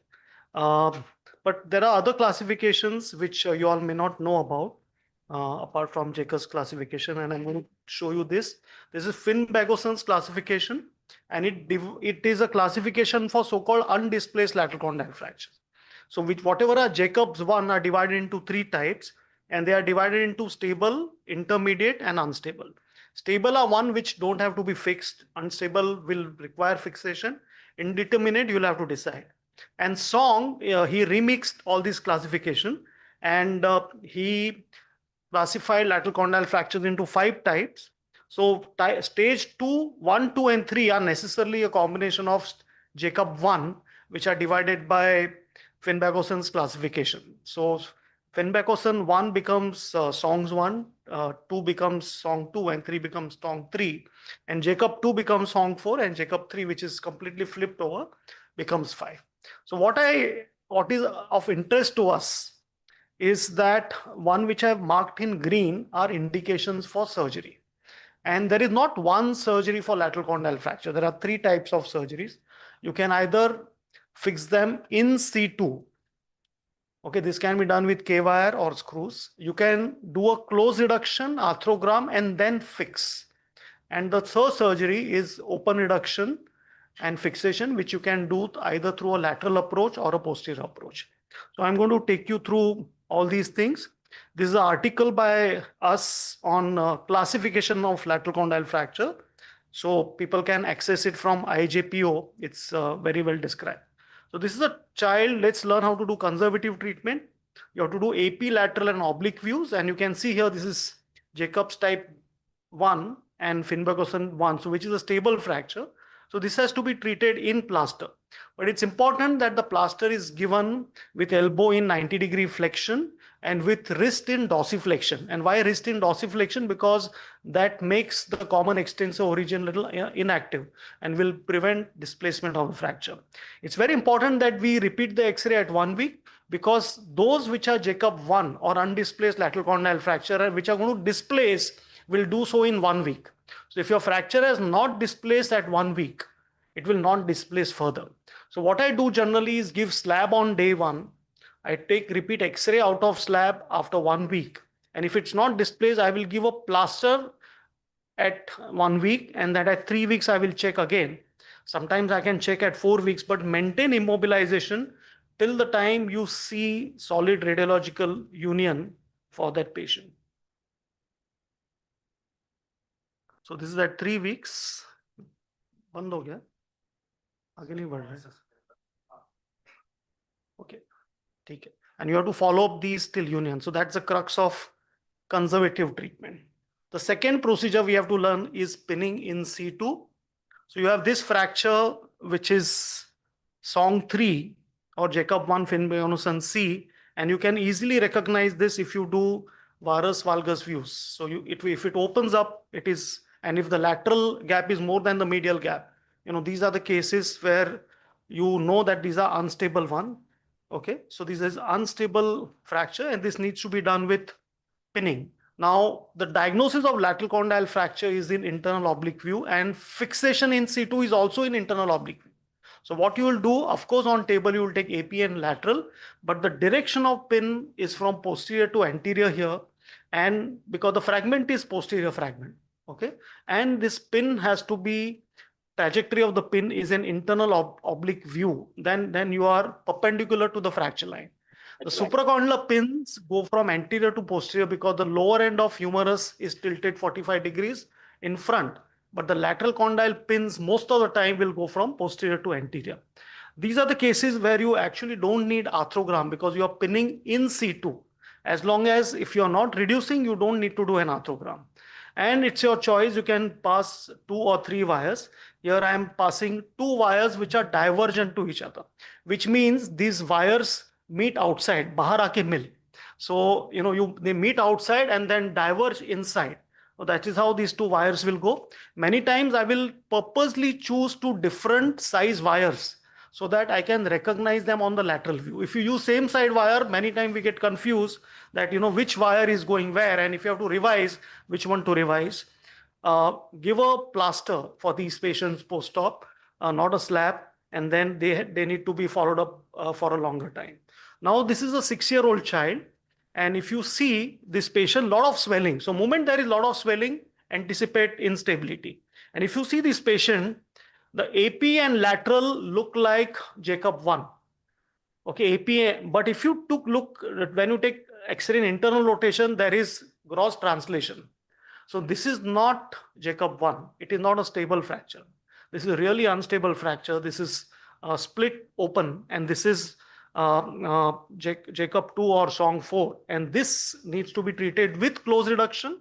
And because there is an intra-articular element, you need to confirm the reduction by doing an arthrogram and then fix it. And fixation with wire is not going to be very, very strong here. It's a, avulsion fracture. So you need to, take care of the shear forces, and a compression screw is a better option here. So how do we do this? So again, armbot like Chintan used in a different way. And we use a tourniquet here because sometimes they may need an open reduction. So again, in internal rotation, I am reducing. You reduce it with a valgus force. Varus will open, valgus will reduce it, and then pass the first wire. Confirm it in AP and lateral, and then pass one more wire before putting a screw. Okay, so after passing these 2 wires, I am doing an arthrogram. You can see that I am putting a 16 number needle from the lateral aspect above the radial head. Okay. And then you have to go by the field because you don't want to go into the radial head, go a little above that because the radial is otherwise not seen. Now this arthrogram beautifully delineates the joint surface, and you can see that, you can see here now there is no step. What is the septum you see in between is the intercondylar notch, which is normal. Now some tips while doing arthrogram. first tip is that you can do it from a lateral approach, but nowadays we also do it from a posterior approach because there is injury laterally. Sometimes the dye extravasates into the common extensor origin and the capsule, and it will blur your vision. But if you put a needle through posterior approach, even if it blurs, it does not interfere with your fixation. So my choice today is to do arthrogram through a posterior approach. Second is keep the elbow not in extension, but in 30-degree flexion. Why do you do that?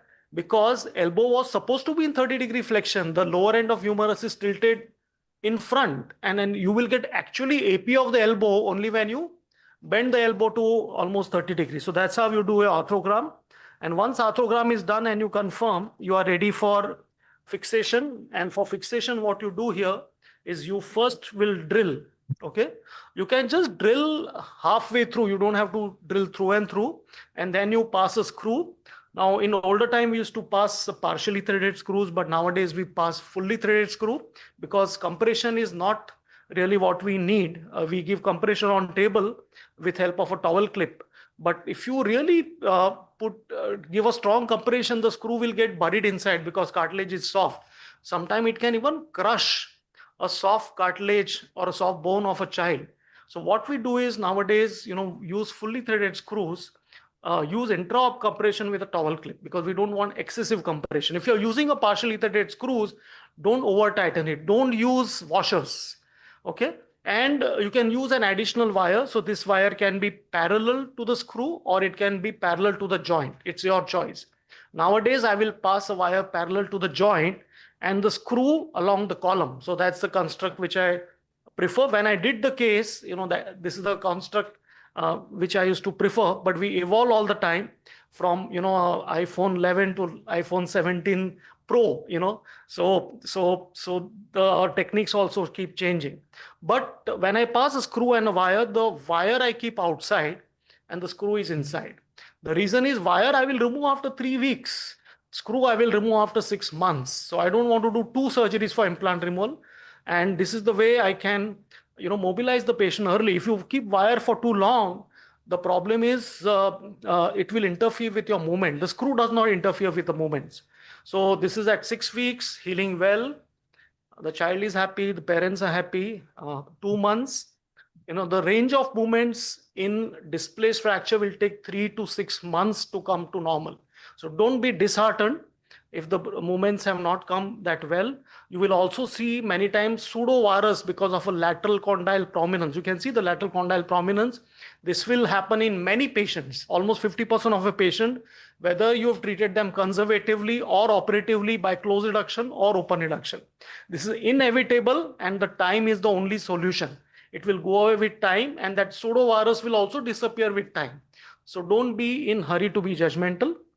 Now we come to open reduction and fixation through a lateral approach. So this is a 7-year-old child.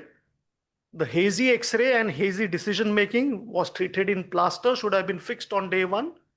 But this is how it was treated, kept on being observed. And this is like a ball being caught in final of the girls' match, where you are seeing the ball and it slips out of hand. Okay, so you can still catch it after 3 tries, and this is what happened in final. But in lateral condyle, at end of 3 weeks, if you catch it, it's not out. You lost the game. And here, what really you are going to do is an open reduction because this is an intra-articular fracture, restricted joint of movement, and there is a step. You cannot treat this by a closed percutaneous fixation, not possible. CT scan and MRI will show the articular step.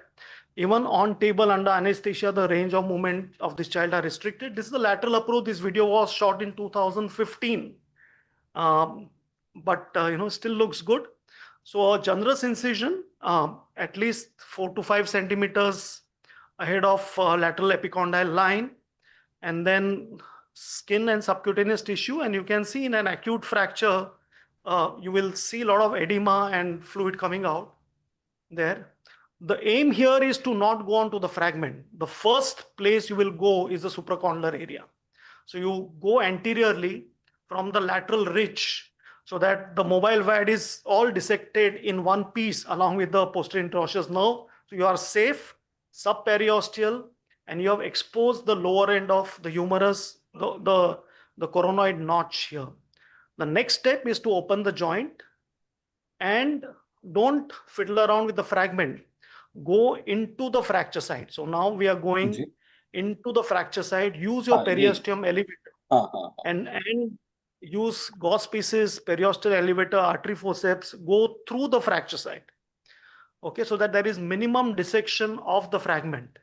And as you're opening and mobilizing this fracture, you can see that now you can see the physis, you can see both the fracture ends, and it gets mobilized good enough for this fragment to be put back into its anatomical position. And what are the instruments I'm using? I'm using, tooth forceps. I will use Alice forceps.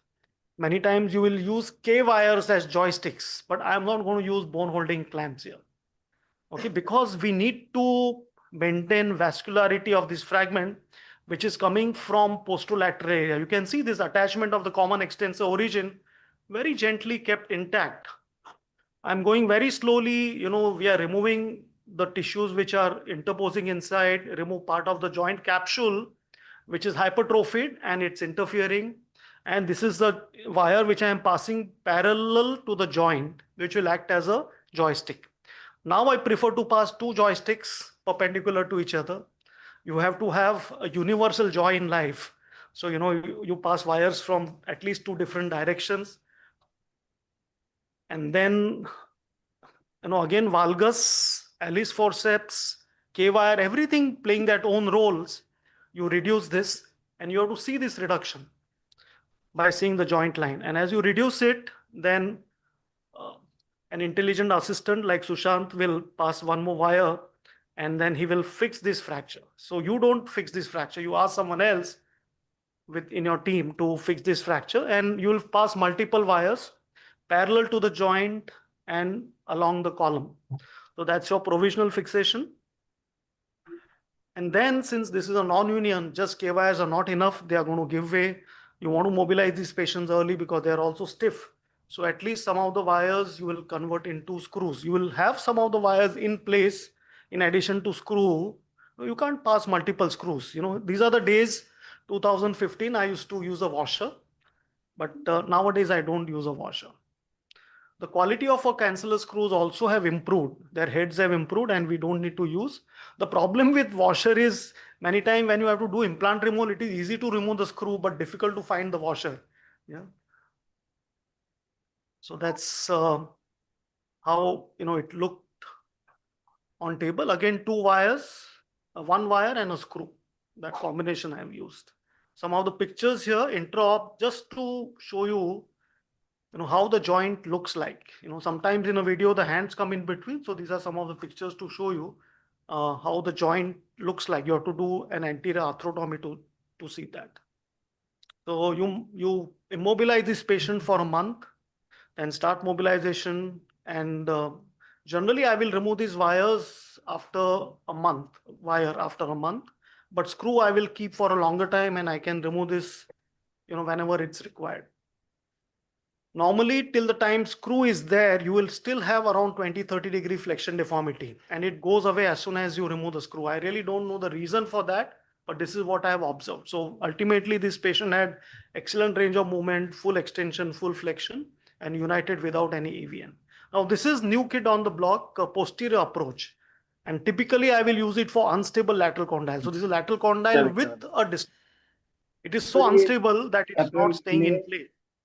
And we did MRI because we were not really sure of the anatomy. But this is what the MRI showed. This was indeed a lateral condyle fracture with a dislocation of the elbow joint. And this approach from back also preserving the blood supply to the head. And it's a posterior incision. Either you can take a straight incision or curvilinear incision. Not even required. Bakwas. This is to show the instability. Device. If you didn't believe, He needs operation. this is what was happening. Very simple approach. Supine position, bend the elbow, and you take a posterior incision. Time pass कर रहे हो I have taken a curvilinear incision because you don't want your scar Let's over talk the about follicular real line. orthopedics. Curve it. and you remove क्या है यार you इतना किसी as पे क्या split फिक्स the कर रहे हो कुछ triceps वो भी here, मतलब कोई इंडिकेशन कोई आइडिया भी है क्या there is and no as guideline soon नहीं as मिल you रहा do that, है दिस एज immediately इतना you will see the distraction fracture site. किसने किया कौन सर्जन था It's very easy approach. It bang on. You don't have to do anything किधर ही हॉस्पिटल like an olecranon हिमंत osteotomy here. Really अरे वो not बात ही required. मत को आदर्श में जाएंगे It's a आप posterolateral उधर रहते हैं क्या भाई incision. And again, you can see this fracture is completely flipped Mukherjee over. नगर रहते हैं उधर कहाँ से पहुंच गए Very important मतलब again वैसे उधर तो लोग जाने से that डरता है आप उधर preserve the blood पेशेंट लेके supply. तो You can see those उधर दिन में पास नहीं कर सकता small मैं muscle attachments which are keeping blood supply here. कौन Wash कौन सा the डॉक्टर आ रहा है fracture, remove all the clots. Be gentle. Doctor Sachin Use Sharma gauze MBBS pieces, यहाँ पर use यहाँ mercurets. And Hardeep Nagar again, the बैठते next हैं step is to now derotate दोनों it. ने So how बताया are you उधर से going to करा लो derotate it? Use the needs same revision tools, surgery एक एक्सरे करा के joysticks, दिखा यार मुझे tooth it forceps, has no Alice use forceps, gentle instruments. नया यू नीड एक्सटेंसिव सर्जरी अभी बड़ा सर्जरी And करना पड़ेगा अभी remember to hold the fragment as you're अरे यार passing ये the क्या wire. It should सर्जरी है अभी not तो यही बहुत ही rotate and डाउट है kink अगर around किसी आधा the टेढ़ा मार blood दिया supply. कहीं से भी वायर Okay. वायर फिक्सेशन को इंडिकेशन ही You're नहीं है अभी moving, तुम्हारी उम्र में very important to hold it well. ये नॉन यूनियन हो गया यार mostly So this is what I will do अभी myself आल्ट्रा and not, एक्सरे है क्या वो ask my assistant to do it. हाँ ये जुड़ा ही नहीं है You can see that fracture line is seen very well. So this is what I do now. Two joysticks. This is non union So that you can rotate the fragment as you अब sir want. इसमें क्या किया जाए अरे plating करेंगे plate करना पड़ेगा अरे ये वो पहला इंस्टेंस पे कुछ ही So again, open up the fracture site. Give initially a varus वो force तो so कह रहे that थे this बहुत अच्छा fragment can surgery be pushed किया inside and then close it with doctor a Vijay valgus sir ने force. So that's the maneuver you will use. अभी यार देखो अभी Can मैं very, रोकना पड़ेगा see यार the ये मुंबई का reduction कॉन्फ्रेंस चल beautifully. रहा In है anterior approach is a struggle to see the reduction. Posterior approach, you are bang on. You can see that why this was unstable. This is in the trochlea, bound to be unstable. It's going through that. And here you can see the famous forecortex wire going through the olecranon fossa. Okay. And many people will ask, is it okay to pass this? And I will say yes, because you're going to remove this wire before you start your mobilization. It does not come in way of the movement. Now this patient, the fragment was very small, metaphyseal fragment. Though we had kept the screws ready, but then we said, okay, will not work. Let's put wires. So we put 3 wires and kept them all bent inside. Now, because this will take a long time to heal, and I did not want to have wires outside and getting infected. So you can see 1 wire along parallel to the joint and 2 wires, divergent wires into the columns. So what we have learned are 5 techniques, not 4 but 5.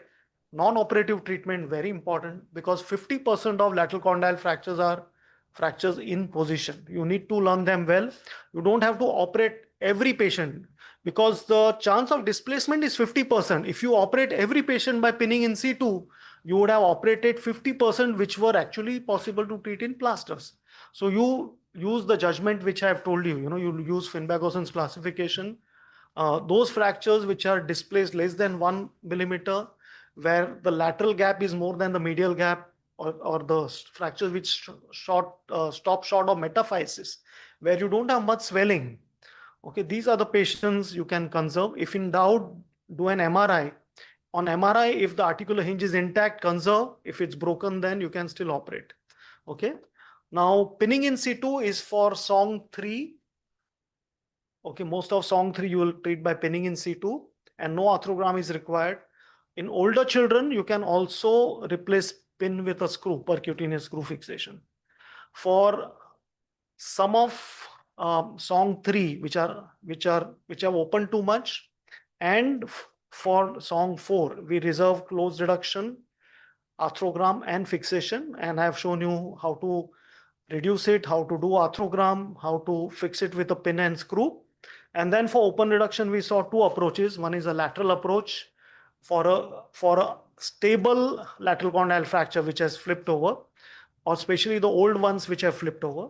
And for unstable one with dislocation, I've shown you a posterior approach.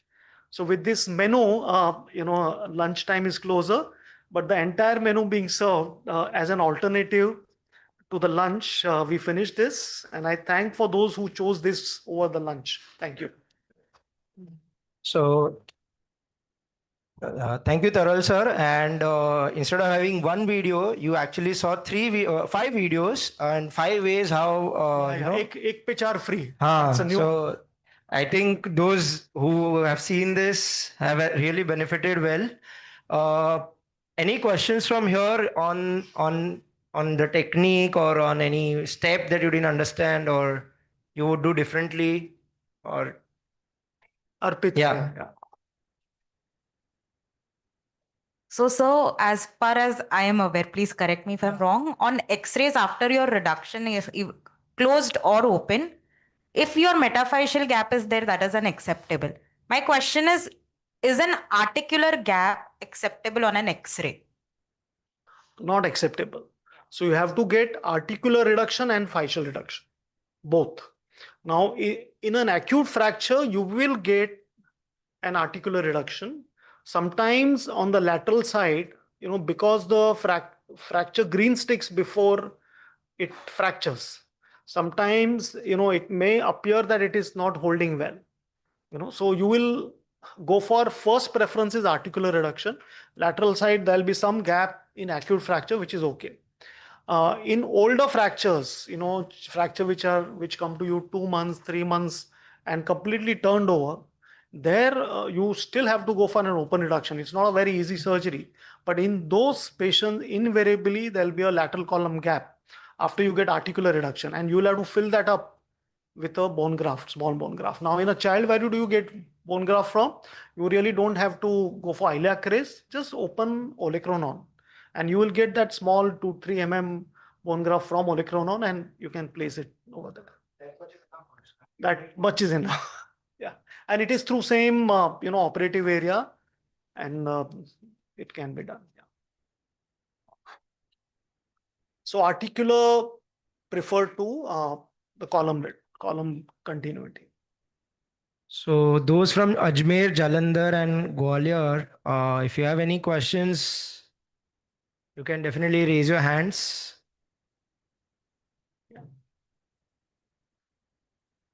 All right. Thank you. Okay. Thank you, sir. I think you're ready. Spike again. So now we have next video of how we apply a hip spica cast. And we have Dr. Jaideep Damale for showing us the video presentation on this. Good afternoon, everybody.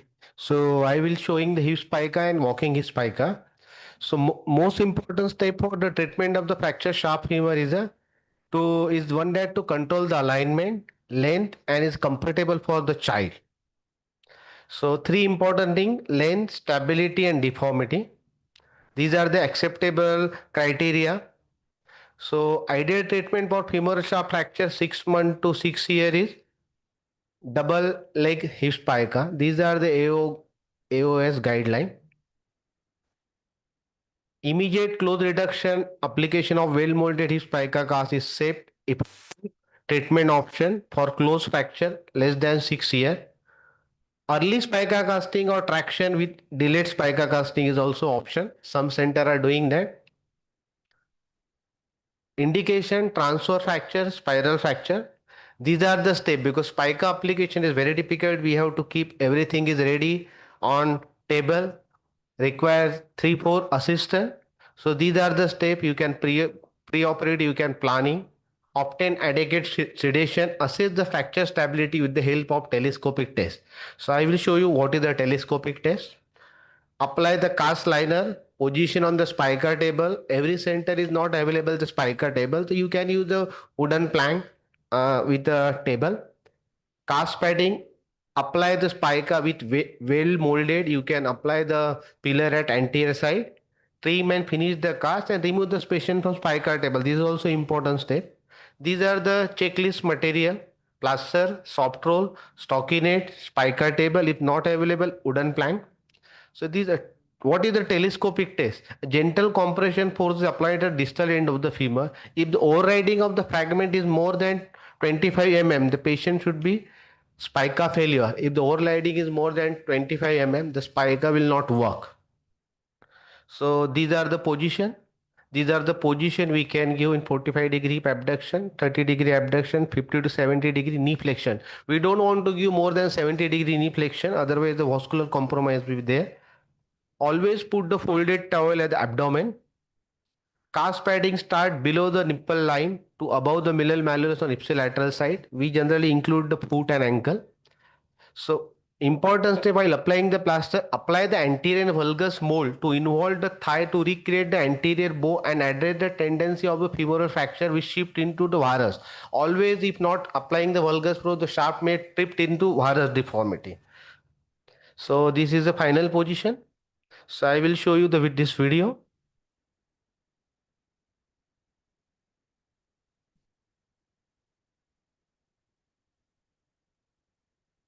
This is 2 years female child, history of fall from height, hemodynamic stable, presented with deformity and shortening. These are the X-ray, midshaft. These are the requirement we wanted. Wooden plank, stockinette, soft roll, narrow scale is ready. Plaster of Paris 4-inch, 6-inch, water tub, and sheet for counter traction. This is the important step you can see here. So we are given the patient position on wooden plank. One, we have applied the horizontal bed sheet. Just give the counter traction because the spica table is not available everywhere. How will you give the counter traction? The child will come down. So this will help as a counter traction and a molded padding for abdomen while applying the plaster.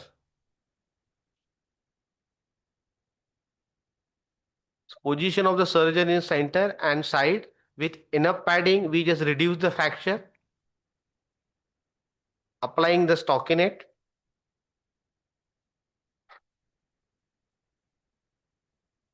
So previous slide you see that we did the telescopic test, is not collapsing, getting good alignment. The important step in giving the spica, how will you assess the lateral view in giving this position? So you have to tilt, oblique the C-arm and just see the lateral view. Adequate cost padding and soft roll application. So we give extra padding at the posterior knee and heel to avoid the sore. Reduction manual. You can see here we giving the extra padding at knee because someone we cannot hold too long for the spica. They always lose the reduction. We want to give the extra padding there to prevent the sore. Opposite leg is enforced. Everything we kept ready. We always dip the plaster with the cover inside. We don't want to waste. Otherwise, after 2 plaster, your whole water will be. We take the plastic material with the cover in and then we remove the plaster. So now the water is clear. Start from proximal end, 3 layer. Then at the junction, we just roll the plaster in figure of 8 maneuver with maintaining the reduction. We don't want to give too much knee flexion and hip flexion here. So you can observe what position we have pre spica. We see the under the C-arm, what position reduction is achieved.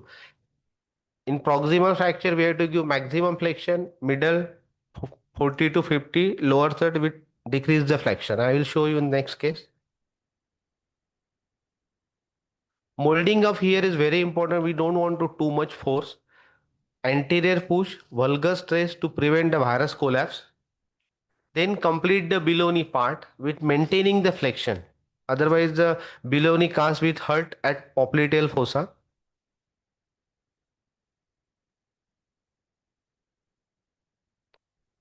Before completing below knee, we take the C-arm oblique and lateral view, whether the reduction is maintained or lost. So we apply the slab to reinforce this plaster.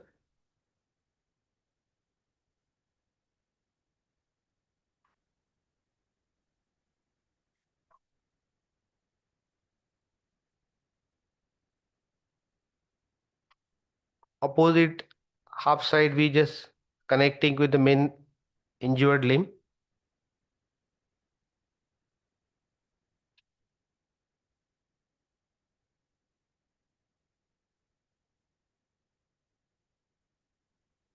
Previously, we kept 1 centimeter stockinette and cord. Now we are just reflecting to protect skin.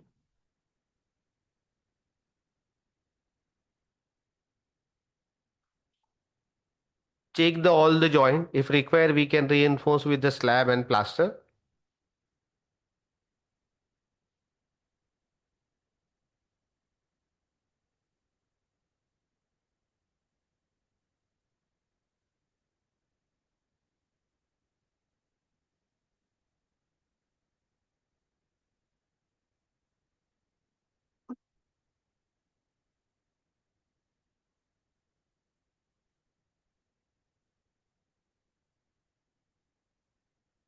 Well molded edges.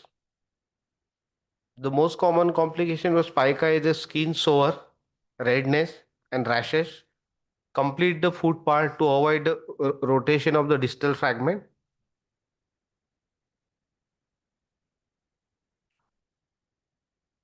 Fix with the abduction bar. The abduction bar scale is always help. Once the spica is completed, you can check supine and prone. If you want, we can use the fiberglass plaster to prevent breaking of the plaster. The spica bar is always help to carry the child, maintain the stability. The most important after applying the spica, proper care to avoid the skin rash, skin complication. Always guide the parent to watch for pain, swelling. We use the double diaper because single diaper always wet the plaster. How to apply the double diaper is also important. One is inside and one is outside. Post-op protocol. So 3-year-old child fracture, we did a double leg spica. So option traction. So we did the spica, but the fracture is it acceptable? There's too much overlapping here. So spica has the advantage. We can do the as old technique. We did the wedging. You can see a plaster wedging. This is we accepted the angulation and overlapping is reduced. So proximal fracture, we give the more flexion, just like in infant, middle third 30 and distal less fracture. This is the same X-ray at 7 weeks, 4 months, 2.4 year, no limb length disparity. Close reduction and spica casting is a safe, effective method for the pediatric diaphyseal fracture of the sharp femur. Future research identifying the rate and pattern of remodeling as related to angulation shortening at various ages not described in literature, particularly adolescent.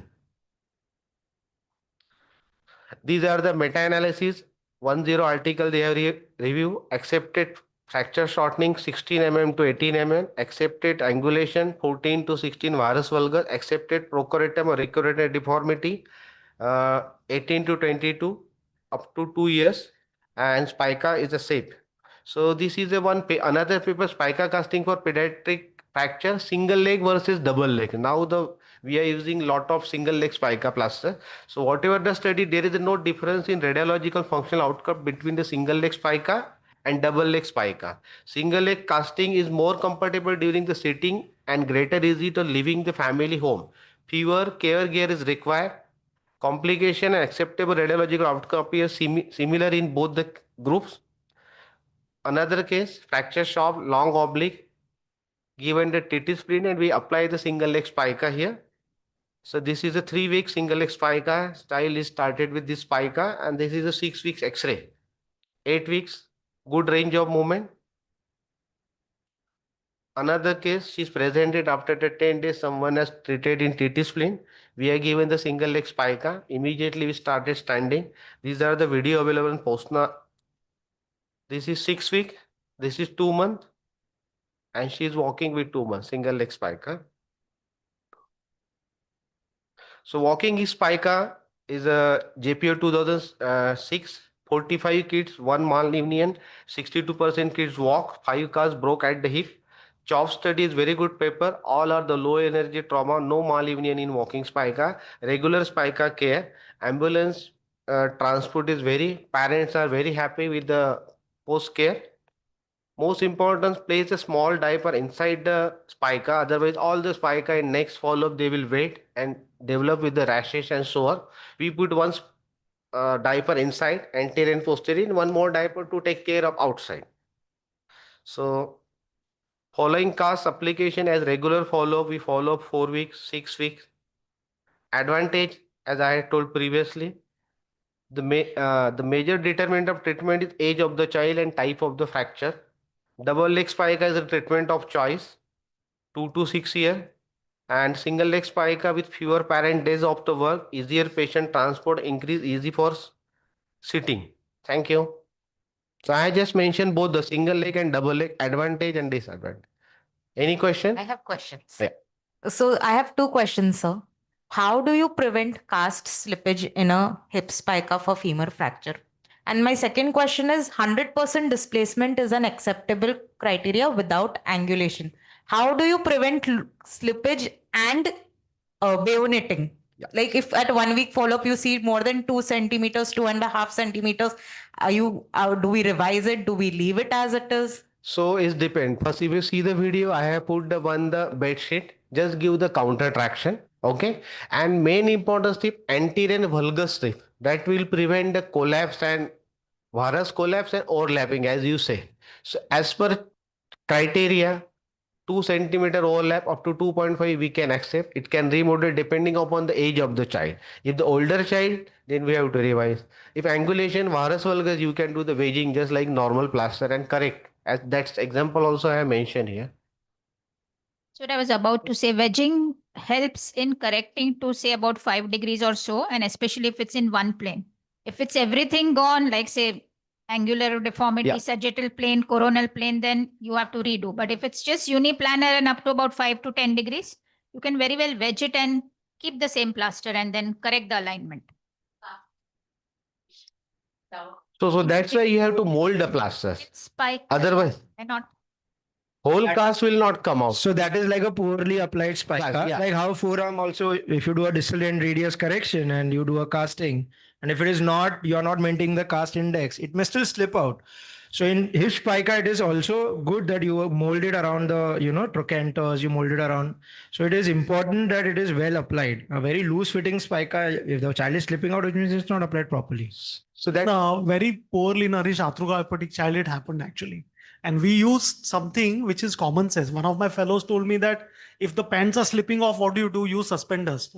So you put a spica and put suspenders over it so that it doesn't come down. Very simple. So you can use a Paulic harness over a spica. So that prevents it from coming down. Try that. That will go. Up.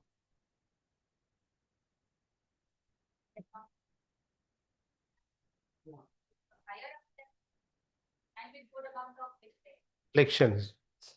So Jaydeep, what is this single diaper, double diaper technique? वो बताओ तो सही.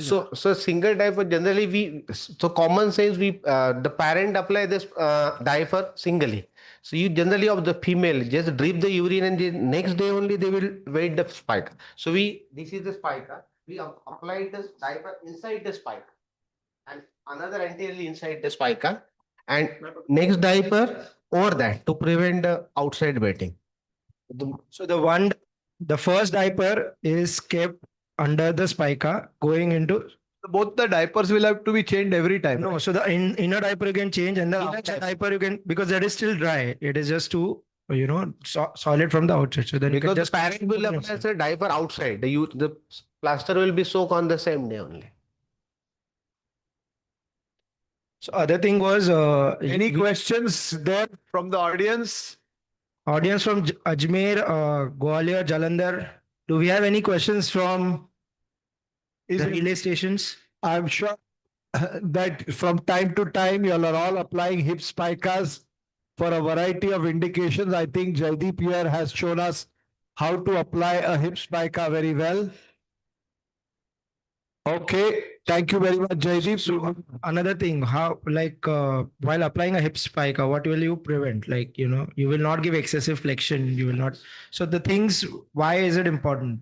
So I have mentioned we don't give the knee flexion more than 70 degree because the vascular compromise, compartment syndrome, and we have to see the fracture geometry. Proximal, we have to give more flexion. Middle, less flexion, but not more than 70 degree. You have to on ankle after because spica will take 20 minutes. So your assistant you have to tell. Sometimes they will tilt and everything. So important thing, no more flexion at the hip no more flexion at the knee, because that will give rise to compartment syndrome. Point I wanted to ask whether you use that ruler for all the patients, because now earlier we used to give, but now we give synthetic cast. So, ma'am, previously whatever we use the POP gypsona, that time we give. But now we also give the yeah, synthetic cast. synthetic cast not required because Not they maintain the stability. In Indian specifically, the spica is weight. Once it's collapsed, and that's always help. Yeah, because especially in smaller child, if they want to take them by the shoulder, then with that rod in between, the ruler in between, it becomes difficult. Yes, ma'am. I agree. Okay. Thank you so much, Jaideep. Thank you, ma'am. And so we move to another technique of treating femur shaft fractures in children, and that is little older kids where you cannot give spica, but you have to go for the nailing procedure. So we have Dr. Chintan Doshi, is also the co-convener for this course. He's going to tell us about the exact principles of using TENS for femur shaft fracture. Over to you. Yeah. So I'll be presenting the video first, and then we'll have discussion on this. So I'll just start. Yeah. Yeah, से start कर. I can pause it from here. Audio चाहिए. Yes.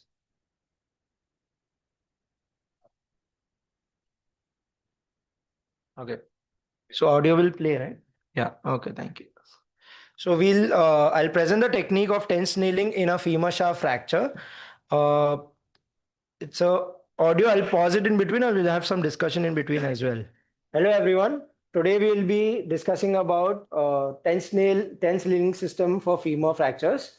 So to do the preoperative planning on this X-ray, we have measured the intramedullary diameter. That is, we have seen the canal diameter between the inner side of the cortices, and that is about 8 millimeters. So here it is 8 millimeter. So this measurement is possible if you take a true size X-ray. However, with the new DICOM images, you can do it on the computer itself where the images have been taken. Even if you don't have this, there is a technique which you can do it on the skin also, even before the incision is taken, to see how much of the canal diameter the nail is occupying. So that we'll see as we progress in the video. So as ma'am rightly said, so in an older child, so this is a 7-year-old kid with a femur shaft fracture, which is a long spiral oblique fracture. And for this, doing just a hip spica would mean, there'll be a shortening or there'll be residual deformity. So then we did TENS nailing for this kid. So we'll go ahead with the video. 40% of 8 millimeters, that is 0.4 into 8 millimeters is 3.2. And we'll be using a 3 millimeter nail in that case for this case. For femur shaft TENS nailing system, we place the patient supine, okay, on a radiolucent table, so that the C-arm can pass underneath and you can see the entire femur from knee to the hip joint. So regarding the positions, some of you would be doing it on a fracture table, but provided you have a pediatric fracture table which is available, and a small kid like 7 or 8-year-old can be kept on that fracture table. Actually, if you do it on a, like I've done here, I've shown in the video, if you just do it on a radiolucent table, that is enough. Okay, you can give traction, you can do the correction of the deformity of the reduction of the fragments, and it is very much possible. Older child, like if you're doing for a 11 or a 12-year-old and around 50 kg, where again a TENS nail could be indicated, and which is fitting on an adult fracture table, you can go ahead and do it. So there is no hard and fast rule that it's need to be done on a radiolucent table. Both are acceptable, provided you have the facilities for that. So this we have done it on a regular radiolucent table, and which is available in any third tier city. So to determine our incision, what we are going to do is we are going to mark the physis here. So I'm going to keep my artery forces or the physis that I marked. Okay, can you show the C-arm? Should. This is the marking that we do. So this is the part of the planning for the incision and where our incision will be. So now, before taking any incision, we will start. So physial marking we did because we want to stay away from the physis for the entry point. So about 1.5 to 2 centimeters proximal to the physis. We don't want to, endanger the physis, cause deformity because of physial arrest. So our marking for the physis is very important even before we start preparing the nails or preparing the, the incision for this technique. preparing the nails that we want to use. Can I have a 3 mm nail? Yeah, so that's the fracture side. I'll go as I said, if you don't have the measurement on the X-ray, this is how we'll measure on the clinically. The portion. Can I marker though? So I kept 2 3 mm nails on the skin. See how much of the canal at the isthmus or at the fracture side has been occupied. If it is occupying about 60 to 80%, then it is good enough. If it is less than that, then it is very thin nail, or if it is more than that, you'll have difficulty in passing the nail. But this is what you see, that it has to occupy the nail, occupy the intramedullary canal properly. So this is why we selected this. And then what I do is I keep it on the skin. You will see in the further video here. So this is the portion. So I mark the fracture site at the nail because we want to bend the nail at that side. Bring the bone. See, marking that. And should how much of the nail is going to remain inside, and where is the fracture portion where the nails have to be bent maximally so as to get a spindle at the fracture side. So you want a spindle at the fracture side. Can be done with a simple plier and a T-handle. So you can use to hold both the edges.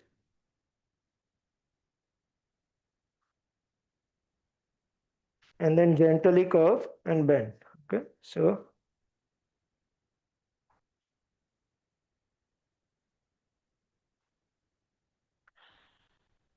the bend, the maximum height of the bend should be 3 times the canal diameter. Okay, so as to get a good elastic effect at the spindle. So the maximum bend is here. So this will be the spindle inside the bone, and they're symmetrically bent. So this is the most important part of tense nailing. Okay, both the nails have to be of the same diameter. They have to be symmetrically bent. The maximum bend has to be at the fracture side because you want the spindle to be at the fracture side. The height of the bend is 3 times the intramedullary diameter. That is when that safety pin or the spindle effect you will get at the fracture site, which will maintain the reduction till the time the fracture is healing.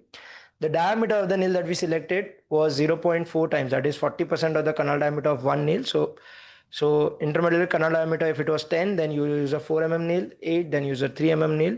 So that is how you will see same diameter nail, symmetrical bending and symmetrical spindle which is being formed once it's inside the bone. So that we will see.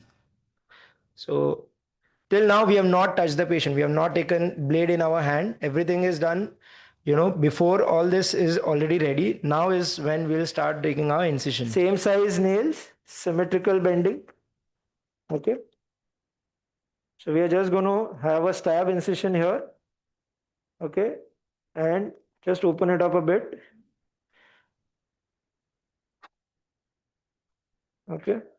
So again, it's necessary you take a stab incision, but you open up a bit. Like you have to open a 1 to 1.5 centimeters. See, you have to retract the soft tissues.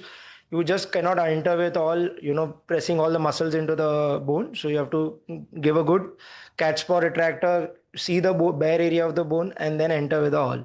So this is also very important. We have seen nowadays, everyone wants to be very minimally invasive. Residents don't even take incision. They just take 11 number blade, just make a skin hole, and then no soft tissue dissection is done. Directly the nail, all is passed in. You are passing IT band, the muscle lateral, vastus lateralis muscle, everything. You are pushing it through and going into the bone. That is not the right way to do. So it is better that you expose the soft tissue. So you'll pass a mosquito forceps. So we'll see the CM now. Okay, this is our entry for lateral nail. Okay, it is 2 centimeters away from the physis, exactly what we marked on the skin. Can I get a all? And entered into the shaft. Sure. I just slipped there along the lateral cortex, but yeah, now I'm in. So all is entered first perpendicular to the cortex. Once you are inside the cortex, then you will bend it away from the shaft so that you get that angle of 45 to 60 degrees at which the nail will pass into the canal. If you are going all the way perpendicular, you will hit the opposite cortex and then you will create a pseudo entry on the other side and it will cause you a problem.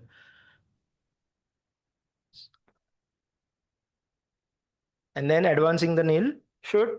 So when I put the nail in, my tip is first facing down and then we turn it around,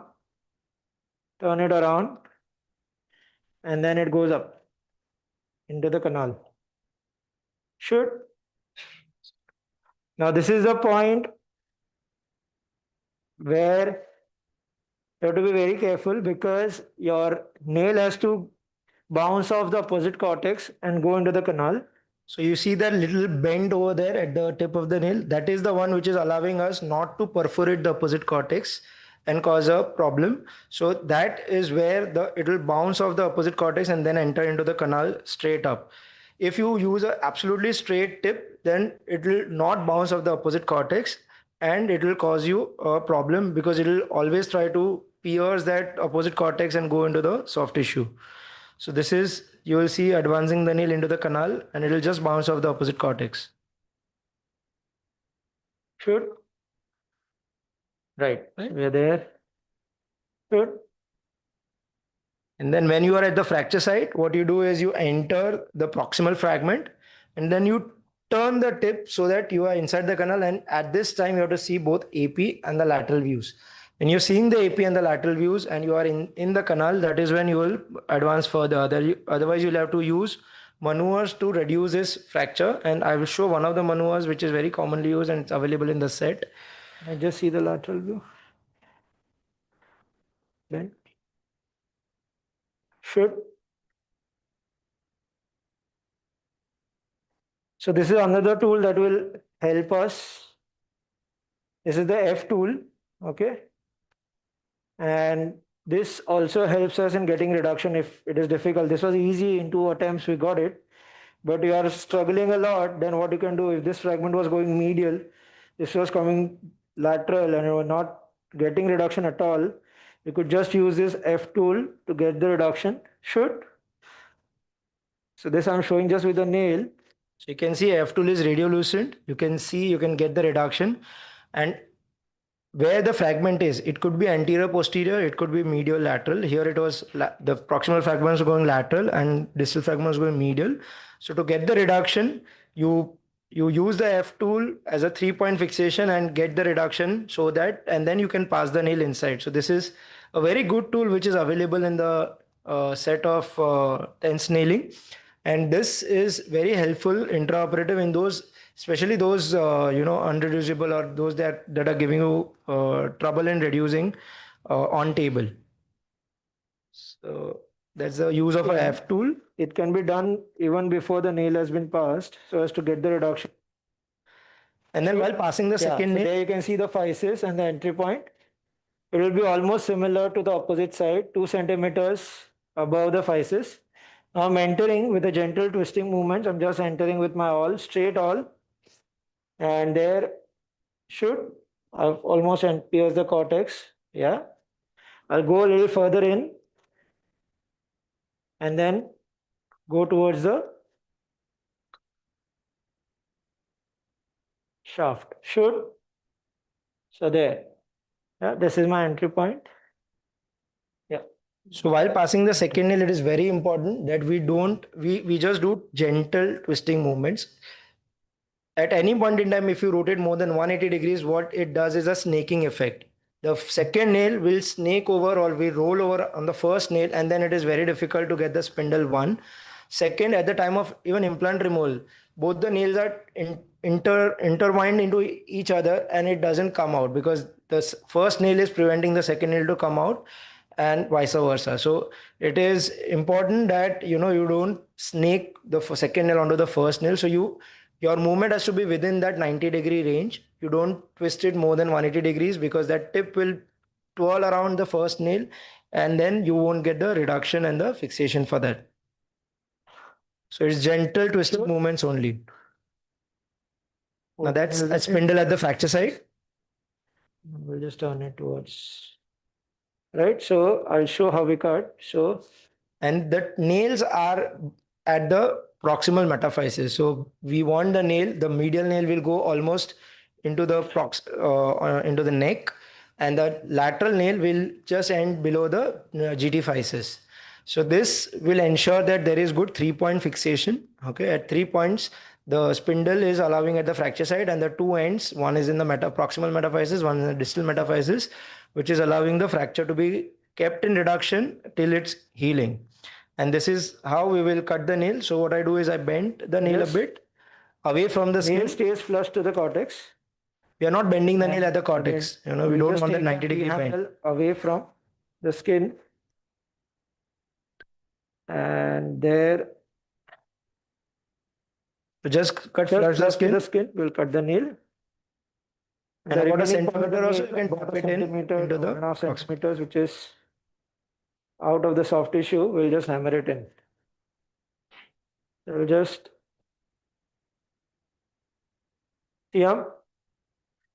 we'll just punch it into the flush to the cortex. Good. Right. So that is a spindle at the fracture side. That's a reduction of that long spiral oblique fracture in both AP, and this is the lateral view now. There you can see the spindle at the fracture side. And the reduction is well maintained. Even on moving the hip, there is no displacement. So the spindle helps in maintaining the reduction. Fine. The spindle is at the fracture side. So after this, it is you need not always apply a plaster in those patients who are non-cooperative, and you could just give a slap for a while till the time the pain settles down and the wound heals. But otherwise, plasters are usually not required after tense nailing. In those that are comminuted, or those you think that they will plaster can be used as a supplementary, that they will collapse, then it can be used as a supplementary fixation. But usually tense nail itself takes care of the axial translation, the rotational translation, and the mediolateral translation. The other thing at how we are going to mobilize them, so they can walk almost at 3 weeks when the soft callus is seen, and over a period of time as the fracture heals, and the knee range of movements can be started almost immediately on post-op day 1, so that we don't lose out on movements and there is no stiffness. So thank you, Chintan. That was a very good demonstration. Just for the benefit of the house, we need to have what is the ideal indication for doing a TENS. Like this fracture geometry was little more oblique. The ideal place or the ideal indication is a middle third shaft transverse fracture in a 6 to 12-year-old child with weight less than 50 kg. If that is the thing and you use it in a perfect manner with all the principles followed, you can start immediately weight bearing, and it's a very, very stable fixation. Sometimes if you are beyond any of these indications, like you are doing it in a very proximal third or distal third or a very long oblique spiral, sometimes you supplement this with something else. So you do a hybrid fixation. So tense nail with a temporary external fixator or tense nail with a small plate. So still you can use TENS, but you may have to give little additional stability for the initial period till it becomes little gummy or soft callus forms. Or you may give them a brace or a TT splint for a few weeks till it becomes gummy and then start weight bearing. So these are some of the things where you have an extended indication. Any? Just so that you can tell, we see a lot of children who come to us for follow-up who have been implanted devices much younger than some of the indicated age. And even the principles of TENS, some people just put one wire and then put a spica and things like that. So I know the age for putting TENS nail is different in different parts of the world based on their considerations. So at large, can you give something like for India, what is the algorithm kind of? So up to the age of 5 years, I think spica works well. You don't actually need to do a tense nailing. So this is usually kids more than 5 years. One. Second, those that are, as ma'am rightly said, those that are comminuted or multiple fragments, you can supplement them with a hybrid fixation. But the upper limit is if the child is obese and is more than 50-55 kg, you will not do a tense nailing. You would probably do a submuscular plating. In those cases, because tense with the amount of muscle forces which are acting at the distal femur, it won't be able to hold it. And so about 50-55 kg, up to 55 kg is the extended indication, but up to 50 kg is what is recommended.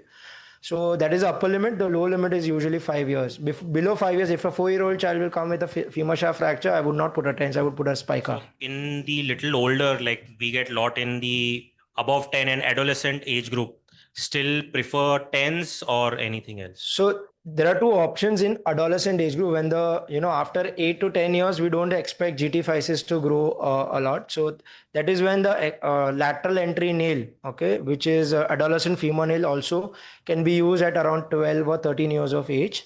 Also, as I said, if you get the child who is around, more than 50 kg, then you would prefer adolescent nail over a TENS nail. But yeah, so both are an open option if the child is 45 kg and is just 12 years old. Any role of, okay, if you don't want to nail, I guess a lot of submuscular plating. They are better platers. So what is the role or indication of a plating, if at all, in pediatrics? So submuscular plating is again, if there is comminution, if there are multiple fragments, if you think that the TENS nail is going to back out, and if you need something more stable, then it is submuscular plating that can be done. Again, that is not, you don't have to open the fracture site. You just pass it like a MIPO from the distal to the proximal and just use the entry points for the screws at the on the plate. Lovely. Some of the original Synthes variety, they have these end caps. You have those end caps where at the entry point you make them so that prevent backing out, especially the ones which are long, oblique, spiral and not very stable. If you use end caps, then again the stability of the implant is improved and it doesn't back out. Couple of things on the finer points. If it's a transverse fracture just before cutting or doing, and especially if the child is on a normal table, you can flex the hip and knee and just thump it so you get additional compression. Or if the child is on a traction table, you lose the traction so that there is compression before doing the final sizing and cutting. Also, before you have to cut, maybe withdraw it to some extent, then you cut it, and then you have actually in the set a slotted one hammer sort of which can fit in there, the mallet, and over which you can hammer and then put it in. So withdraw a little bit, then cut it and then again put it in, and keep it always flush with the cortex. Don't bend it, and let the end be well above the physeal line. Otherwise, that also can cause little irritation of the perichondrium and can lead to growth arrest. So many times if your end of the nail is too close to the physis, that also can lead to growth arrest. So keep it away and don't bend it, because that bending will cause irritation again on the bursa and can lead to problems and pain. So these are a couple of small points which you have to use and follow in order to have an optimum outcome and prevent complications. So we've heard now 4 fantastic videos. We started with the trauma session. We started with supracondylar humerus fixation. We moved on to lateral condyle fixation. Now we've had a hip spica application and a TENS nailing. We now move on to the last 2 presentations of the today. We've got Dr. Swapnil Keni, who is going to present, and followed by Dr. Taral, who's going to show us an extra, because there is so much of excitement about this, and the forearm nailing is something which people would love to see, and he is going to show us that. So we'll start with Dr. Swapnil. He'll present the first case and the second case, and then we'll call it a day. In the meanwhile, we are happy to take any questions from anywhere.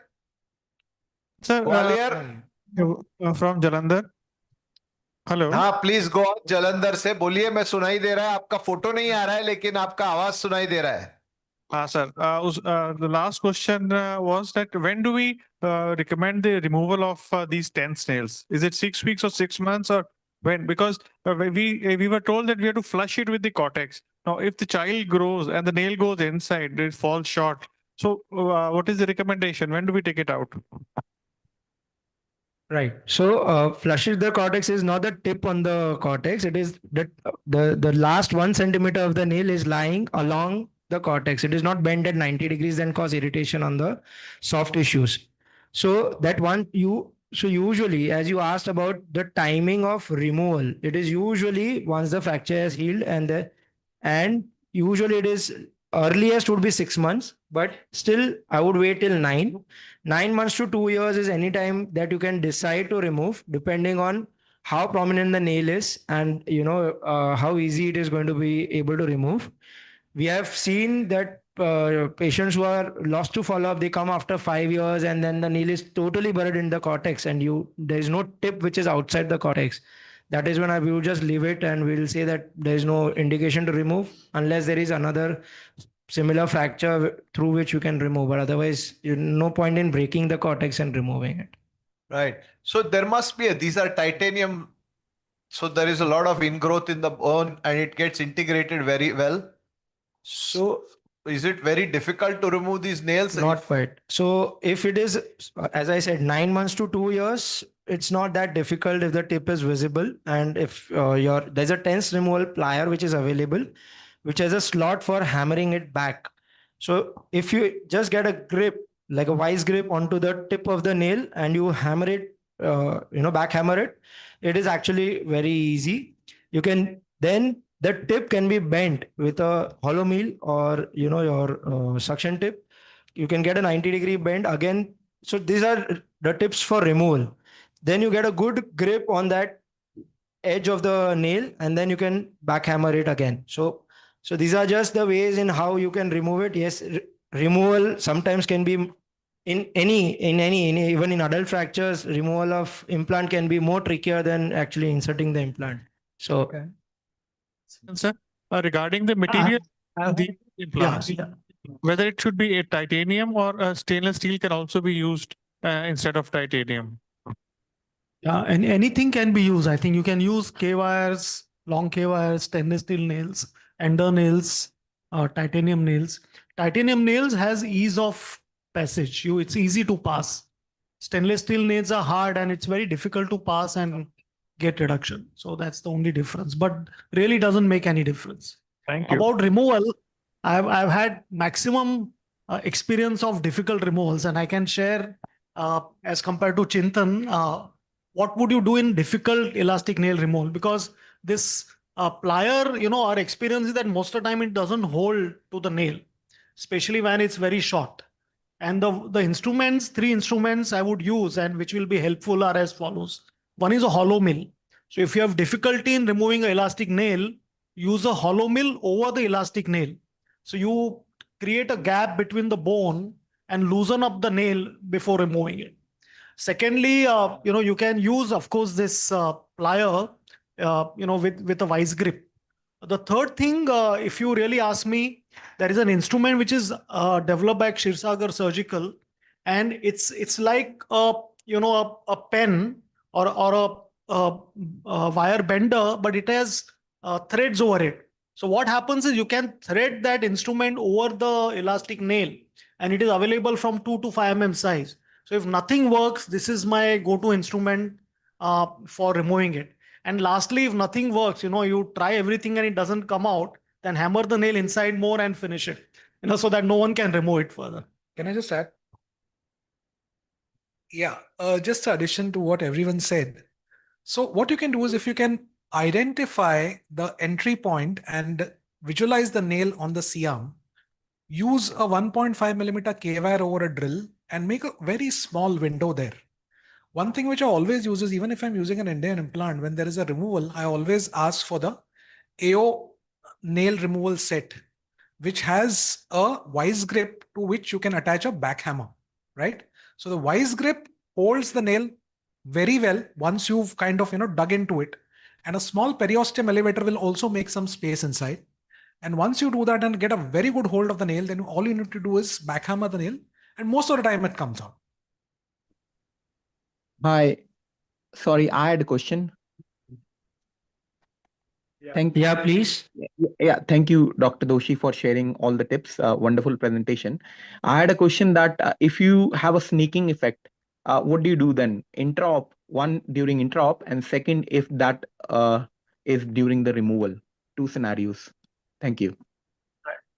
Right. So first of all is not to have it, and that's why the video presentation and the principles of tense nailing. So as we said, it has to be gentle rotation movements and never more than 180 degrees. That will actually lead to sneaking. But God forbid you had it or someone else had it and you are doing the removal.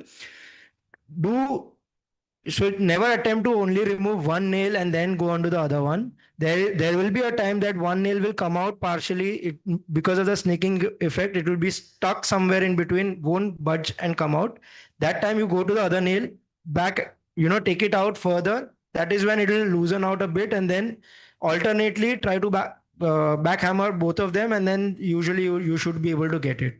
So this does happen sometimes when it is the nail have twisted around itself. So if you are stuck and you are not able to take out the nail, let's say the lateral nail first, then go on to the medial nail, take it out a further, then the lateral nail will become easier to remove because it will make space in that area. Thank you. So any further questions? Then we move on to the distal radius fractures, and we have Dr. Swapnil Kenny who will be presenting on this. Very good afternoon to all of you all present here and all the viewers all across India. First and foremost, I would like to thank Dr. Gautam Zaveri and the Bombay Orthopaedic Society for getting this outreach program. Sitting here in Mumbai, we can reach out everywhere and have a wonderful interaction. So kudos to sir. In the 60th year of the Bombay Orthopaedic Society, we are doing something very, very unique, and keep connected to the whole of India from Mumbai itself. I'm going to be speaking about the magic of cantilever reduction in distal radius fractures in children using something called as an intrafocal reduction technique. Now, this is a very common X-ray which comes up usually in the casualty or the next day when you take rounds, when your resident tells you that this is a fracture which is presented. So if there are, people here who would like to give their opinion as to what they would do, or people in the audience who would, like to tell me what they would do. Anybody here? Close reduction. Okay. Anyone else for close reduction? Close reduction pinning? Anybody? No? Very conservative. Open reduction pinning? Yes, Jaideep. Any other modality? So I think Tushar Agarwal is not here. He would have said yes. Having said that, so most of you probably believe that it is going to be close reduction. That's like very, very conservative, and I would agree to it. The only question is, how do you get a close reduction, right? And that is always a challenge in such fractures. Yeah. It's been proven that children less than 10 years with a reduction like that, where there is no angulation, rotation, you just leave it in a slab and it will heal up and remodel very well. Completely agree. So, on one side, there is literature which supports us. On the other side, we have apprehensive parents moving around this X-ray with 10 other orthopedic surgeons. And probably 9 out of 10 would have good things to say, but that one particular, very small, sly kind of a remark would make a... Yeah, so I'll be the 10th one who will put a plaster. Right. So if you look at the Just if I have to add, that go back to the X-ray. So as Taral rightly said, it's very well within the acceptable limit, but the only problem is maintenance of reduction. Once the swelling subsides, or if your plaster is not good, or if the child doesn't follow up, then many times it gets redisplaced. So this is an unstable variety. So that's one thing. If you're treating conservatively, have a good maintenance follow-up with a good cast, then it's okay. But you have to watch for redisplacement. Absolutely. And getting X-rays. Whatever, but so then no question. Yeah, but despite that, putting a cast and putting it and maintaining this in this particular position with the cast loosening, with the kid moving around is going to be a challenge, right? So we are usually very conservative when it comes to conferences, and when we are in practice, we are a little different. That is very common. Yeah, no, maybe sir is an exception, but most of the people, general orthopedic surgeons, I would say. Right. So now, if you look at the acceptability criteria for distal and radius, especially the distal one-third fractures, there has been a wide variation right from 1979 till now, okay? Where we went to a large degree of acceptability, then we came down, again we went beyond it. And there are a couple of factors why this happens, and I'll tell you, they basically come from foreign literature.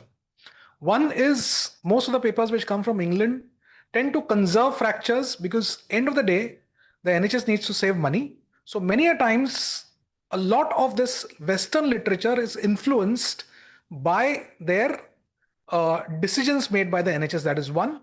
Second, when a lot of papers come from the US, many a times when you put a pin, all right, then the coding and the billing is different vis-a-vis you do a close reduction. So there are both sides and you need to take each with a pinch of salt. So the treatment is somewhere in between. So this paper came out from the Sick Kids Hospital essentially, which we now follow, is where we accept anything less than 25 degrees of dorsovolar angulation in children less than 10 years and less than 20 degrees in children more than 10 years. As coming to radio-ulnar angulation, it's less than 15 degrees. Axial rotation, ideally you should not have. And in children less than 10 years, up to 1 centimeter of bayonet reduction is acceptable.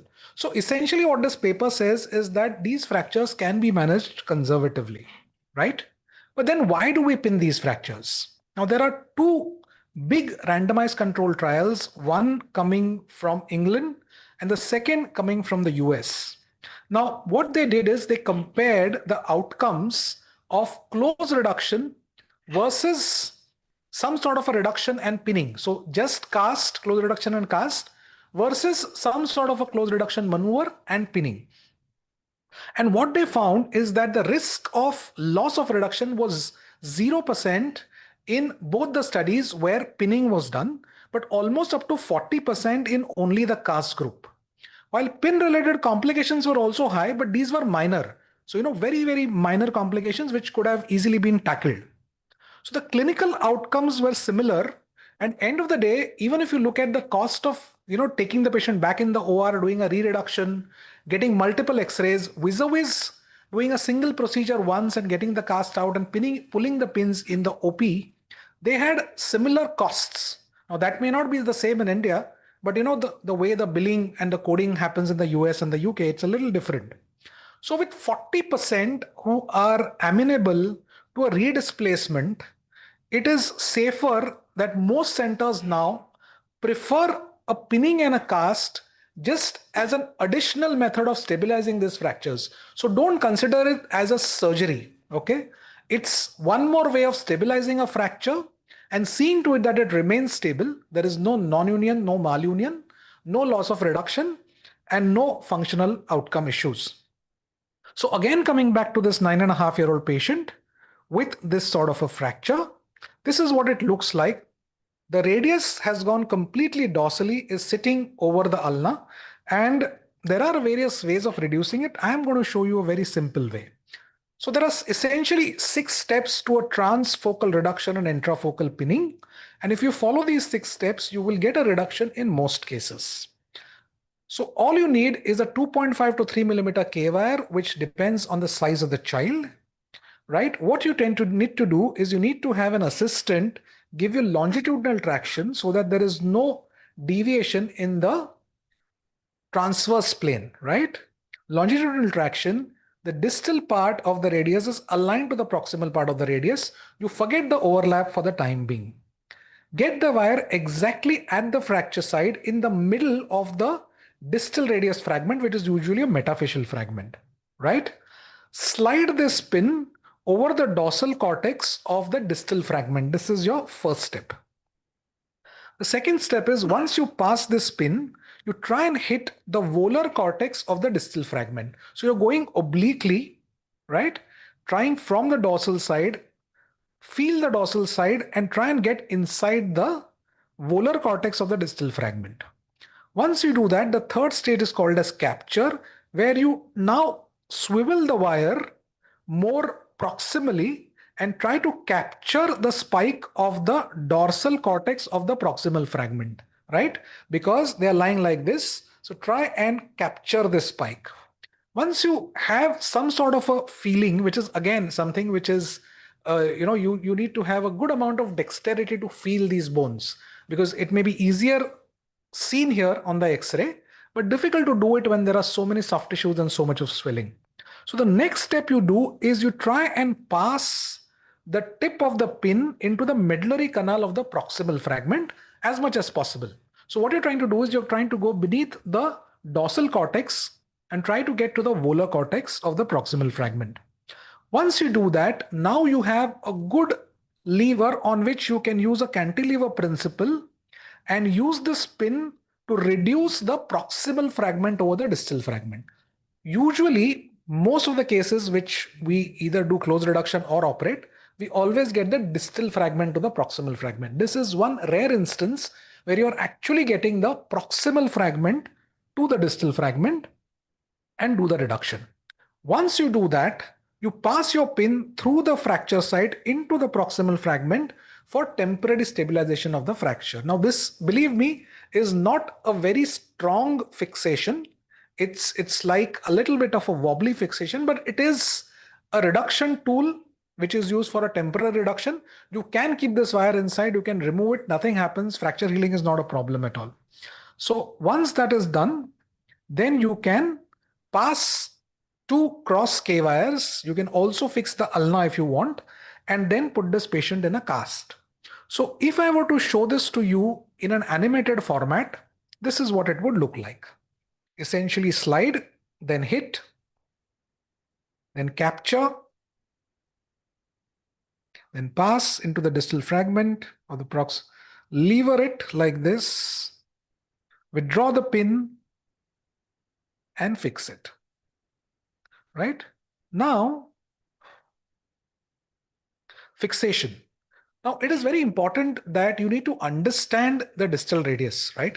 There have been various studies which study the biomechanical effect of cross K wires versus one-sided K wires going from the lateral side to the medial side. And all these biomechanical studies have shown that cross K wires give a much strong fixation even if they are the same diameter as 2 wires going from the lateral to the medial side.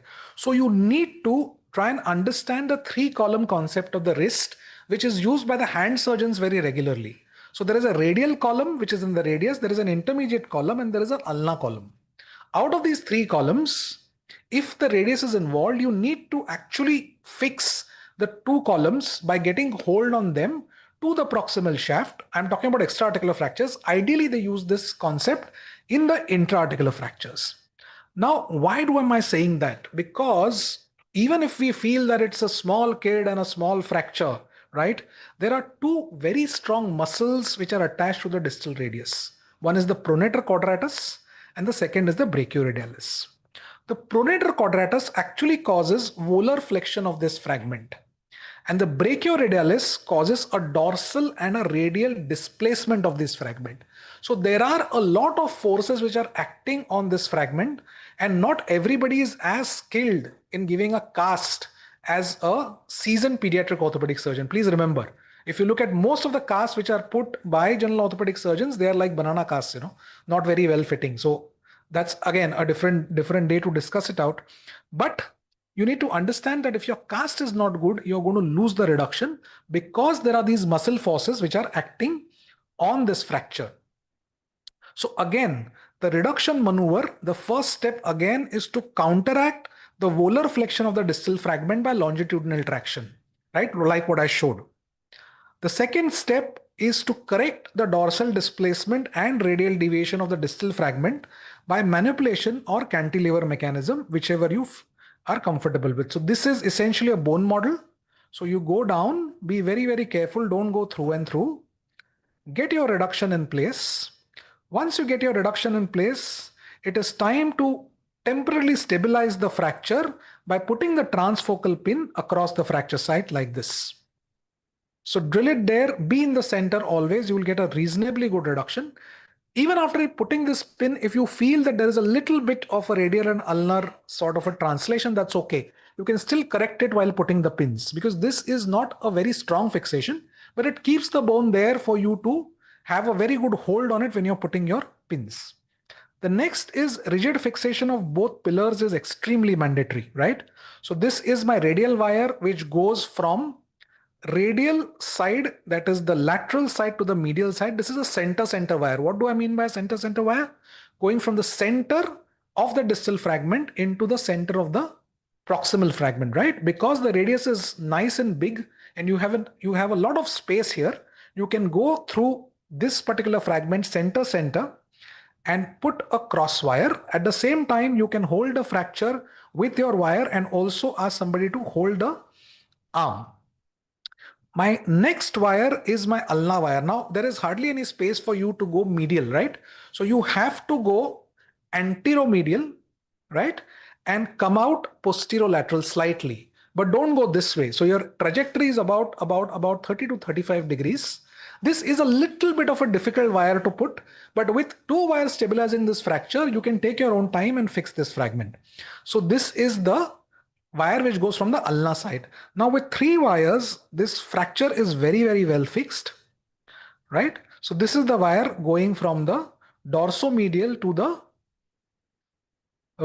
volar lateral, but it is not absolutely volar. It is lateral, but a little volar, right? So maybe about 35 degrees, get a good hold of your pin and then pass the pin across. So this is how it will look like eventually. That is the dorsal view where you see the pins, the lateral view where you can see the medial pin coming out, the medial view where you can see the lateral pin coming out, and the volar view where you can see the transfocal pin coming out. So coming to the surgery, actually, how we do the surgery is patient is draped, supine position, the arm is on a fracture table. Many a times if the kid is small, I tend to use the entire table and move the kid outwards if it is a radiolucent table. Again, following the same principles, putting my wire in, getting a cantilever force to reduce it completely. Once I do that, this is the live video which we did. Just withdraw your wire a little, right? Withdraw your wire a little. You've got a reduction. Withdraw your wire a little. And once you withdraw your wire, you can just angulate it a little more and then pass it into the proximal fragment. Now, you may feel that this is a little difficult, but if once you do 2 or 3, anybody and everybody can do it. Like my residents do it very, very well. So this pin goes inside. So this is fixed. Now you can see there is a little bit of a translation, right? So I can actually correct this translation with a little bit of maneuvering and also with my wire. So when my radial wire goes from the lateral side to the medial side, it will actually push the fragment a little more and get me a better reduction. I can also manipulate this fragment and get a better reduction. End of the day, you want a near anatomical reduction where both of the proximal and the distal fragments are well opposed against each other. There is no angulation, no rotation, and very minimal translation is also okay. Right, so this is my first wire, which is going from the radial lateral to the ulna medial side. So this is like what I call as a center wire going from the center of one cortex into the center of the other cortex. Confirm on the C-arm that you have got it perfectly in position, because this is the pillar wire is extremely important. The second wire is the medial wire. Now, one issue which many people have, especially in slightly distal fractures, is the physis, right? But if it is a reasonably metaphyseal fragment, you can still get a good entry. So that is why when you have a transfocal wire fixing, you have adequate amount of time to plan your third wire. Your radial wire will never be a problem. It will only be the medial wire which will be a problem. So this is how you do your fixation, and everything is closed. It doesn't take more than 10 to 15 minutes. Unless, of course, you're doing a live surgery, well, it may take a little more time, many a times. So this is how you get your fixation. And that is the final result. So very simple surgery. And what you need to do is once you put these pins, you need to put this patient in a cast. You can put this patient in a below elbow cast, unlike a distal and radius fracture where you have to use an above elbow cast when you're not putting a pin. And you can start mobilizing the elbow very, very early, right? So I'm again going to recapitulate, which is my last slide here, the steps of the surgery, right? Which are slide, hit, capture, pass, lever, and fix. So my dear friends, a very simple fracture to reduce and fix, and also gave 100% result, not only on the first day, but eventually. Yes, people may disagree here that, we can wait for it to remodel, it will remodel, it will become fine. But trust me, as a pediatric orthopedic surgeon, you can counsel the parents, but they are still extremely stressed out when it comes to a fracture which has not been reduced. Even in fractures which have been reduced, say with a nail, even if they see the fracture line, they will say the fracture lining is being seen. They are so sensitive about these small issues, right? So again, I would say this is a procedure. It's not a surgery. It gives a 100% guaranteed result, and the outcomes are fantastic. Thank you. Thank you, Swapnil. That was very, very nice. Any questions from the house over here? From Jalandhar, sir, the Slightly demanding technique, you think, Swapnil, or is it actually very simple when you actually go to do? I think initially 3-4 cases would be a little demanding, but eventually not that difficult. Once you get a hang of it, you're reasonably senior. It's about getting the feel. It's like putting a pedicle screw. Initially, you will struggle a little getting the anatomical landmarks, but once you're there, then it is a very, very simple technique and very safe, because even if your wire goes volarly, usually you do not get a neurological issue unless you do it multiple times and you have a threaded wire. So see to it that you use a smooth wire, smooth pin rather than a threaded pin. Sir, in the process while you're doing this, the pass and the capture that you just mentioned. Hello? Excellent demonstration of telling the cantilever technique. I want to know in which fractures, like you fix the ulna. Right. So one is, of course, displaced fracture of the ulna. Second is an angulated fracture of the ulna, which is preventing the reduction of the radius. So unless you correct the ulna fracture and the radius is not falling into place. So these are the two indications where I would do it. If the ulna is kind of a buccal fracture or just a green stick, then I can just leave it like that. Many times what I do is, if I find that the ulna is stable, I can put a wire going from the ulna into the radius and just stabilize it. Right? That also gives a good fixation. So, and the ulna heals well. So you need not be anatomical, but you can maintain the length, because as you know, the ulna is very important to maintain the length of the forearm. If at all you're using a wire in ulna, never never go across the physis, because very high chance of having growth arrest. And that will lead to your radial-ulnar variance alteration and then eventually a wrist pain. So little translation, everything, it heals well, but never pass a wire across the ulna physis. Sir, calling from Not needed. Most of them, unless they present late, where obviously then you're going to leave them. You're not going to open them. You're going to leave them. But yes, presenting early, definitely. There is a series of cases presented by Premal with co-authors from other countries. If you open this fracture and fix with wires, that's the only reason this will go into non-union. Yeah. So if you open, then you have to rigidly fix. Opening and then fixing with wire is not good. Yeah. Something better. Yeah. Any questions from Gwalior, from Ajmer? Yes, from Jalandhar. All right. Thank you very much, Swapnil. As we move on to the last presentation of the day today, before we move on and I give the mic to Taral, I'm just going to take a minute to tell you about Bombay Orthopedic Society. Idhar gaya mera talk. Dr. Gautam.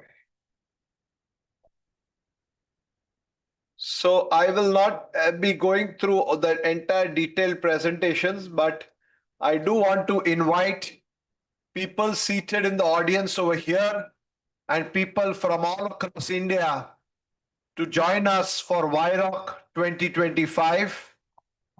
VIROC 2025 this year is going to be on December 26, 27, 28. It's at the Westin Hotel in Powai. We have a fantastic program lined up for you and some fantastic non-academic programs also lined up for you. In the academics, we've got pre-conference workshops on endoscopic spine, robotic hip and knee, complex elbow and soft tissue reconstruction. We've got some very nice master classes on how to do a CTEV correction casting, negative pressure wound therapy, hand and foot splints, etc. We've got workshops on arthroplasty, orthopedic trauma, shoulder arthroplasty, and a day school in musculoskeletal radiology.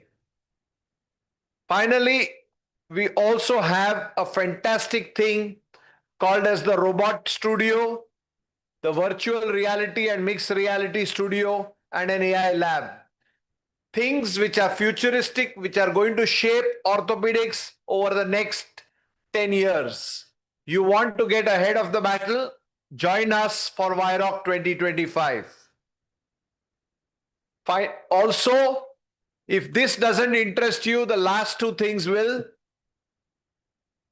On the evening of the 26th December, we have a drone plus fireworks show as a part of our social event. And on the 27th December, we have got a Shankar Mahadevan concert.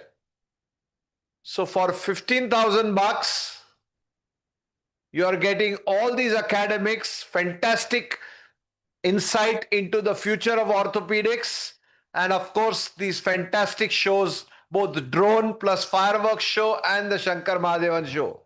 Don't miss it. Thank you. Before we end and go for the last presentation, I would like to thank Dr. Binoti Sheth, our convener, our co-conveners, Dr. Chintan Doshi and Dr. Avi Shah, who have done a fantastic job of putting together close to 14 different live or real-life surgeries, plus 15 real-life surgeries. It's an amazing thing. For all of you, this will all be available on our YouTube video channel of the Bombay Spine Orthopedic Society, and it will be available on the Ortho TV network. So you all can always click and see these videos and learn from them at every time. It is our initiative from the Bombay Orthopedic Society to share knowledge, experience, and expertise of all our fantastic faculty with each and every delegate, every orthopedic surgeon across India. So it's a great opportunity. Keep seeing these videos. So I'd like to thank them. I would like to thank all the delegates who are seated here, and I hope that you all have enjoyed the program and learnt a lot. Finally, I would like to thank each and every one of our partnering cities, Jalandhar, Gwalior, Ajmer, Lucknow, Delhi, who have been here since morning. And I hope that you all have enjoyed this show. Thank you very much to the coordinators of the show. And finally, a big thank you to Intas Akila, the sponsorer of this event, who have spared no efforts and spent a lot of money to put this program together. Thank you, Intas. You've done a wonderful job. Thank you very much. And before people start moving after Taral's video, a big round of applause for our Gautam President, Dr. Gautam Zaveri. So this sort of activity has never happened in BOS, and he's trying his very best to reach out to people across India with his innovative ideas. And you see he's been sitting throughout from morning to now and still sitting to encourage us and, guide us and make us more active. Thank you so much, sir. So next, last but not the least, we always keep the best one at the last so that people still get glued to the place and then carry forward good memories. So Taral, yeah. So we'll have two short videos. So one thing which was not covered in the morning was close reduction for DDH and arthrogram and spike. We did see an open surgery, but something which is easier to do is a close reduction. So this is a video made by me and Jaideep, short video, but has all the essentials for a successful treatment. So we have a 9-month-old child with right DDH. You can see all the clinical signs, shortening, restricted abduction, and no doubt that, clinically also this looks like DDH telescoping test was positive. It has to be done under general anesthesia in operation theater. Okay. And the first step is always a close reduction. And how do you do close reduction? Is by pulling it, traction, abduction, and what is important, you can see my other arm giving lateral push over the trochanter. Then check this under image intensifier. Most of the time, the femoral head will be absent or very small, and that doesn't tell you about a concentric reduction. So we need to do an arthrogram. And this is how you'll do an arthrogram. To cover the private parts, this is how I do it. So that the plaster or the cleaning materials don't go. I make 3 syringes, one with air, one with water, and one with arthrogram. Arthrogram is done with 5 ml of iohexol diluted 50%. This is the entry point, medial side. You mark the adductor tendon and go from medial side. I use a 16 number needle, long one, 1.5 inch needle. Older children may require a spinal needle, especially if the child is chubby. First, I inject air, and when you inject air, you can see the shadow, and then you are sure that your needle is in the joint. You have to inform the anesthetist that injecting air. The second is injecting saline. Each one has different purpose. When you inject saline, it comes back with the force. Then you know it's in the joint. And second thing which happens is the hip flexes. So these are just confirmatory tests before you put your dye, and then finally you put dye, and then you take a check X-ray. You don't inject too much dye. Inject slowly. 2 to 3 cc. And as you're injecting, you take a live shoot, and then you get a visualization of the head. You realize suddenly the head is so large as compared to what you see on the X-ray. And then you go on to close reduction. So here I'm giving traction, abduction, and pushing, and then I got a close reduction, and then I'm assessing, is my close reduction good enough? 2 ways to assess. One is seeing a static image. Static image medial dye pulling was less than 2 mm. More important is dynamic assessment by Ramsay's zone. So here, maximum abduction you could give is 50, and at 15-degree abduction it dislocated. So safe zone was narrow. So I widened the safe zone by doing an adductor release using the same needle. So now the abduction possible was almost 70 to 80 degrees. So now you have a wide safe zone, and the position of the hip in spica will be the center point of this safe zone. So if you had a dislocation at 15-degree abduction and maximum abduction is 70, then around 50 is the position where you should give a spica. So this is how you see statically medial dye pulling of 2 mm. You see the rostron appearance of the labrum. You can also see the acetabulum, how deep it is. Now it's a time to give spica. After doing the reduction, you require again, 2 people to do it well. This is what we use: soft rolls, stockinette, and fiberglass plaster. I don't use POP plasters any longer. We use arm board, the same arm board which Chintan showed you, multi-purpose. You can use it for so many things.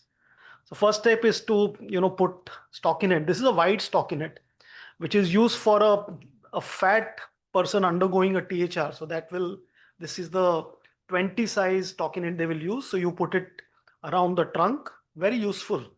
Stockinette makes the child's life easy. You put a towel here so that you don't get compression of the abdomen. So 2 towels which are folded. They will also protect the private parts and the perineum. Then 2 stockinettes. These are small ones, 7.5 mm for the lower limb. So over the affected hip, you will put full, and the other side you will put half. The right and the left stockinette you join in middle with help of a towel clip or you can use a paper tape, and then you put very generously. You should put soft roll. You use at least 3 soft rolls for a 1.5 inch spica. And then you will roll the stockinette over that, because you want the edges of the spica to be very smooth. And child should be very comfortable. That's very important. There are 2 people here, one applying the plaster and one holding the reduction. Naturally, one holding the reduction is more important than one who's applying the spica. Okay, so this is how you roll your stockinette. This is a master class, Gautam, in spica application. I think everyone should see this video again and again. It is available on Indian Orthopedic Association's journal, IOA journal. This has been submitted, accepted for publication. So this is the first plaster. You need 3 plaster. First plaster starts from the affected side, then goes on to the trunk. Okay, you're going as a figure of 8 around the hip joint, and then you go on the other side. So that's the first plaster. The number of plasters don't determine the strength of the spica. It is how you apply it will make it stronger. A plaster who is light plaster but applied properly can be stronger than a heavy plaster. Okay. So this, you will realize that these folds, over the groins, which I have folded them so that they become stronger. So this is the way you can, have a light plaster. You can cut these and, make them to be confirmatory. It's very important that the knee, the plaster should not be tight. I've been very gentle around the knee molding. Now it's a time to make slabs. This is how I make it. I will make at least 15-inch long slabs, 3 turns. Okay. And then I use them in a Y-shaped fashion around the hip. This is very important. So this will prevent breakage of spica. If this is applied well, you don't even need to connect the 2 sides of the spica with a wooden bar. So this is the second plaster.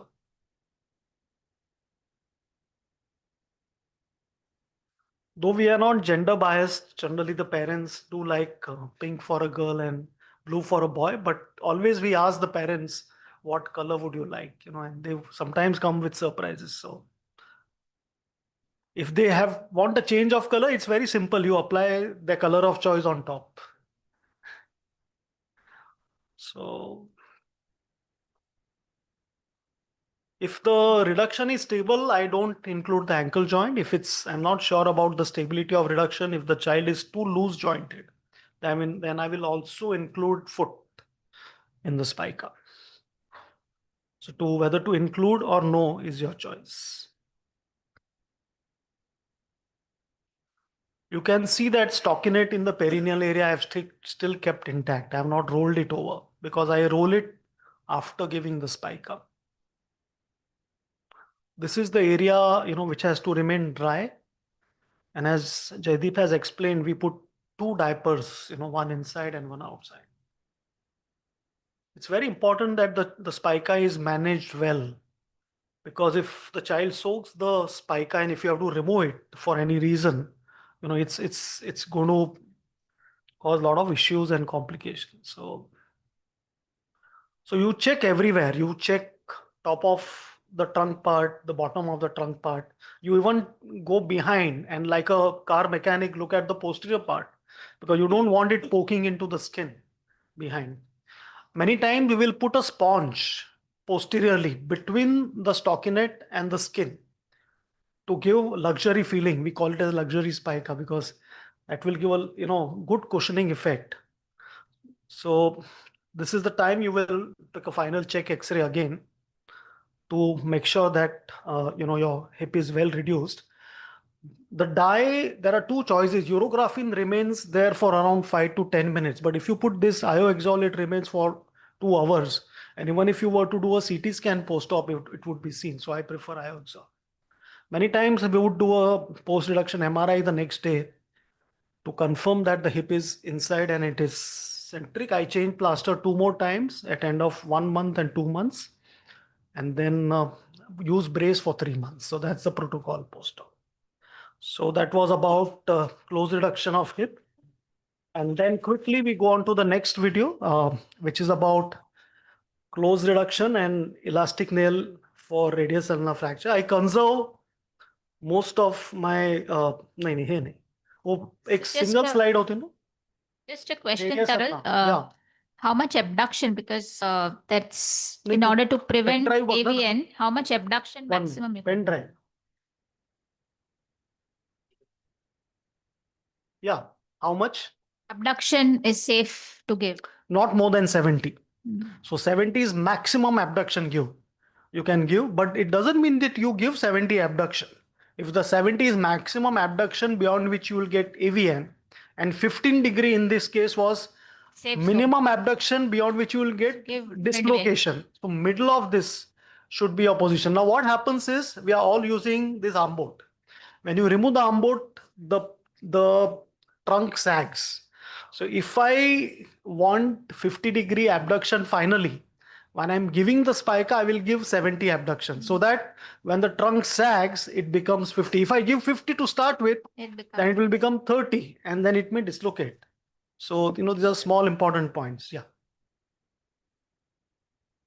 So I will show the next video, which is, this was again made in 1915 or 16, but when I was still working at SCFE hospital, it works well. 2007, yeah, way back. So forearm fracture, this was a puncture compound. Child had a lot of swelling, and we initially gave a slab.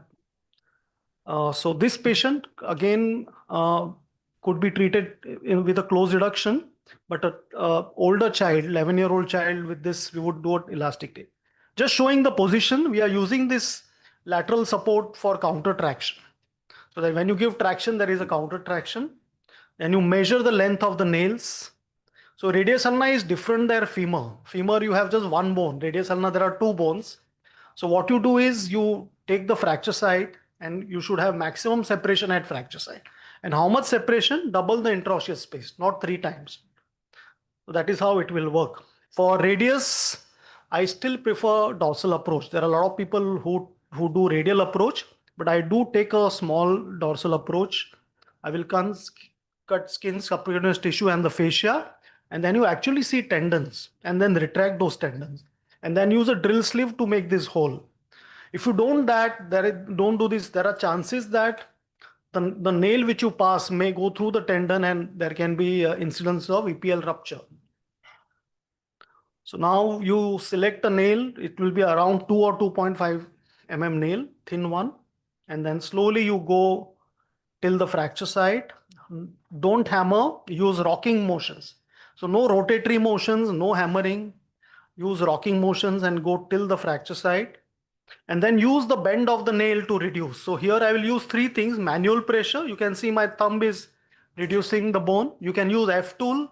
You can use towels, 2 towels in opposite direction and compress it to cause reduction. You can use K wires to cause reduction. Many ways you can do a K wiring for reduction. And then pass the nail. This is ulna. Ulna, I don't go proximal to distal. I go distal to proximal. You also have to be careful about the dorsal branch of the ulnar now. So you don't want to cause hypostasia there. Ulna nail, you have to make a generous opening because distal end of ulna is very thin. Sometimes you use a thinner nail, 2 mm for ulna and 2.5 for radius. So I am putting a distal nail into ulna, saving the physis. Once you pass your radius nail, ulna nail is generally easy, but sometimes it can be difficult. And the chances of opening ulna, according to me, are more than opening radius. When you open ulna, it takes a very long time to heal. It may take sometime 2-3 months to heal, but don't be in a hurry to do plating and bone grafting. It will eventually heal up. So this is how the nails have been passed. The final thing is cutting the nail. And Gautam, what we do is before cutting the nail, I will make the end of the nail serrated so that it's easier for anybody, whether I am removing the nail or this patient from UK. If some NHS doctor was to remove this nail in UK, we want to make life easy for him. So we use this thing which keeps the nail proud by around 1 centimeter. It's not flush with the bone. You cannot make it flush with the bone. It will stay out by 1 centimeter so that your removal is easier. So we put the patient in a slab or a brace. We don't give a plaster most of the time if it's stable. And then most of the time after 3 or 4 weeks, they don't even need plaster. They become stable enough. And then sports activities, this patient, he was a cricket player. We allowed it after 3 months, not before that, because refractures can happen even with nails in place. Okay, just because the fracture is united and nail is in place, it's no guarantee that refractures won't happen. So till 3 months, we don't allow any sport activities. After that, 6 months, I ask them to use a brace if they want to play sports, either football or cricket. So this was about Radius-Ulna nail. I think we've ended with two brilliant pieces of desserts, mango ice cream and laddus. Yeah. Should we end with this? Any questions for the Last two talks, yeah. cast and the Radius-Ulna nailing? While changing the Yeah. I give half plaster. Most of the time, I will assess the stability and I give above knee spica. We keep the knee free that time. Any change of Angle, yes. Yeah. So I will assess the stability. By that time, it will not dislocate at 15-degree abduction. It will allow me that. So, I will give it at around 40, So 90-degree flexion, around 45-degree abduction, so that child can be made to sit. Yes. Yeah. Thank you. Yeah, any questions? Ajmer, we are closing for today. Any last comments? Any comments? Any questions? Please ask them to unmute, and Ajmer, please unmute and say any questions for our eminent panelists. Lucknow. Yeah, again ask your people to unmute Lucknow. Yeah, go on. Lucknow. No, I can't hear you. Yeah, sir. Now No, can we you- can't hear you. Hello. Hello. Can you hear me? Hello, Lucknow, please. Yes. Hello, sir, from Ajmer. This is Dr. Nitin from Ajmer. Sir, it is a very. इधर से बंद है. Hello, you can hear me, sir? Hello. Oh, we can't hear you, Lucknow. We can't hear you. Type in the chat box. Hello. Yeah, now we can hear you. Go on. Yes, sir. It was a very nice presentation, a very nice conference, sir. I just like to ask two questions from the last presentation. One regarding the entry point for the distal ulna. Sir is showing the entry from the distal to proximal while fixing for the ulna. Is there preference? Because usually we used to practice from going from the proximal to distal, and if we are using the distal to ulna, then it is following to be in the every fracture pattern, or is there some specific indication? Yeah, a good question. So I was, as a resident, we were taught always proximal nailing, and Gautam, we used to do Talwalkar's nail, even in adults, proximal to distal.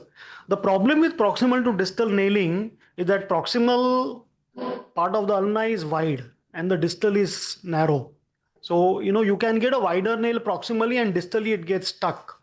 So with a elastic nail, what happens is for a 2 mm elastic nail, actually the working diameter is 2.5 because the tip is bent and you get stuck many times. Distally, it's easier because you're starting from a narrow zone and to go into a wide zone and have your tip, getting stabilized is easy. Second thing is if you're going proximal to distal, it's very difficult to take an X-ray because, your positions are awkward and you're passing a nail and you cannot straighten the elbow and take a true AP. So distal to proximal has worked for me. I saw this for the first time in 2020 when I went to San Antonio to observe Dr. K. Wilkins. And he used to put all the nails distal to proximal. And I asked him the same question you asked me today. And I'm sure when you demonstrate this to others, people will ask you the same question and you will be able to answer. It's easier. It is safer. You have to take a dorsal incision so that the nerve can be seen and be protected. Dorsal incision over lower end of ulna. What is the exact point of entry he is asking? Over entry is 1.5 centimeter above the physis because you're going to leave 1 centimeter of the nail outside and you don't want the tip of the nail touching the physis. So the point of entry and which fracture? The mid shaft fractures are upper fractures, are good for this. If I have a Montegia, then I will do proximal to distal nail. If I have very distal radius ulna, then nailing is very, very difficult. In that case, either wiring or external fixator, these are better ideas. So mid shaft radius ulna are the best indications for radius ulna nails.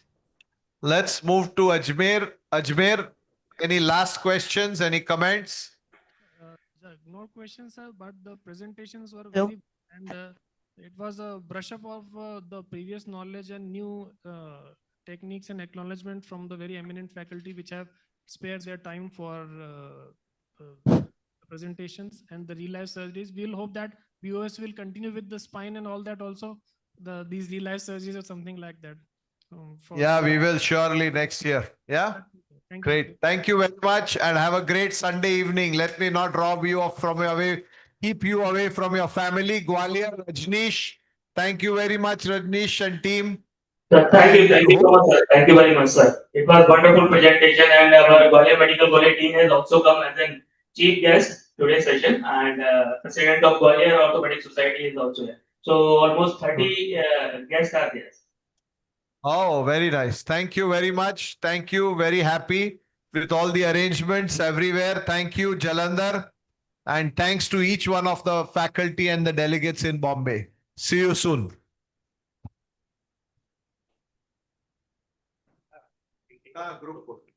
Let's have a photo. Photo निकालना यार हम लोग का सबका पहले faculty का आ जाओ और फैकल्टी और डेलीगेट सबका साथ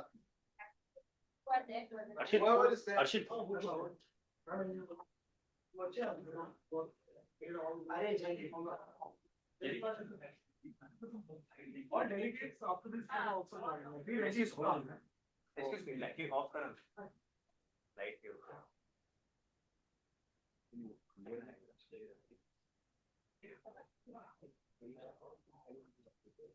Off current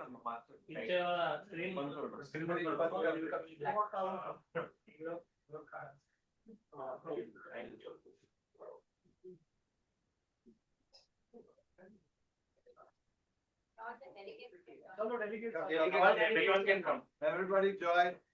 अरे ये फोटो भेजते हैं There are extra CME points for those who visit in there. All of them. Yeah, but the numbers are more than the number of delegates.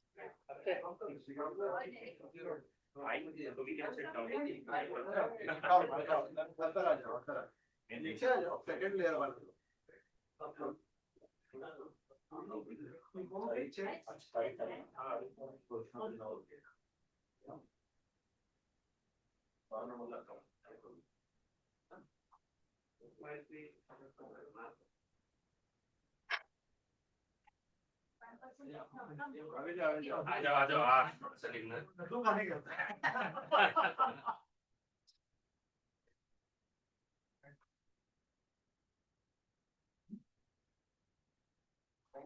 Thank you.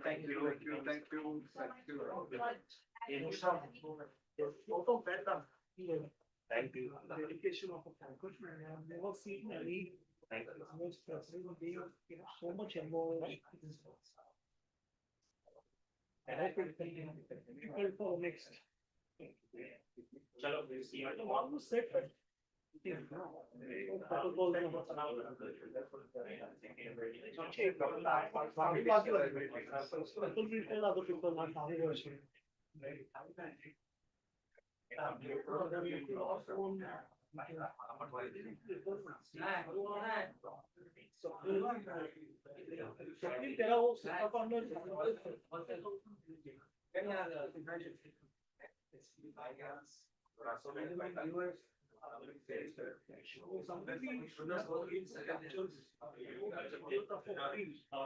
we have at least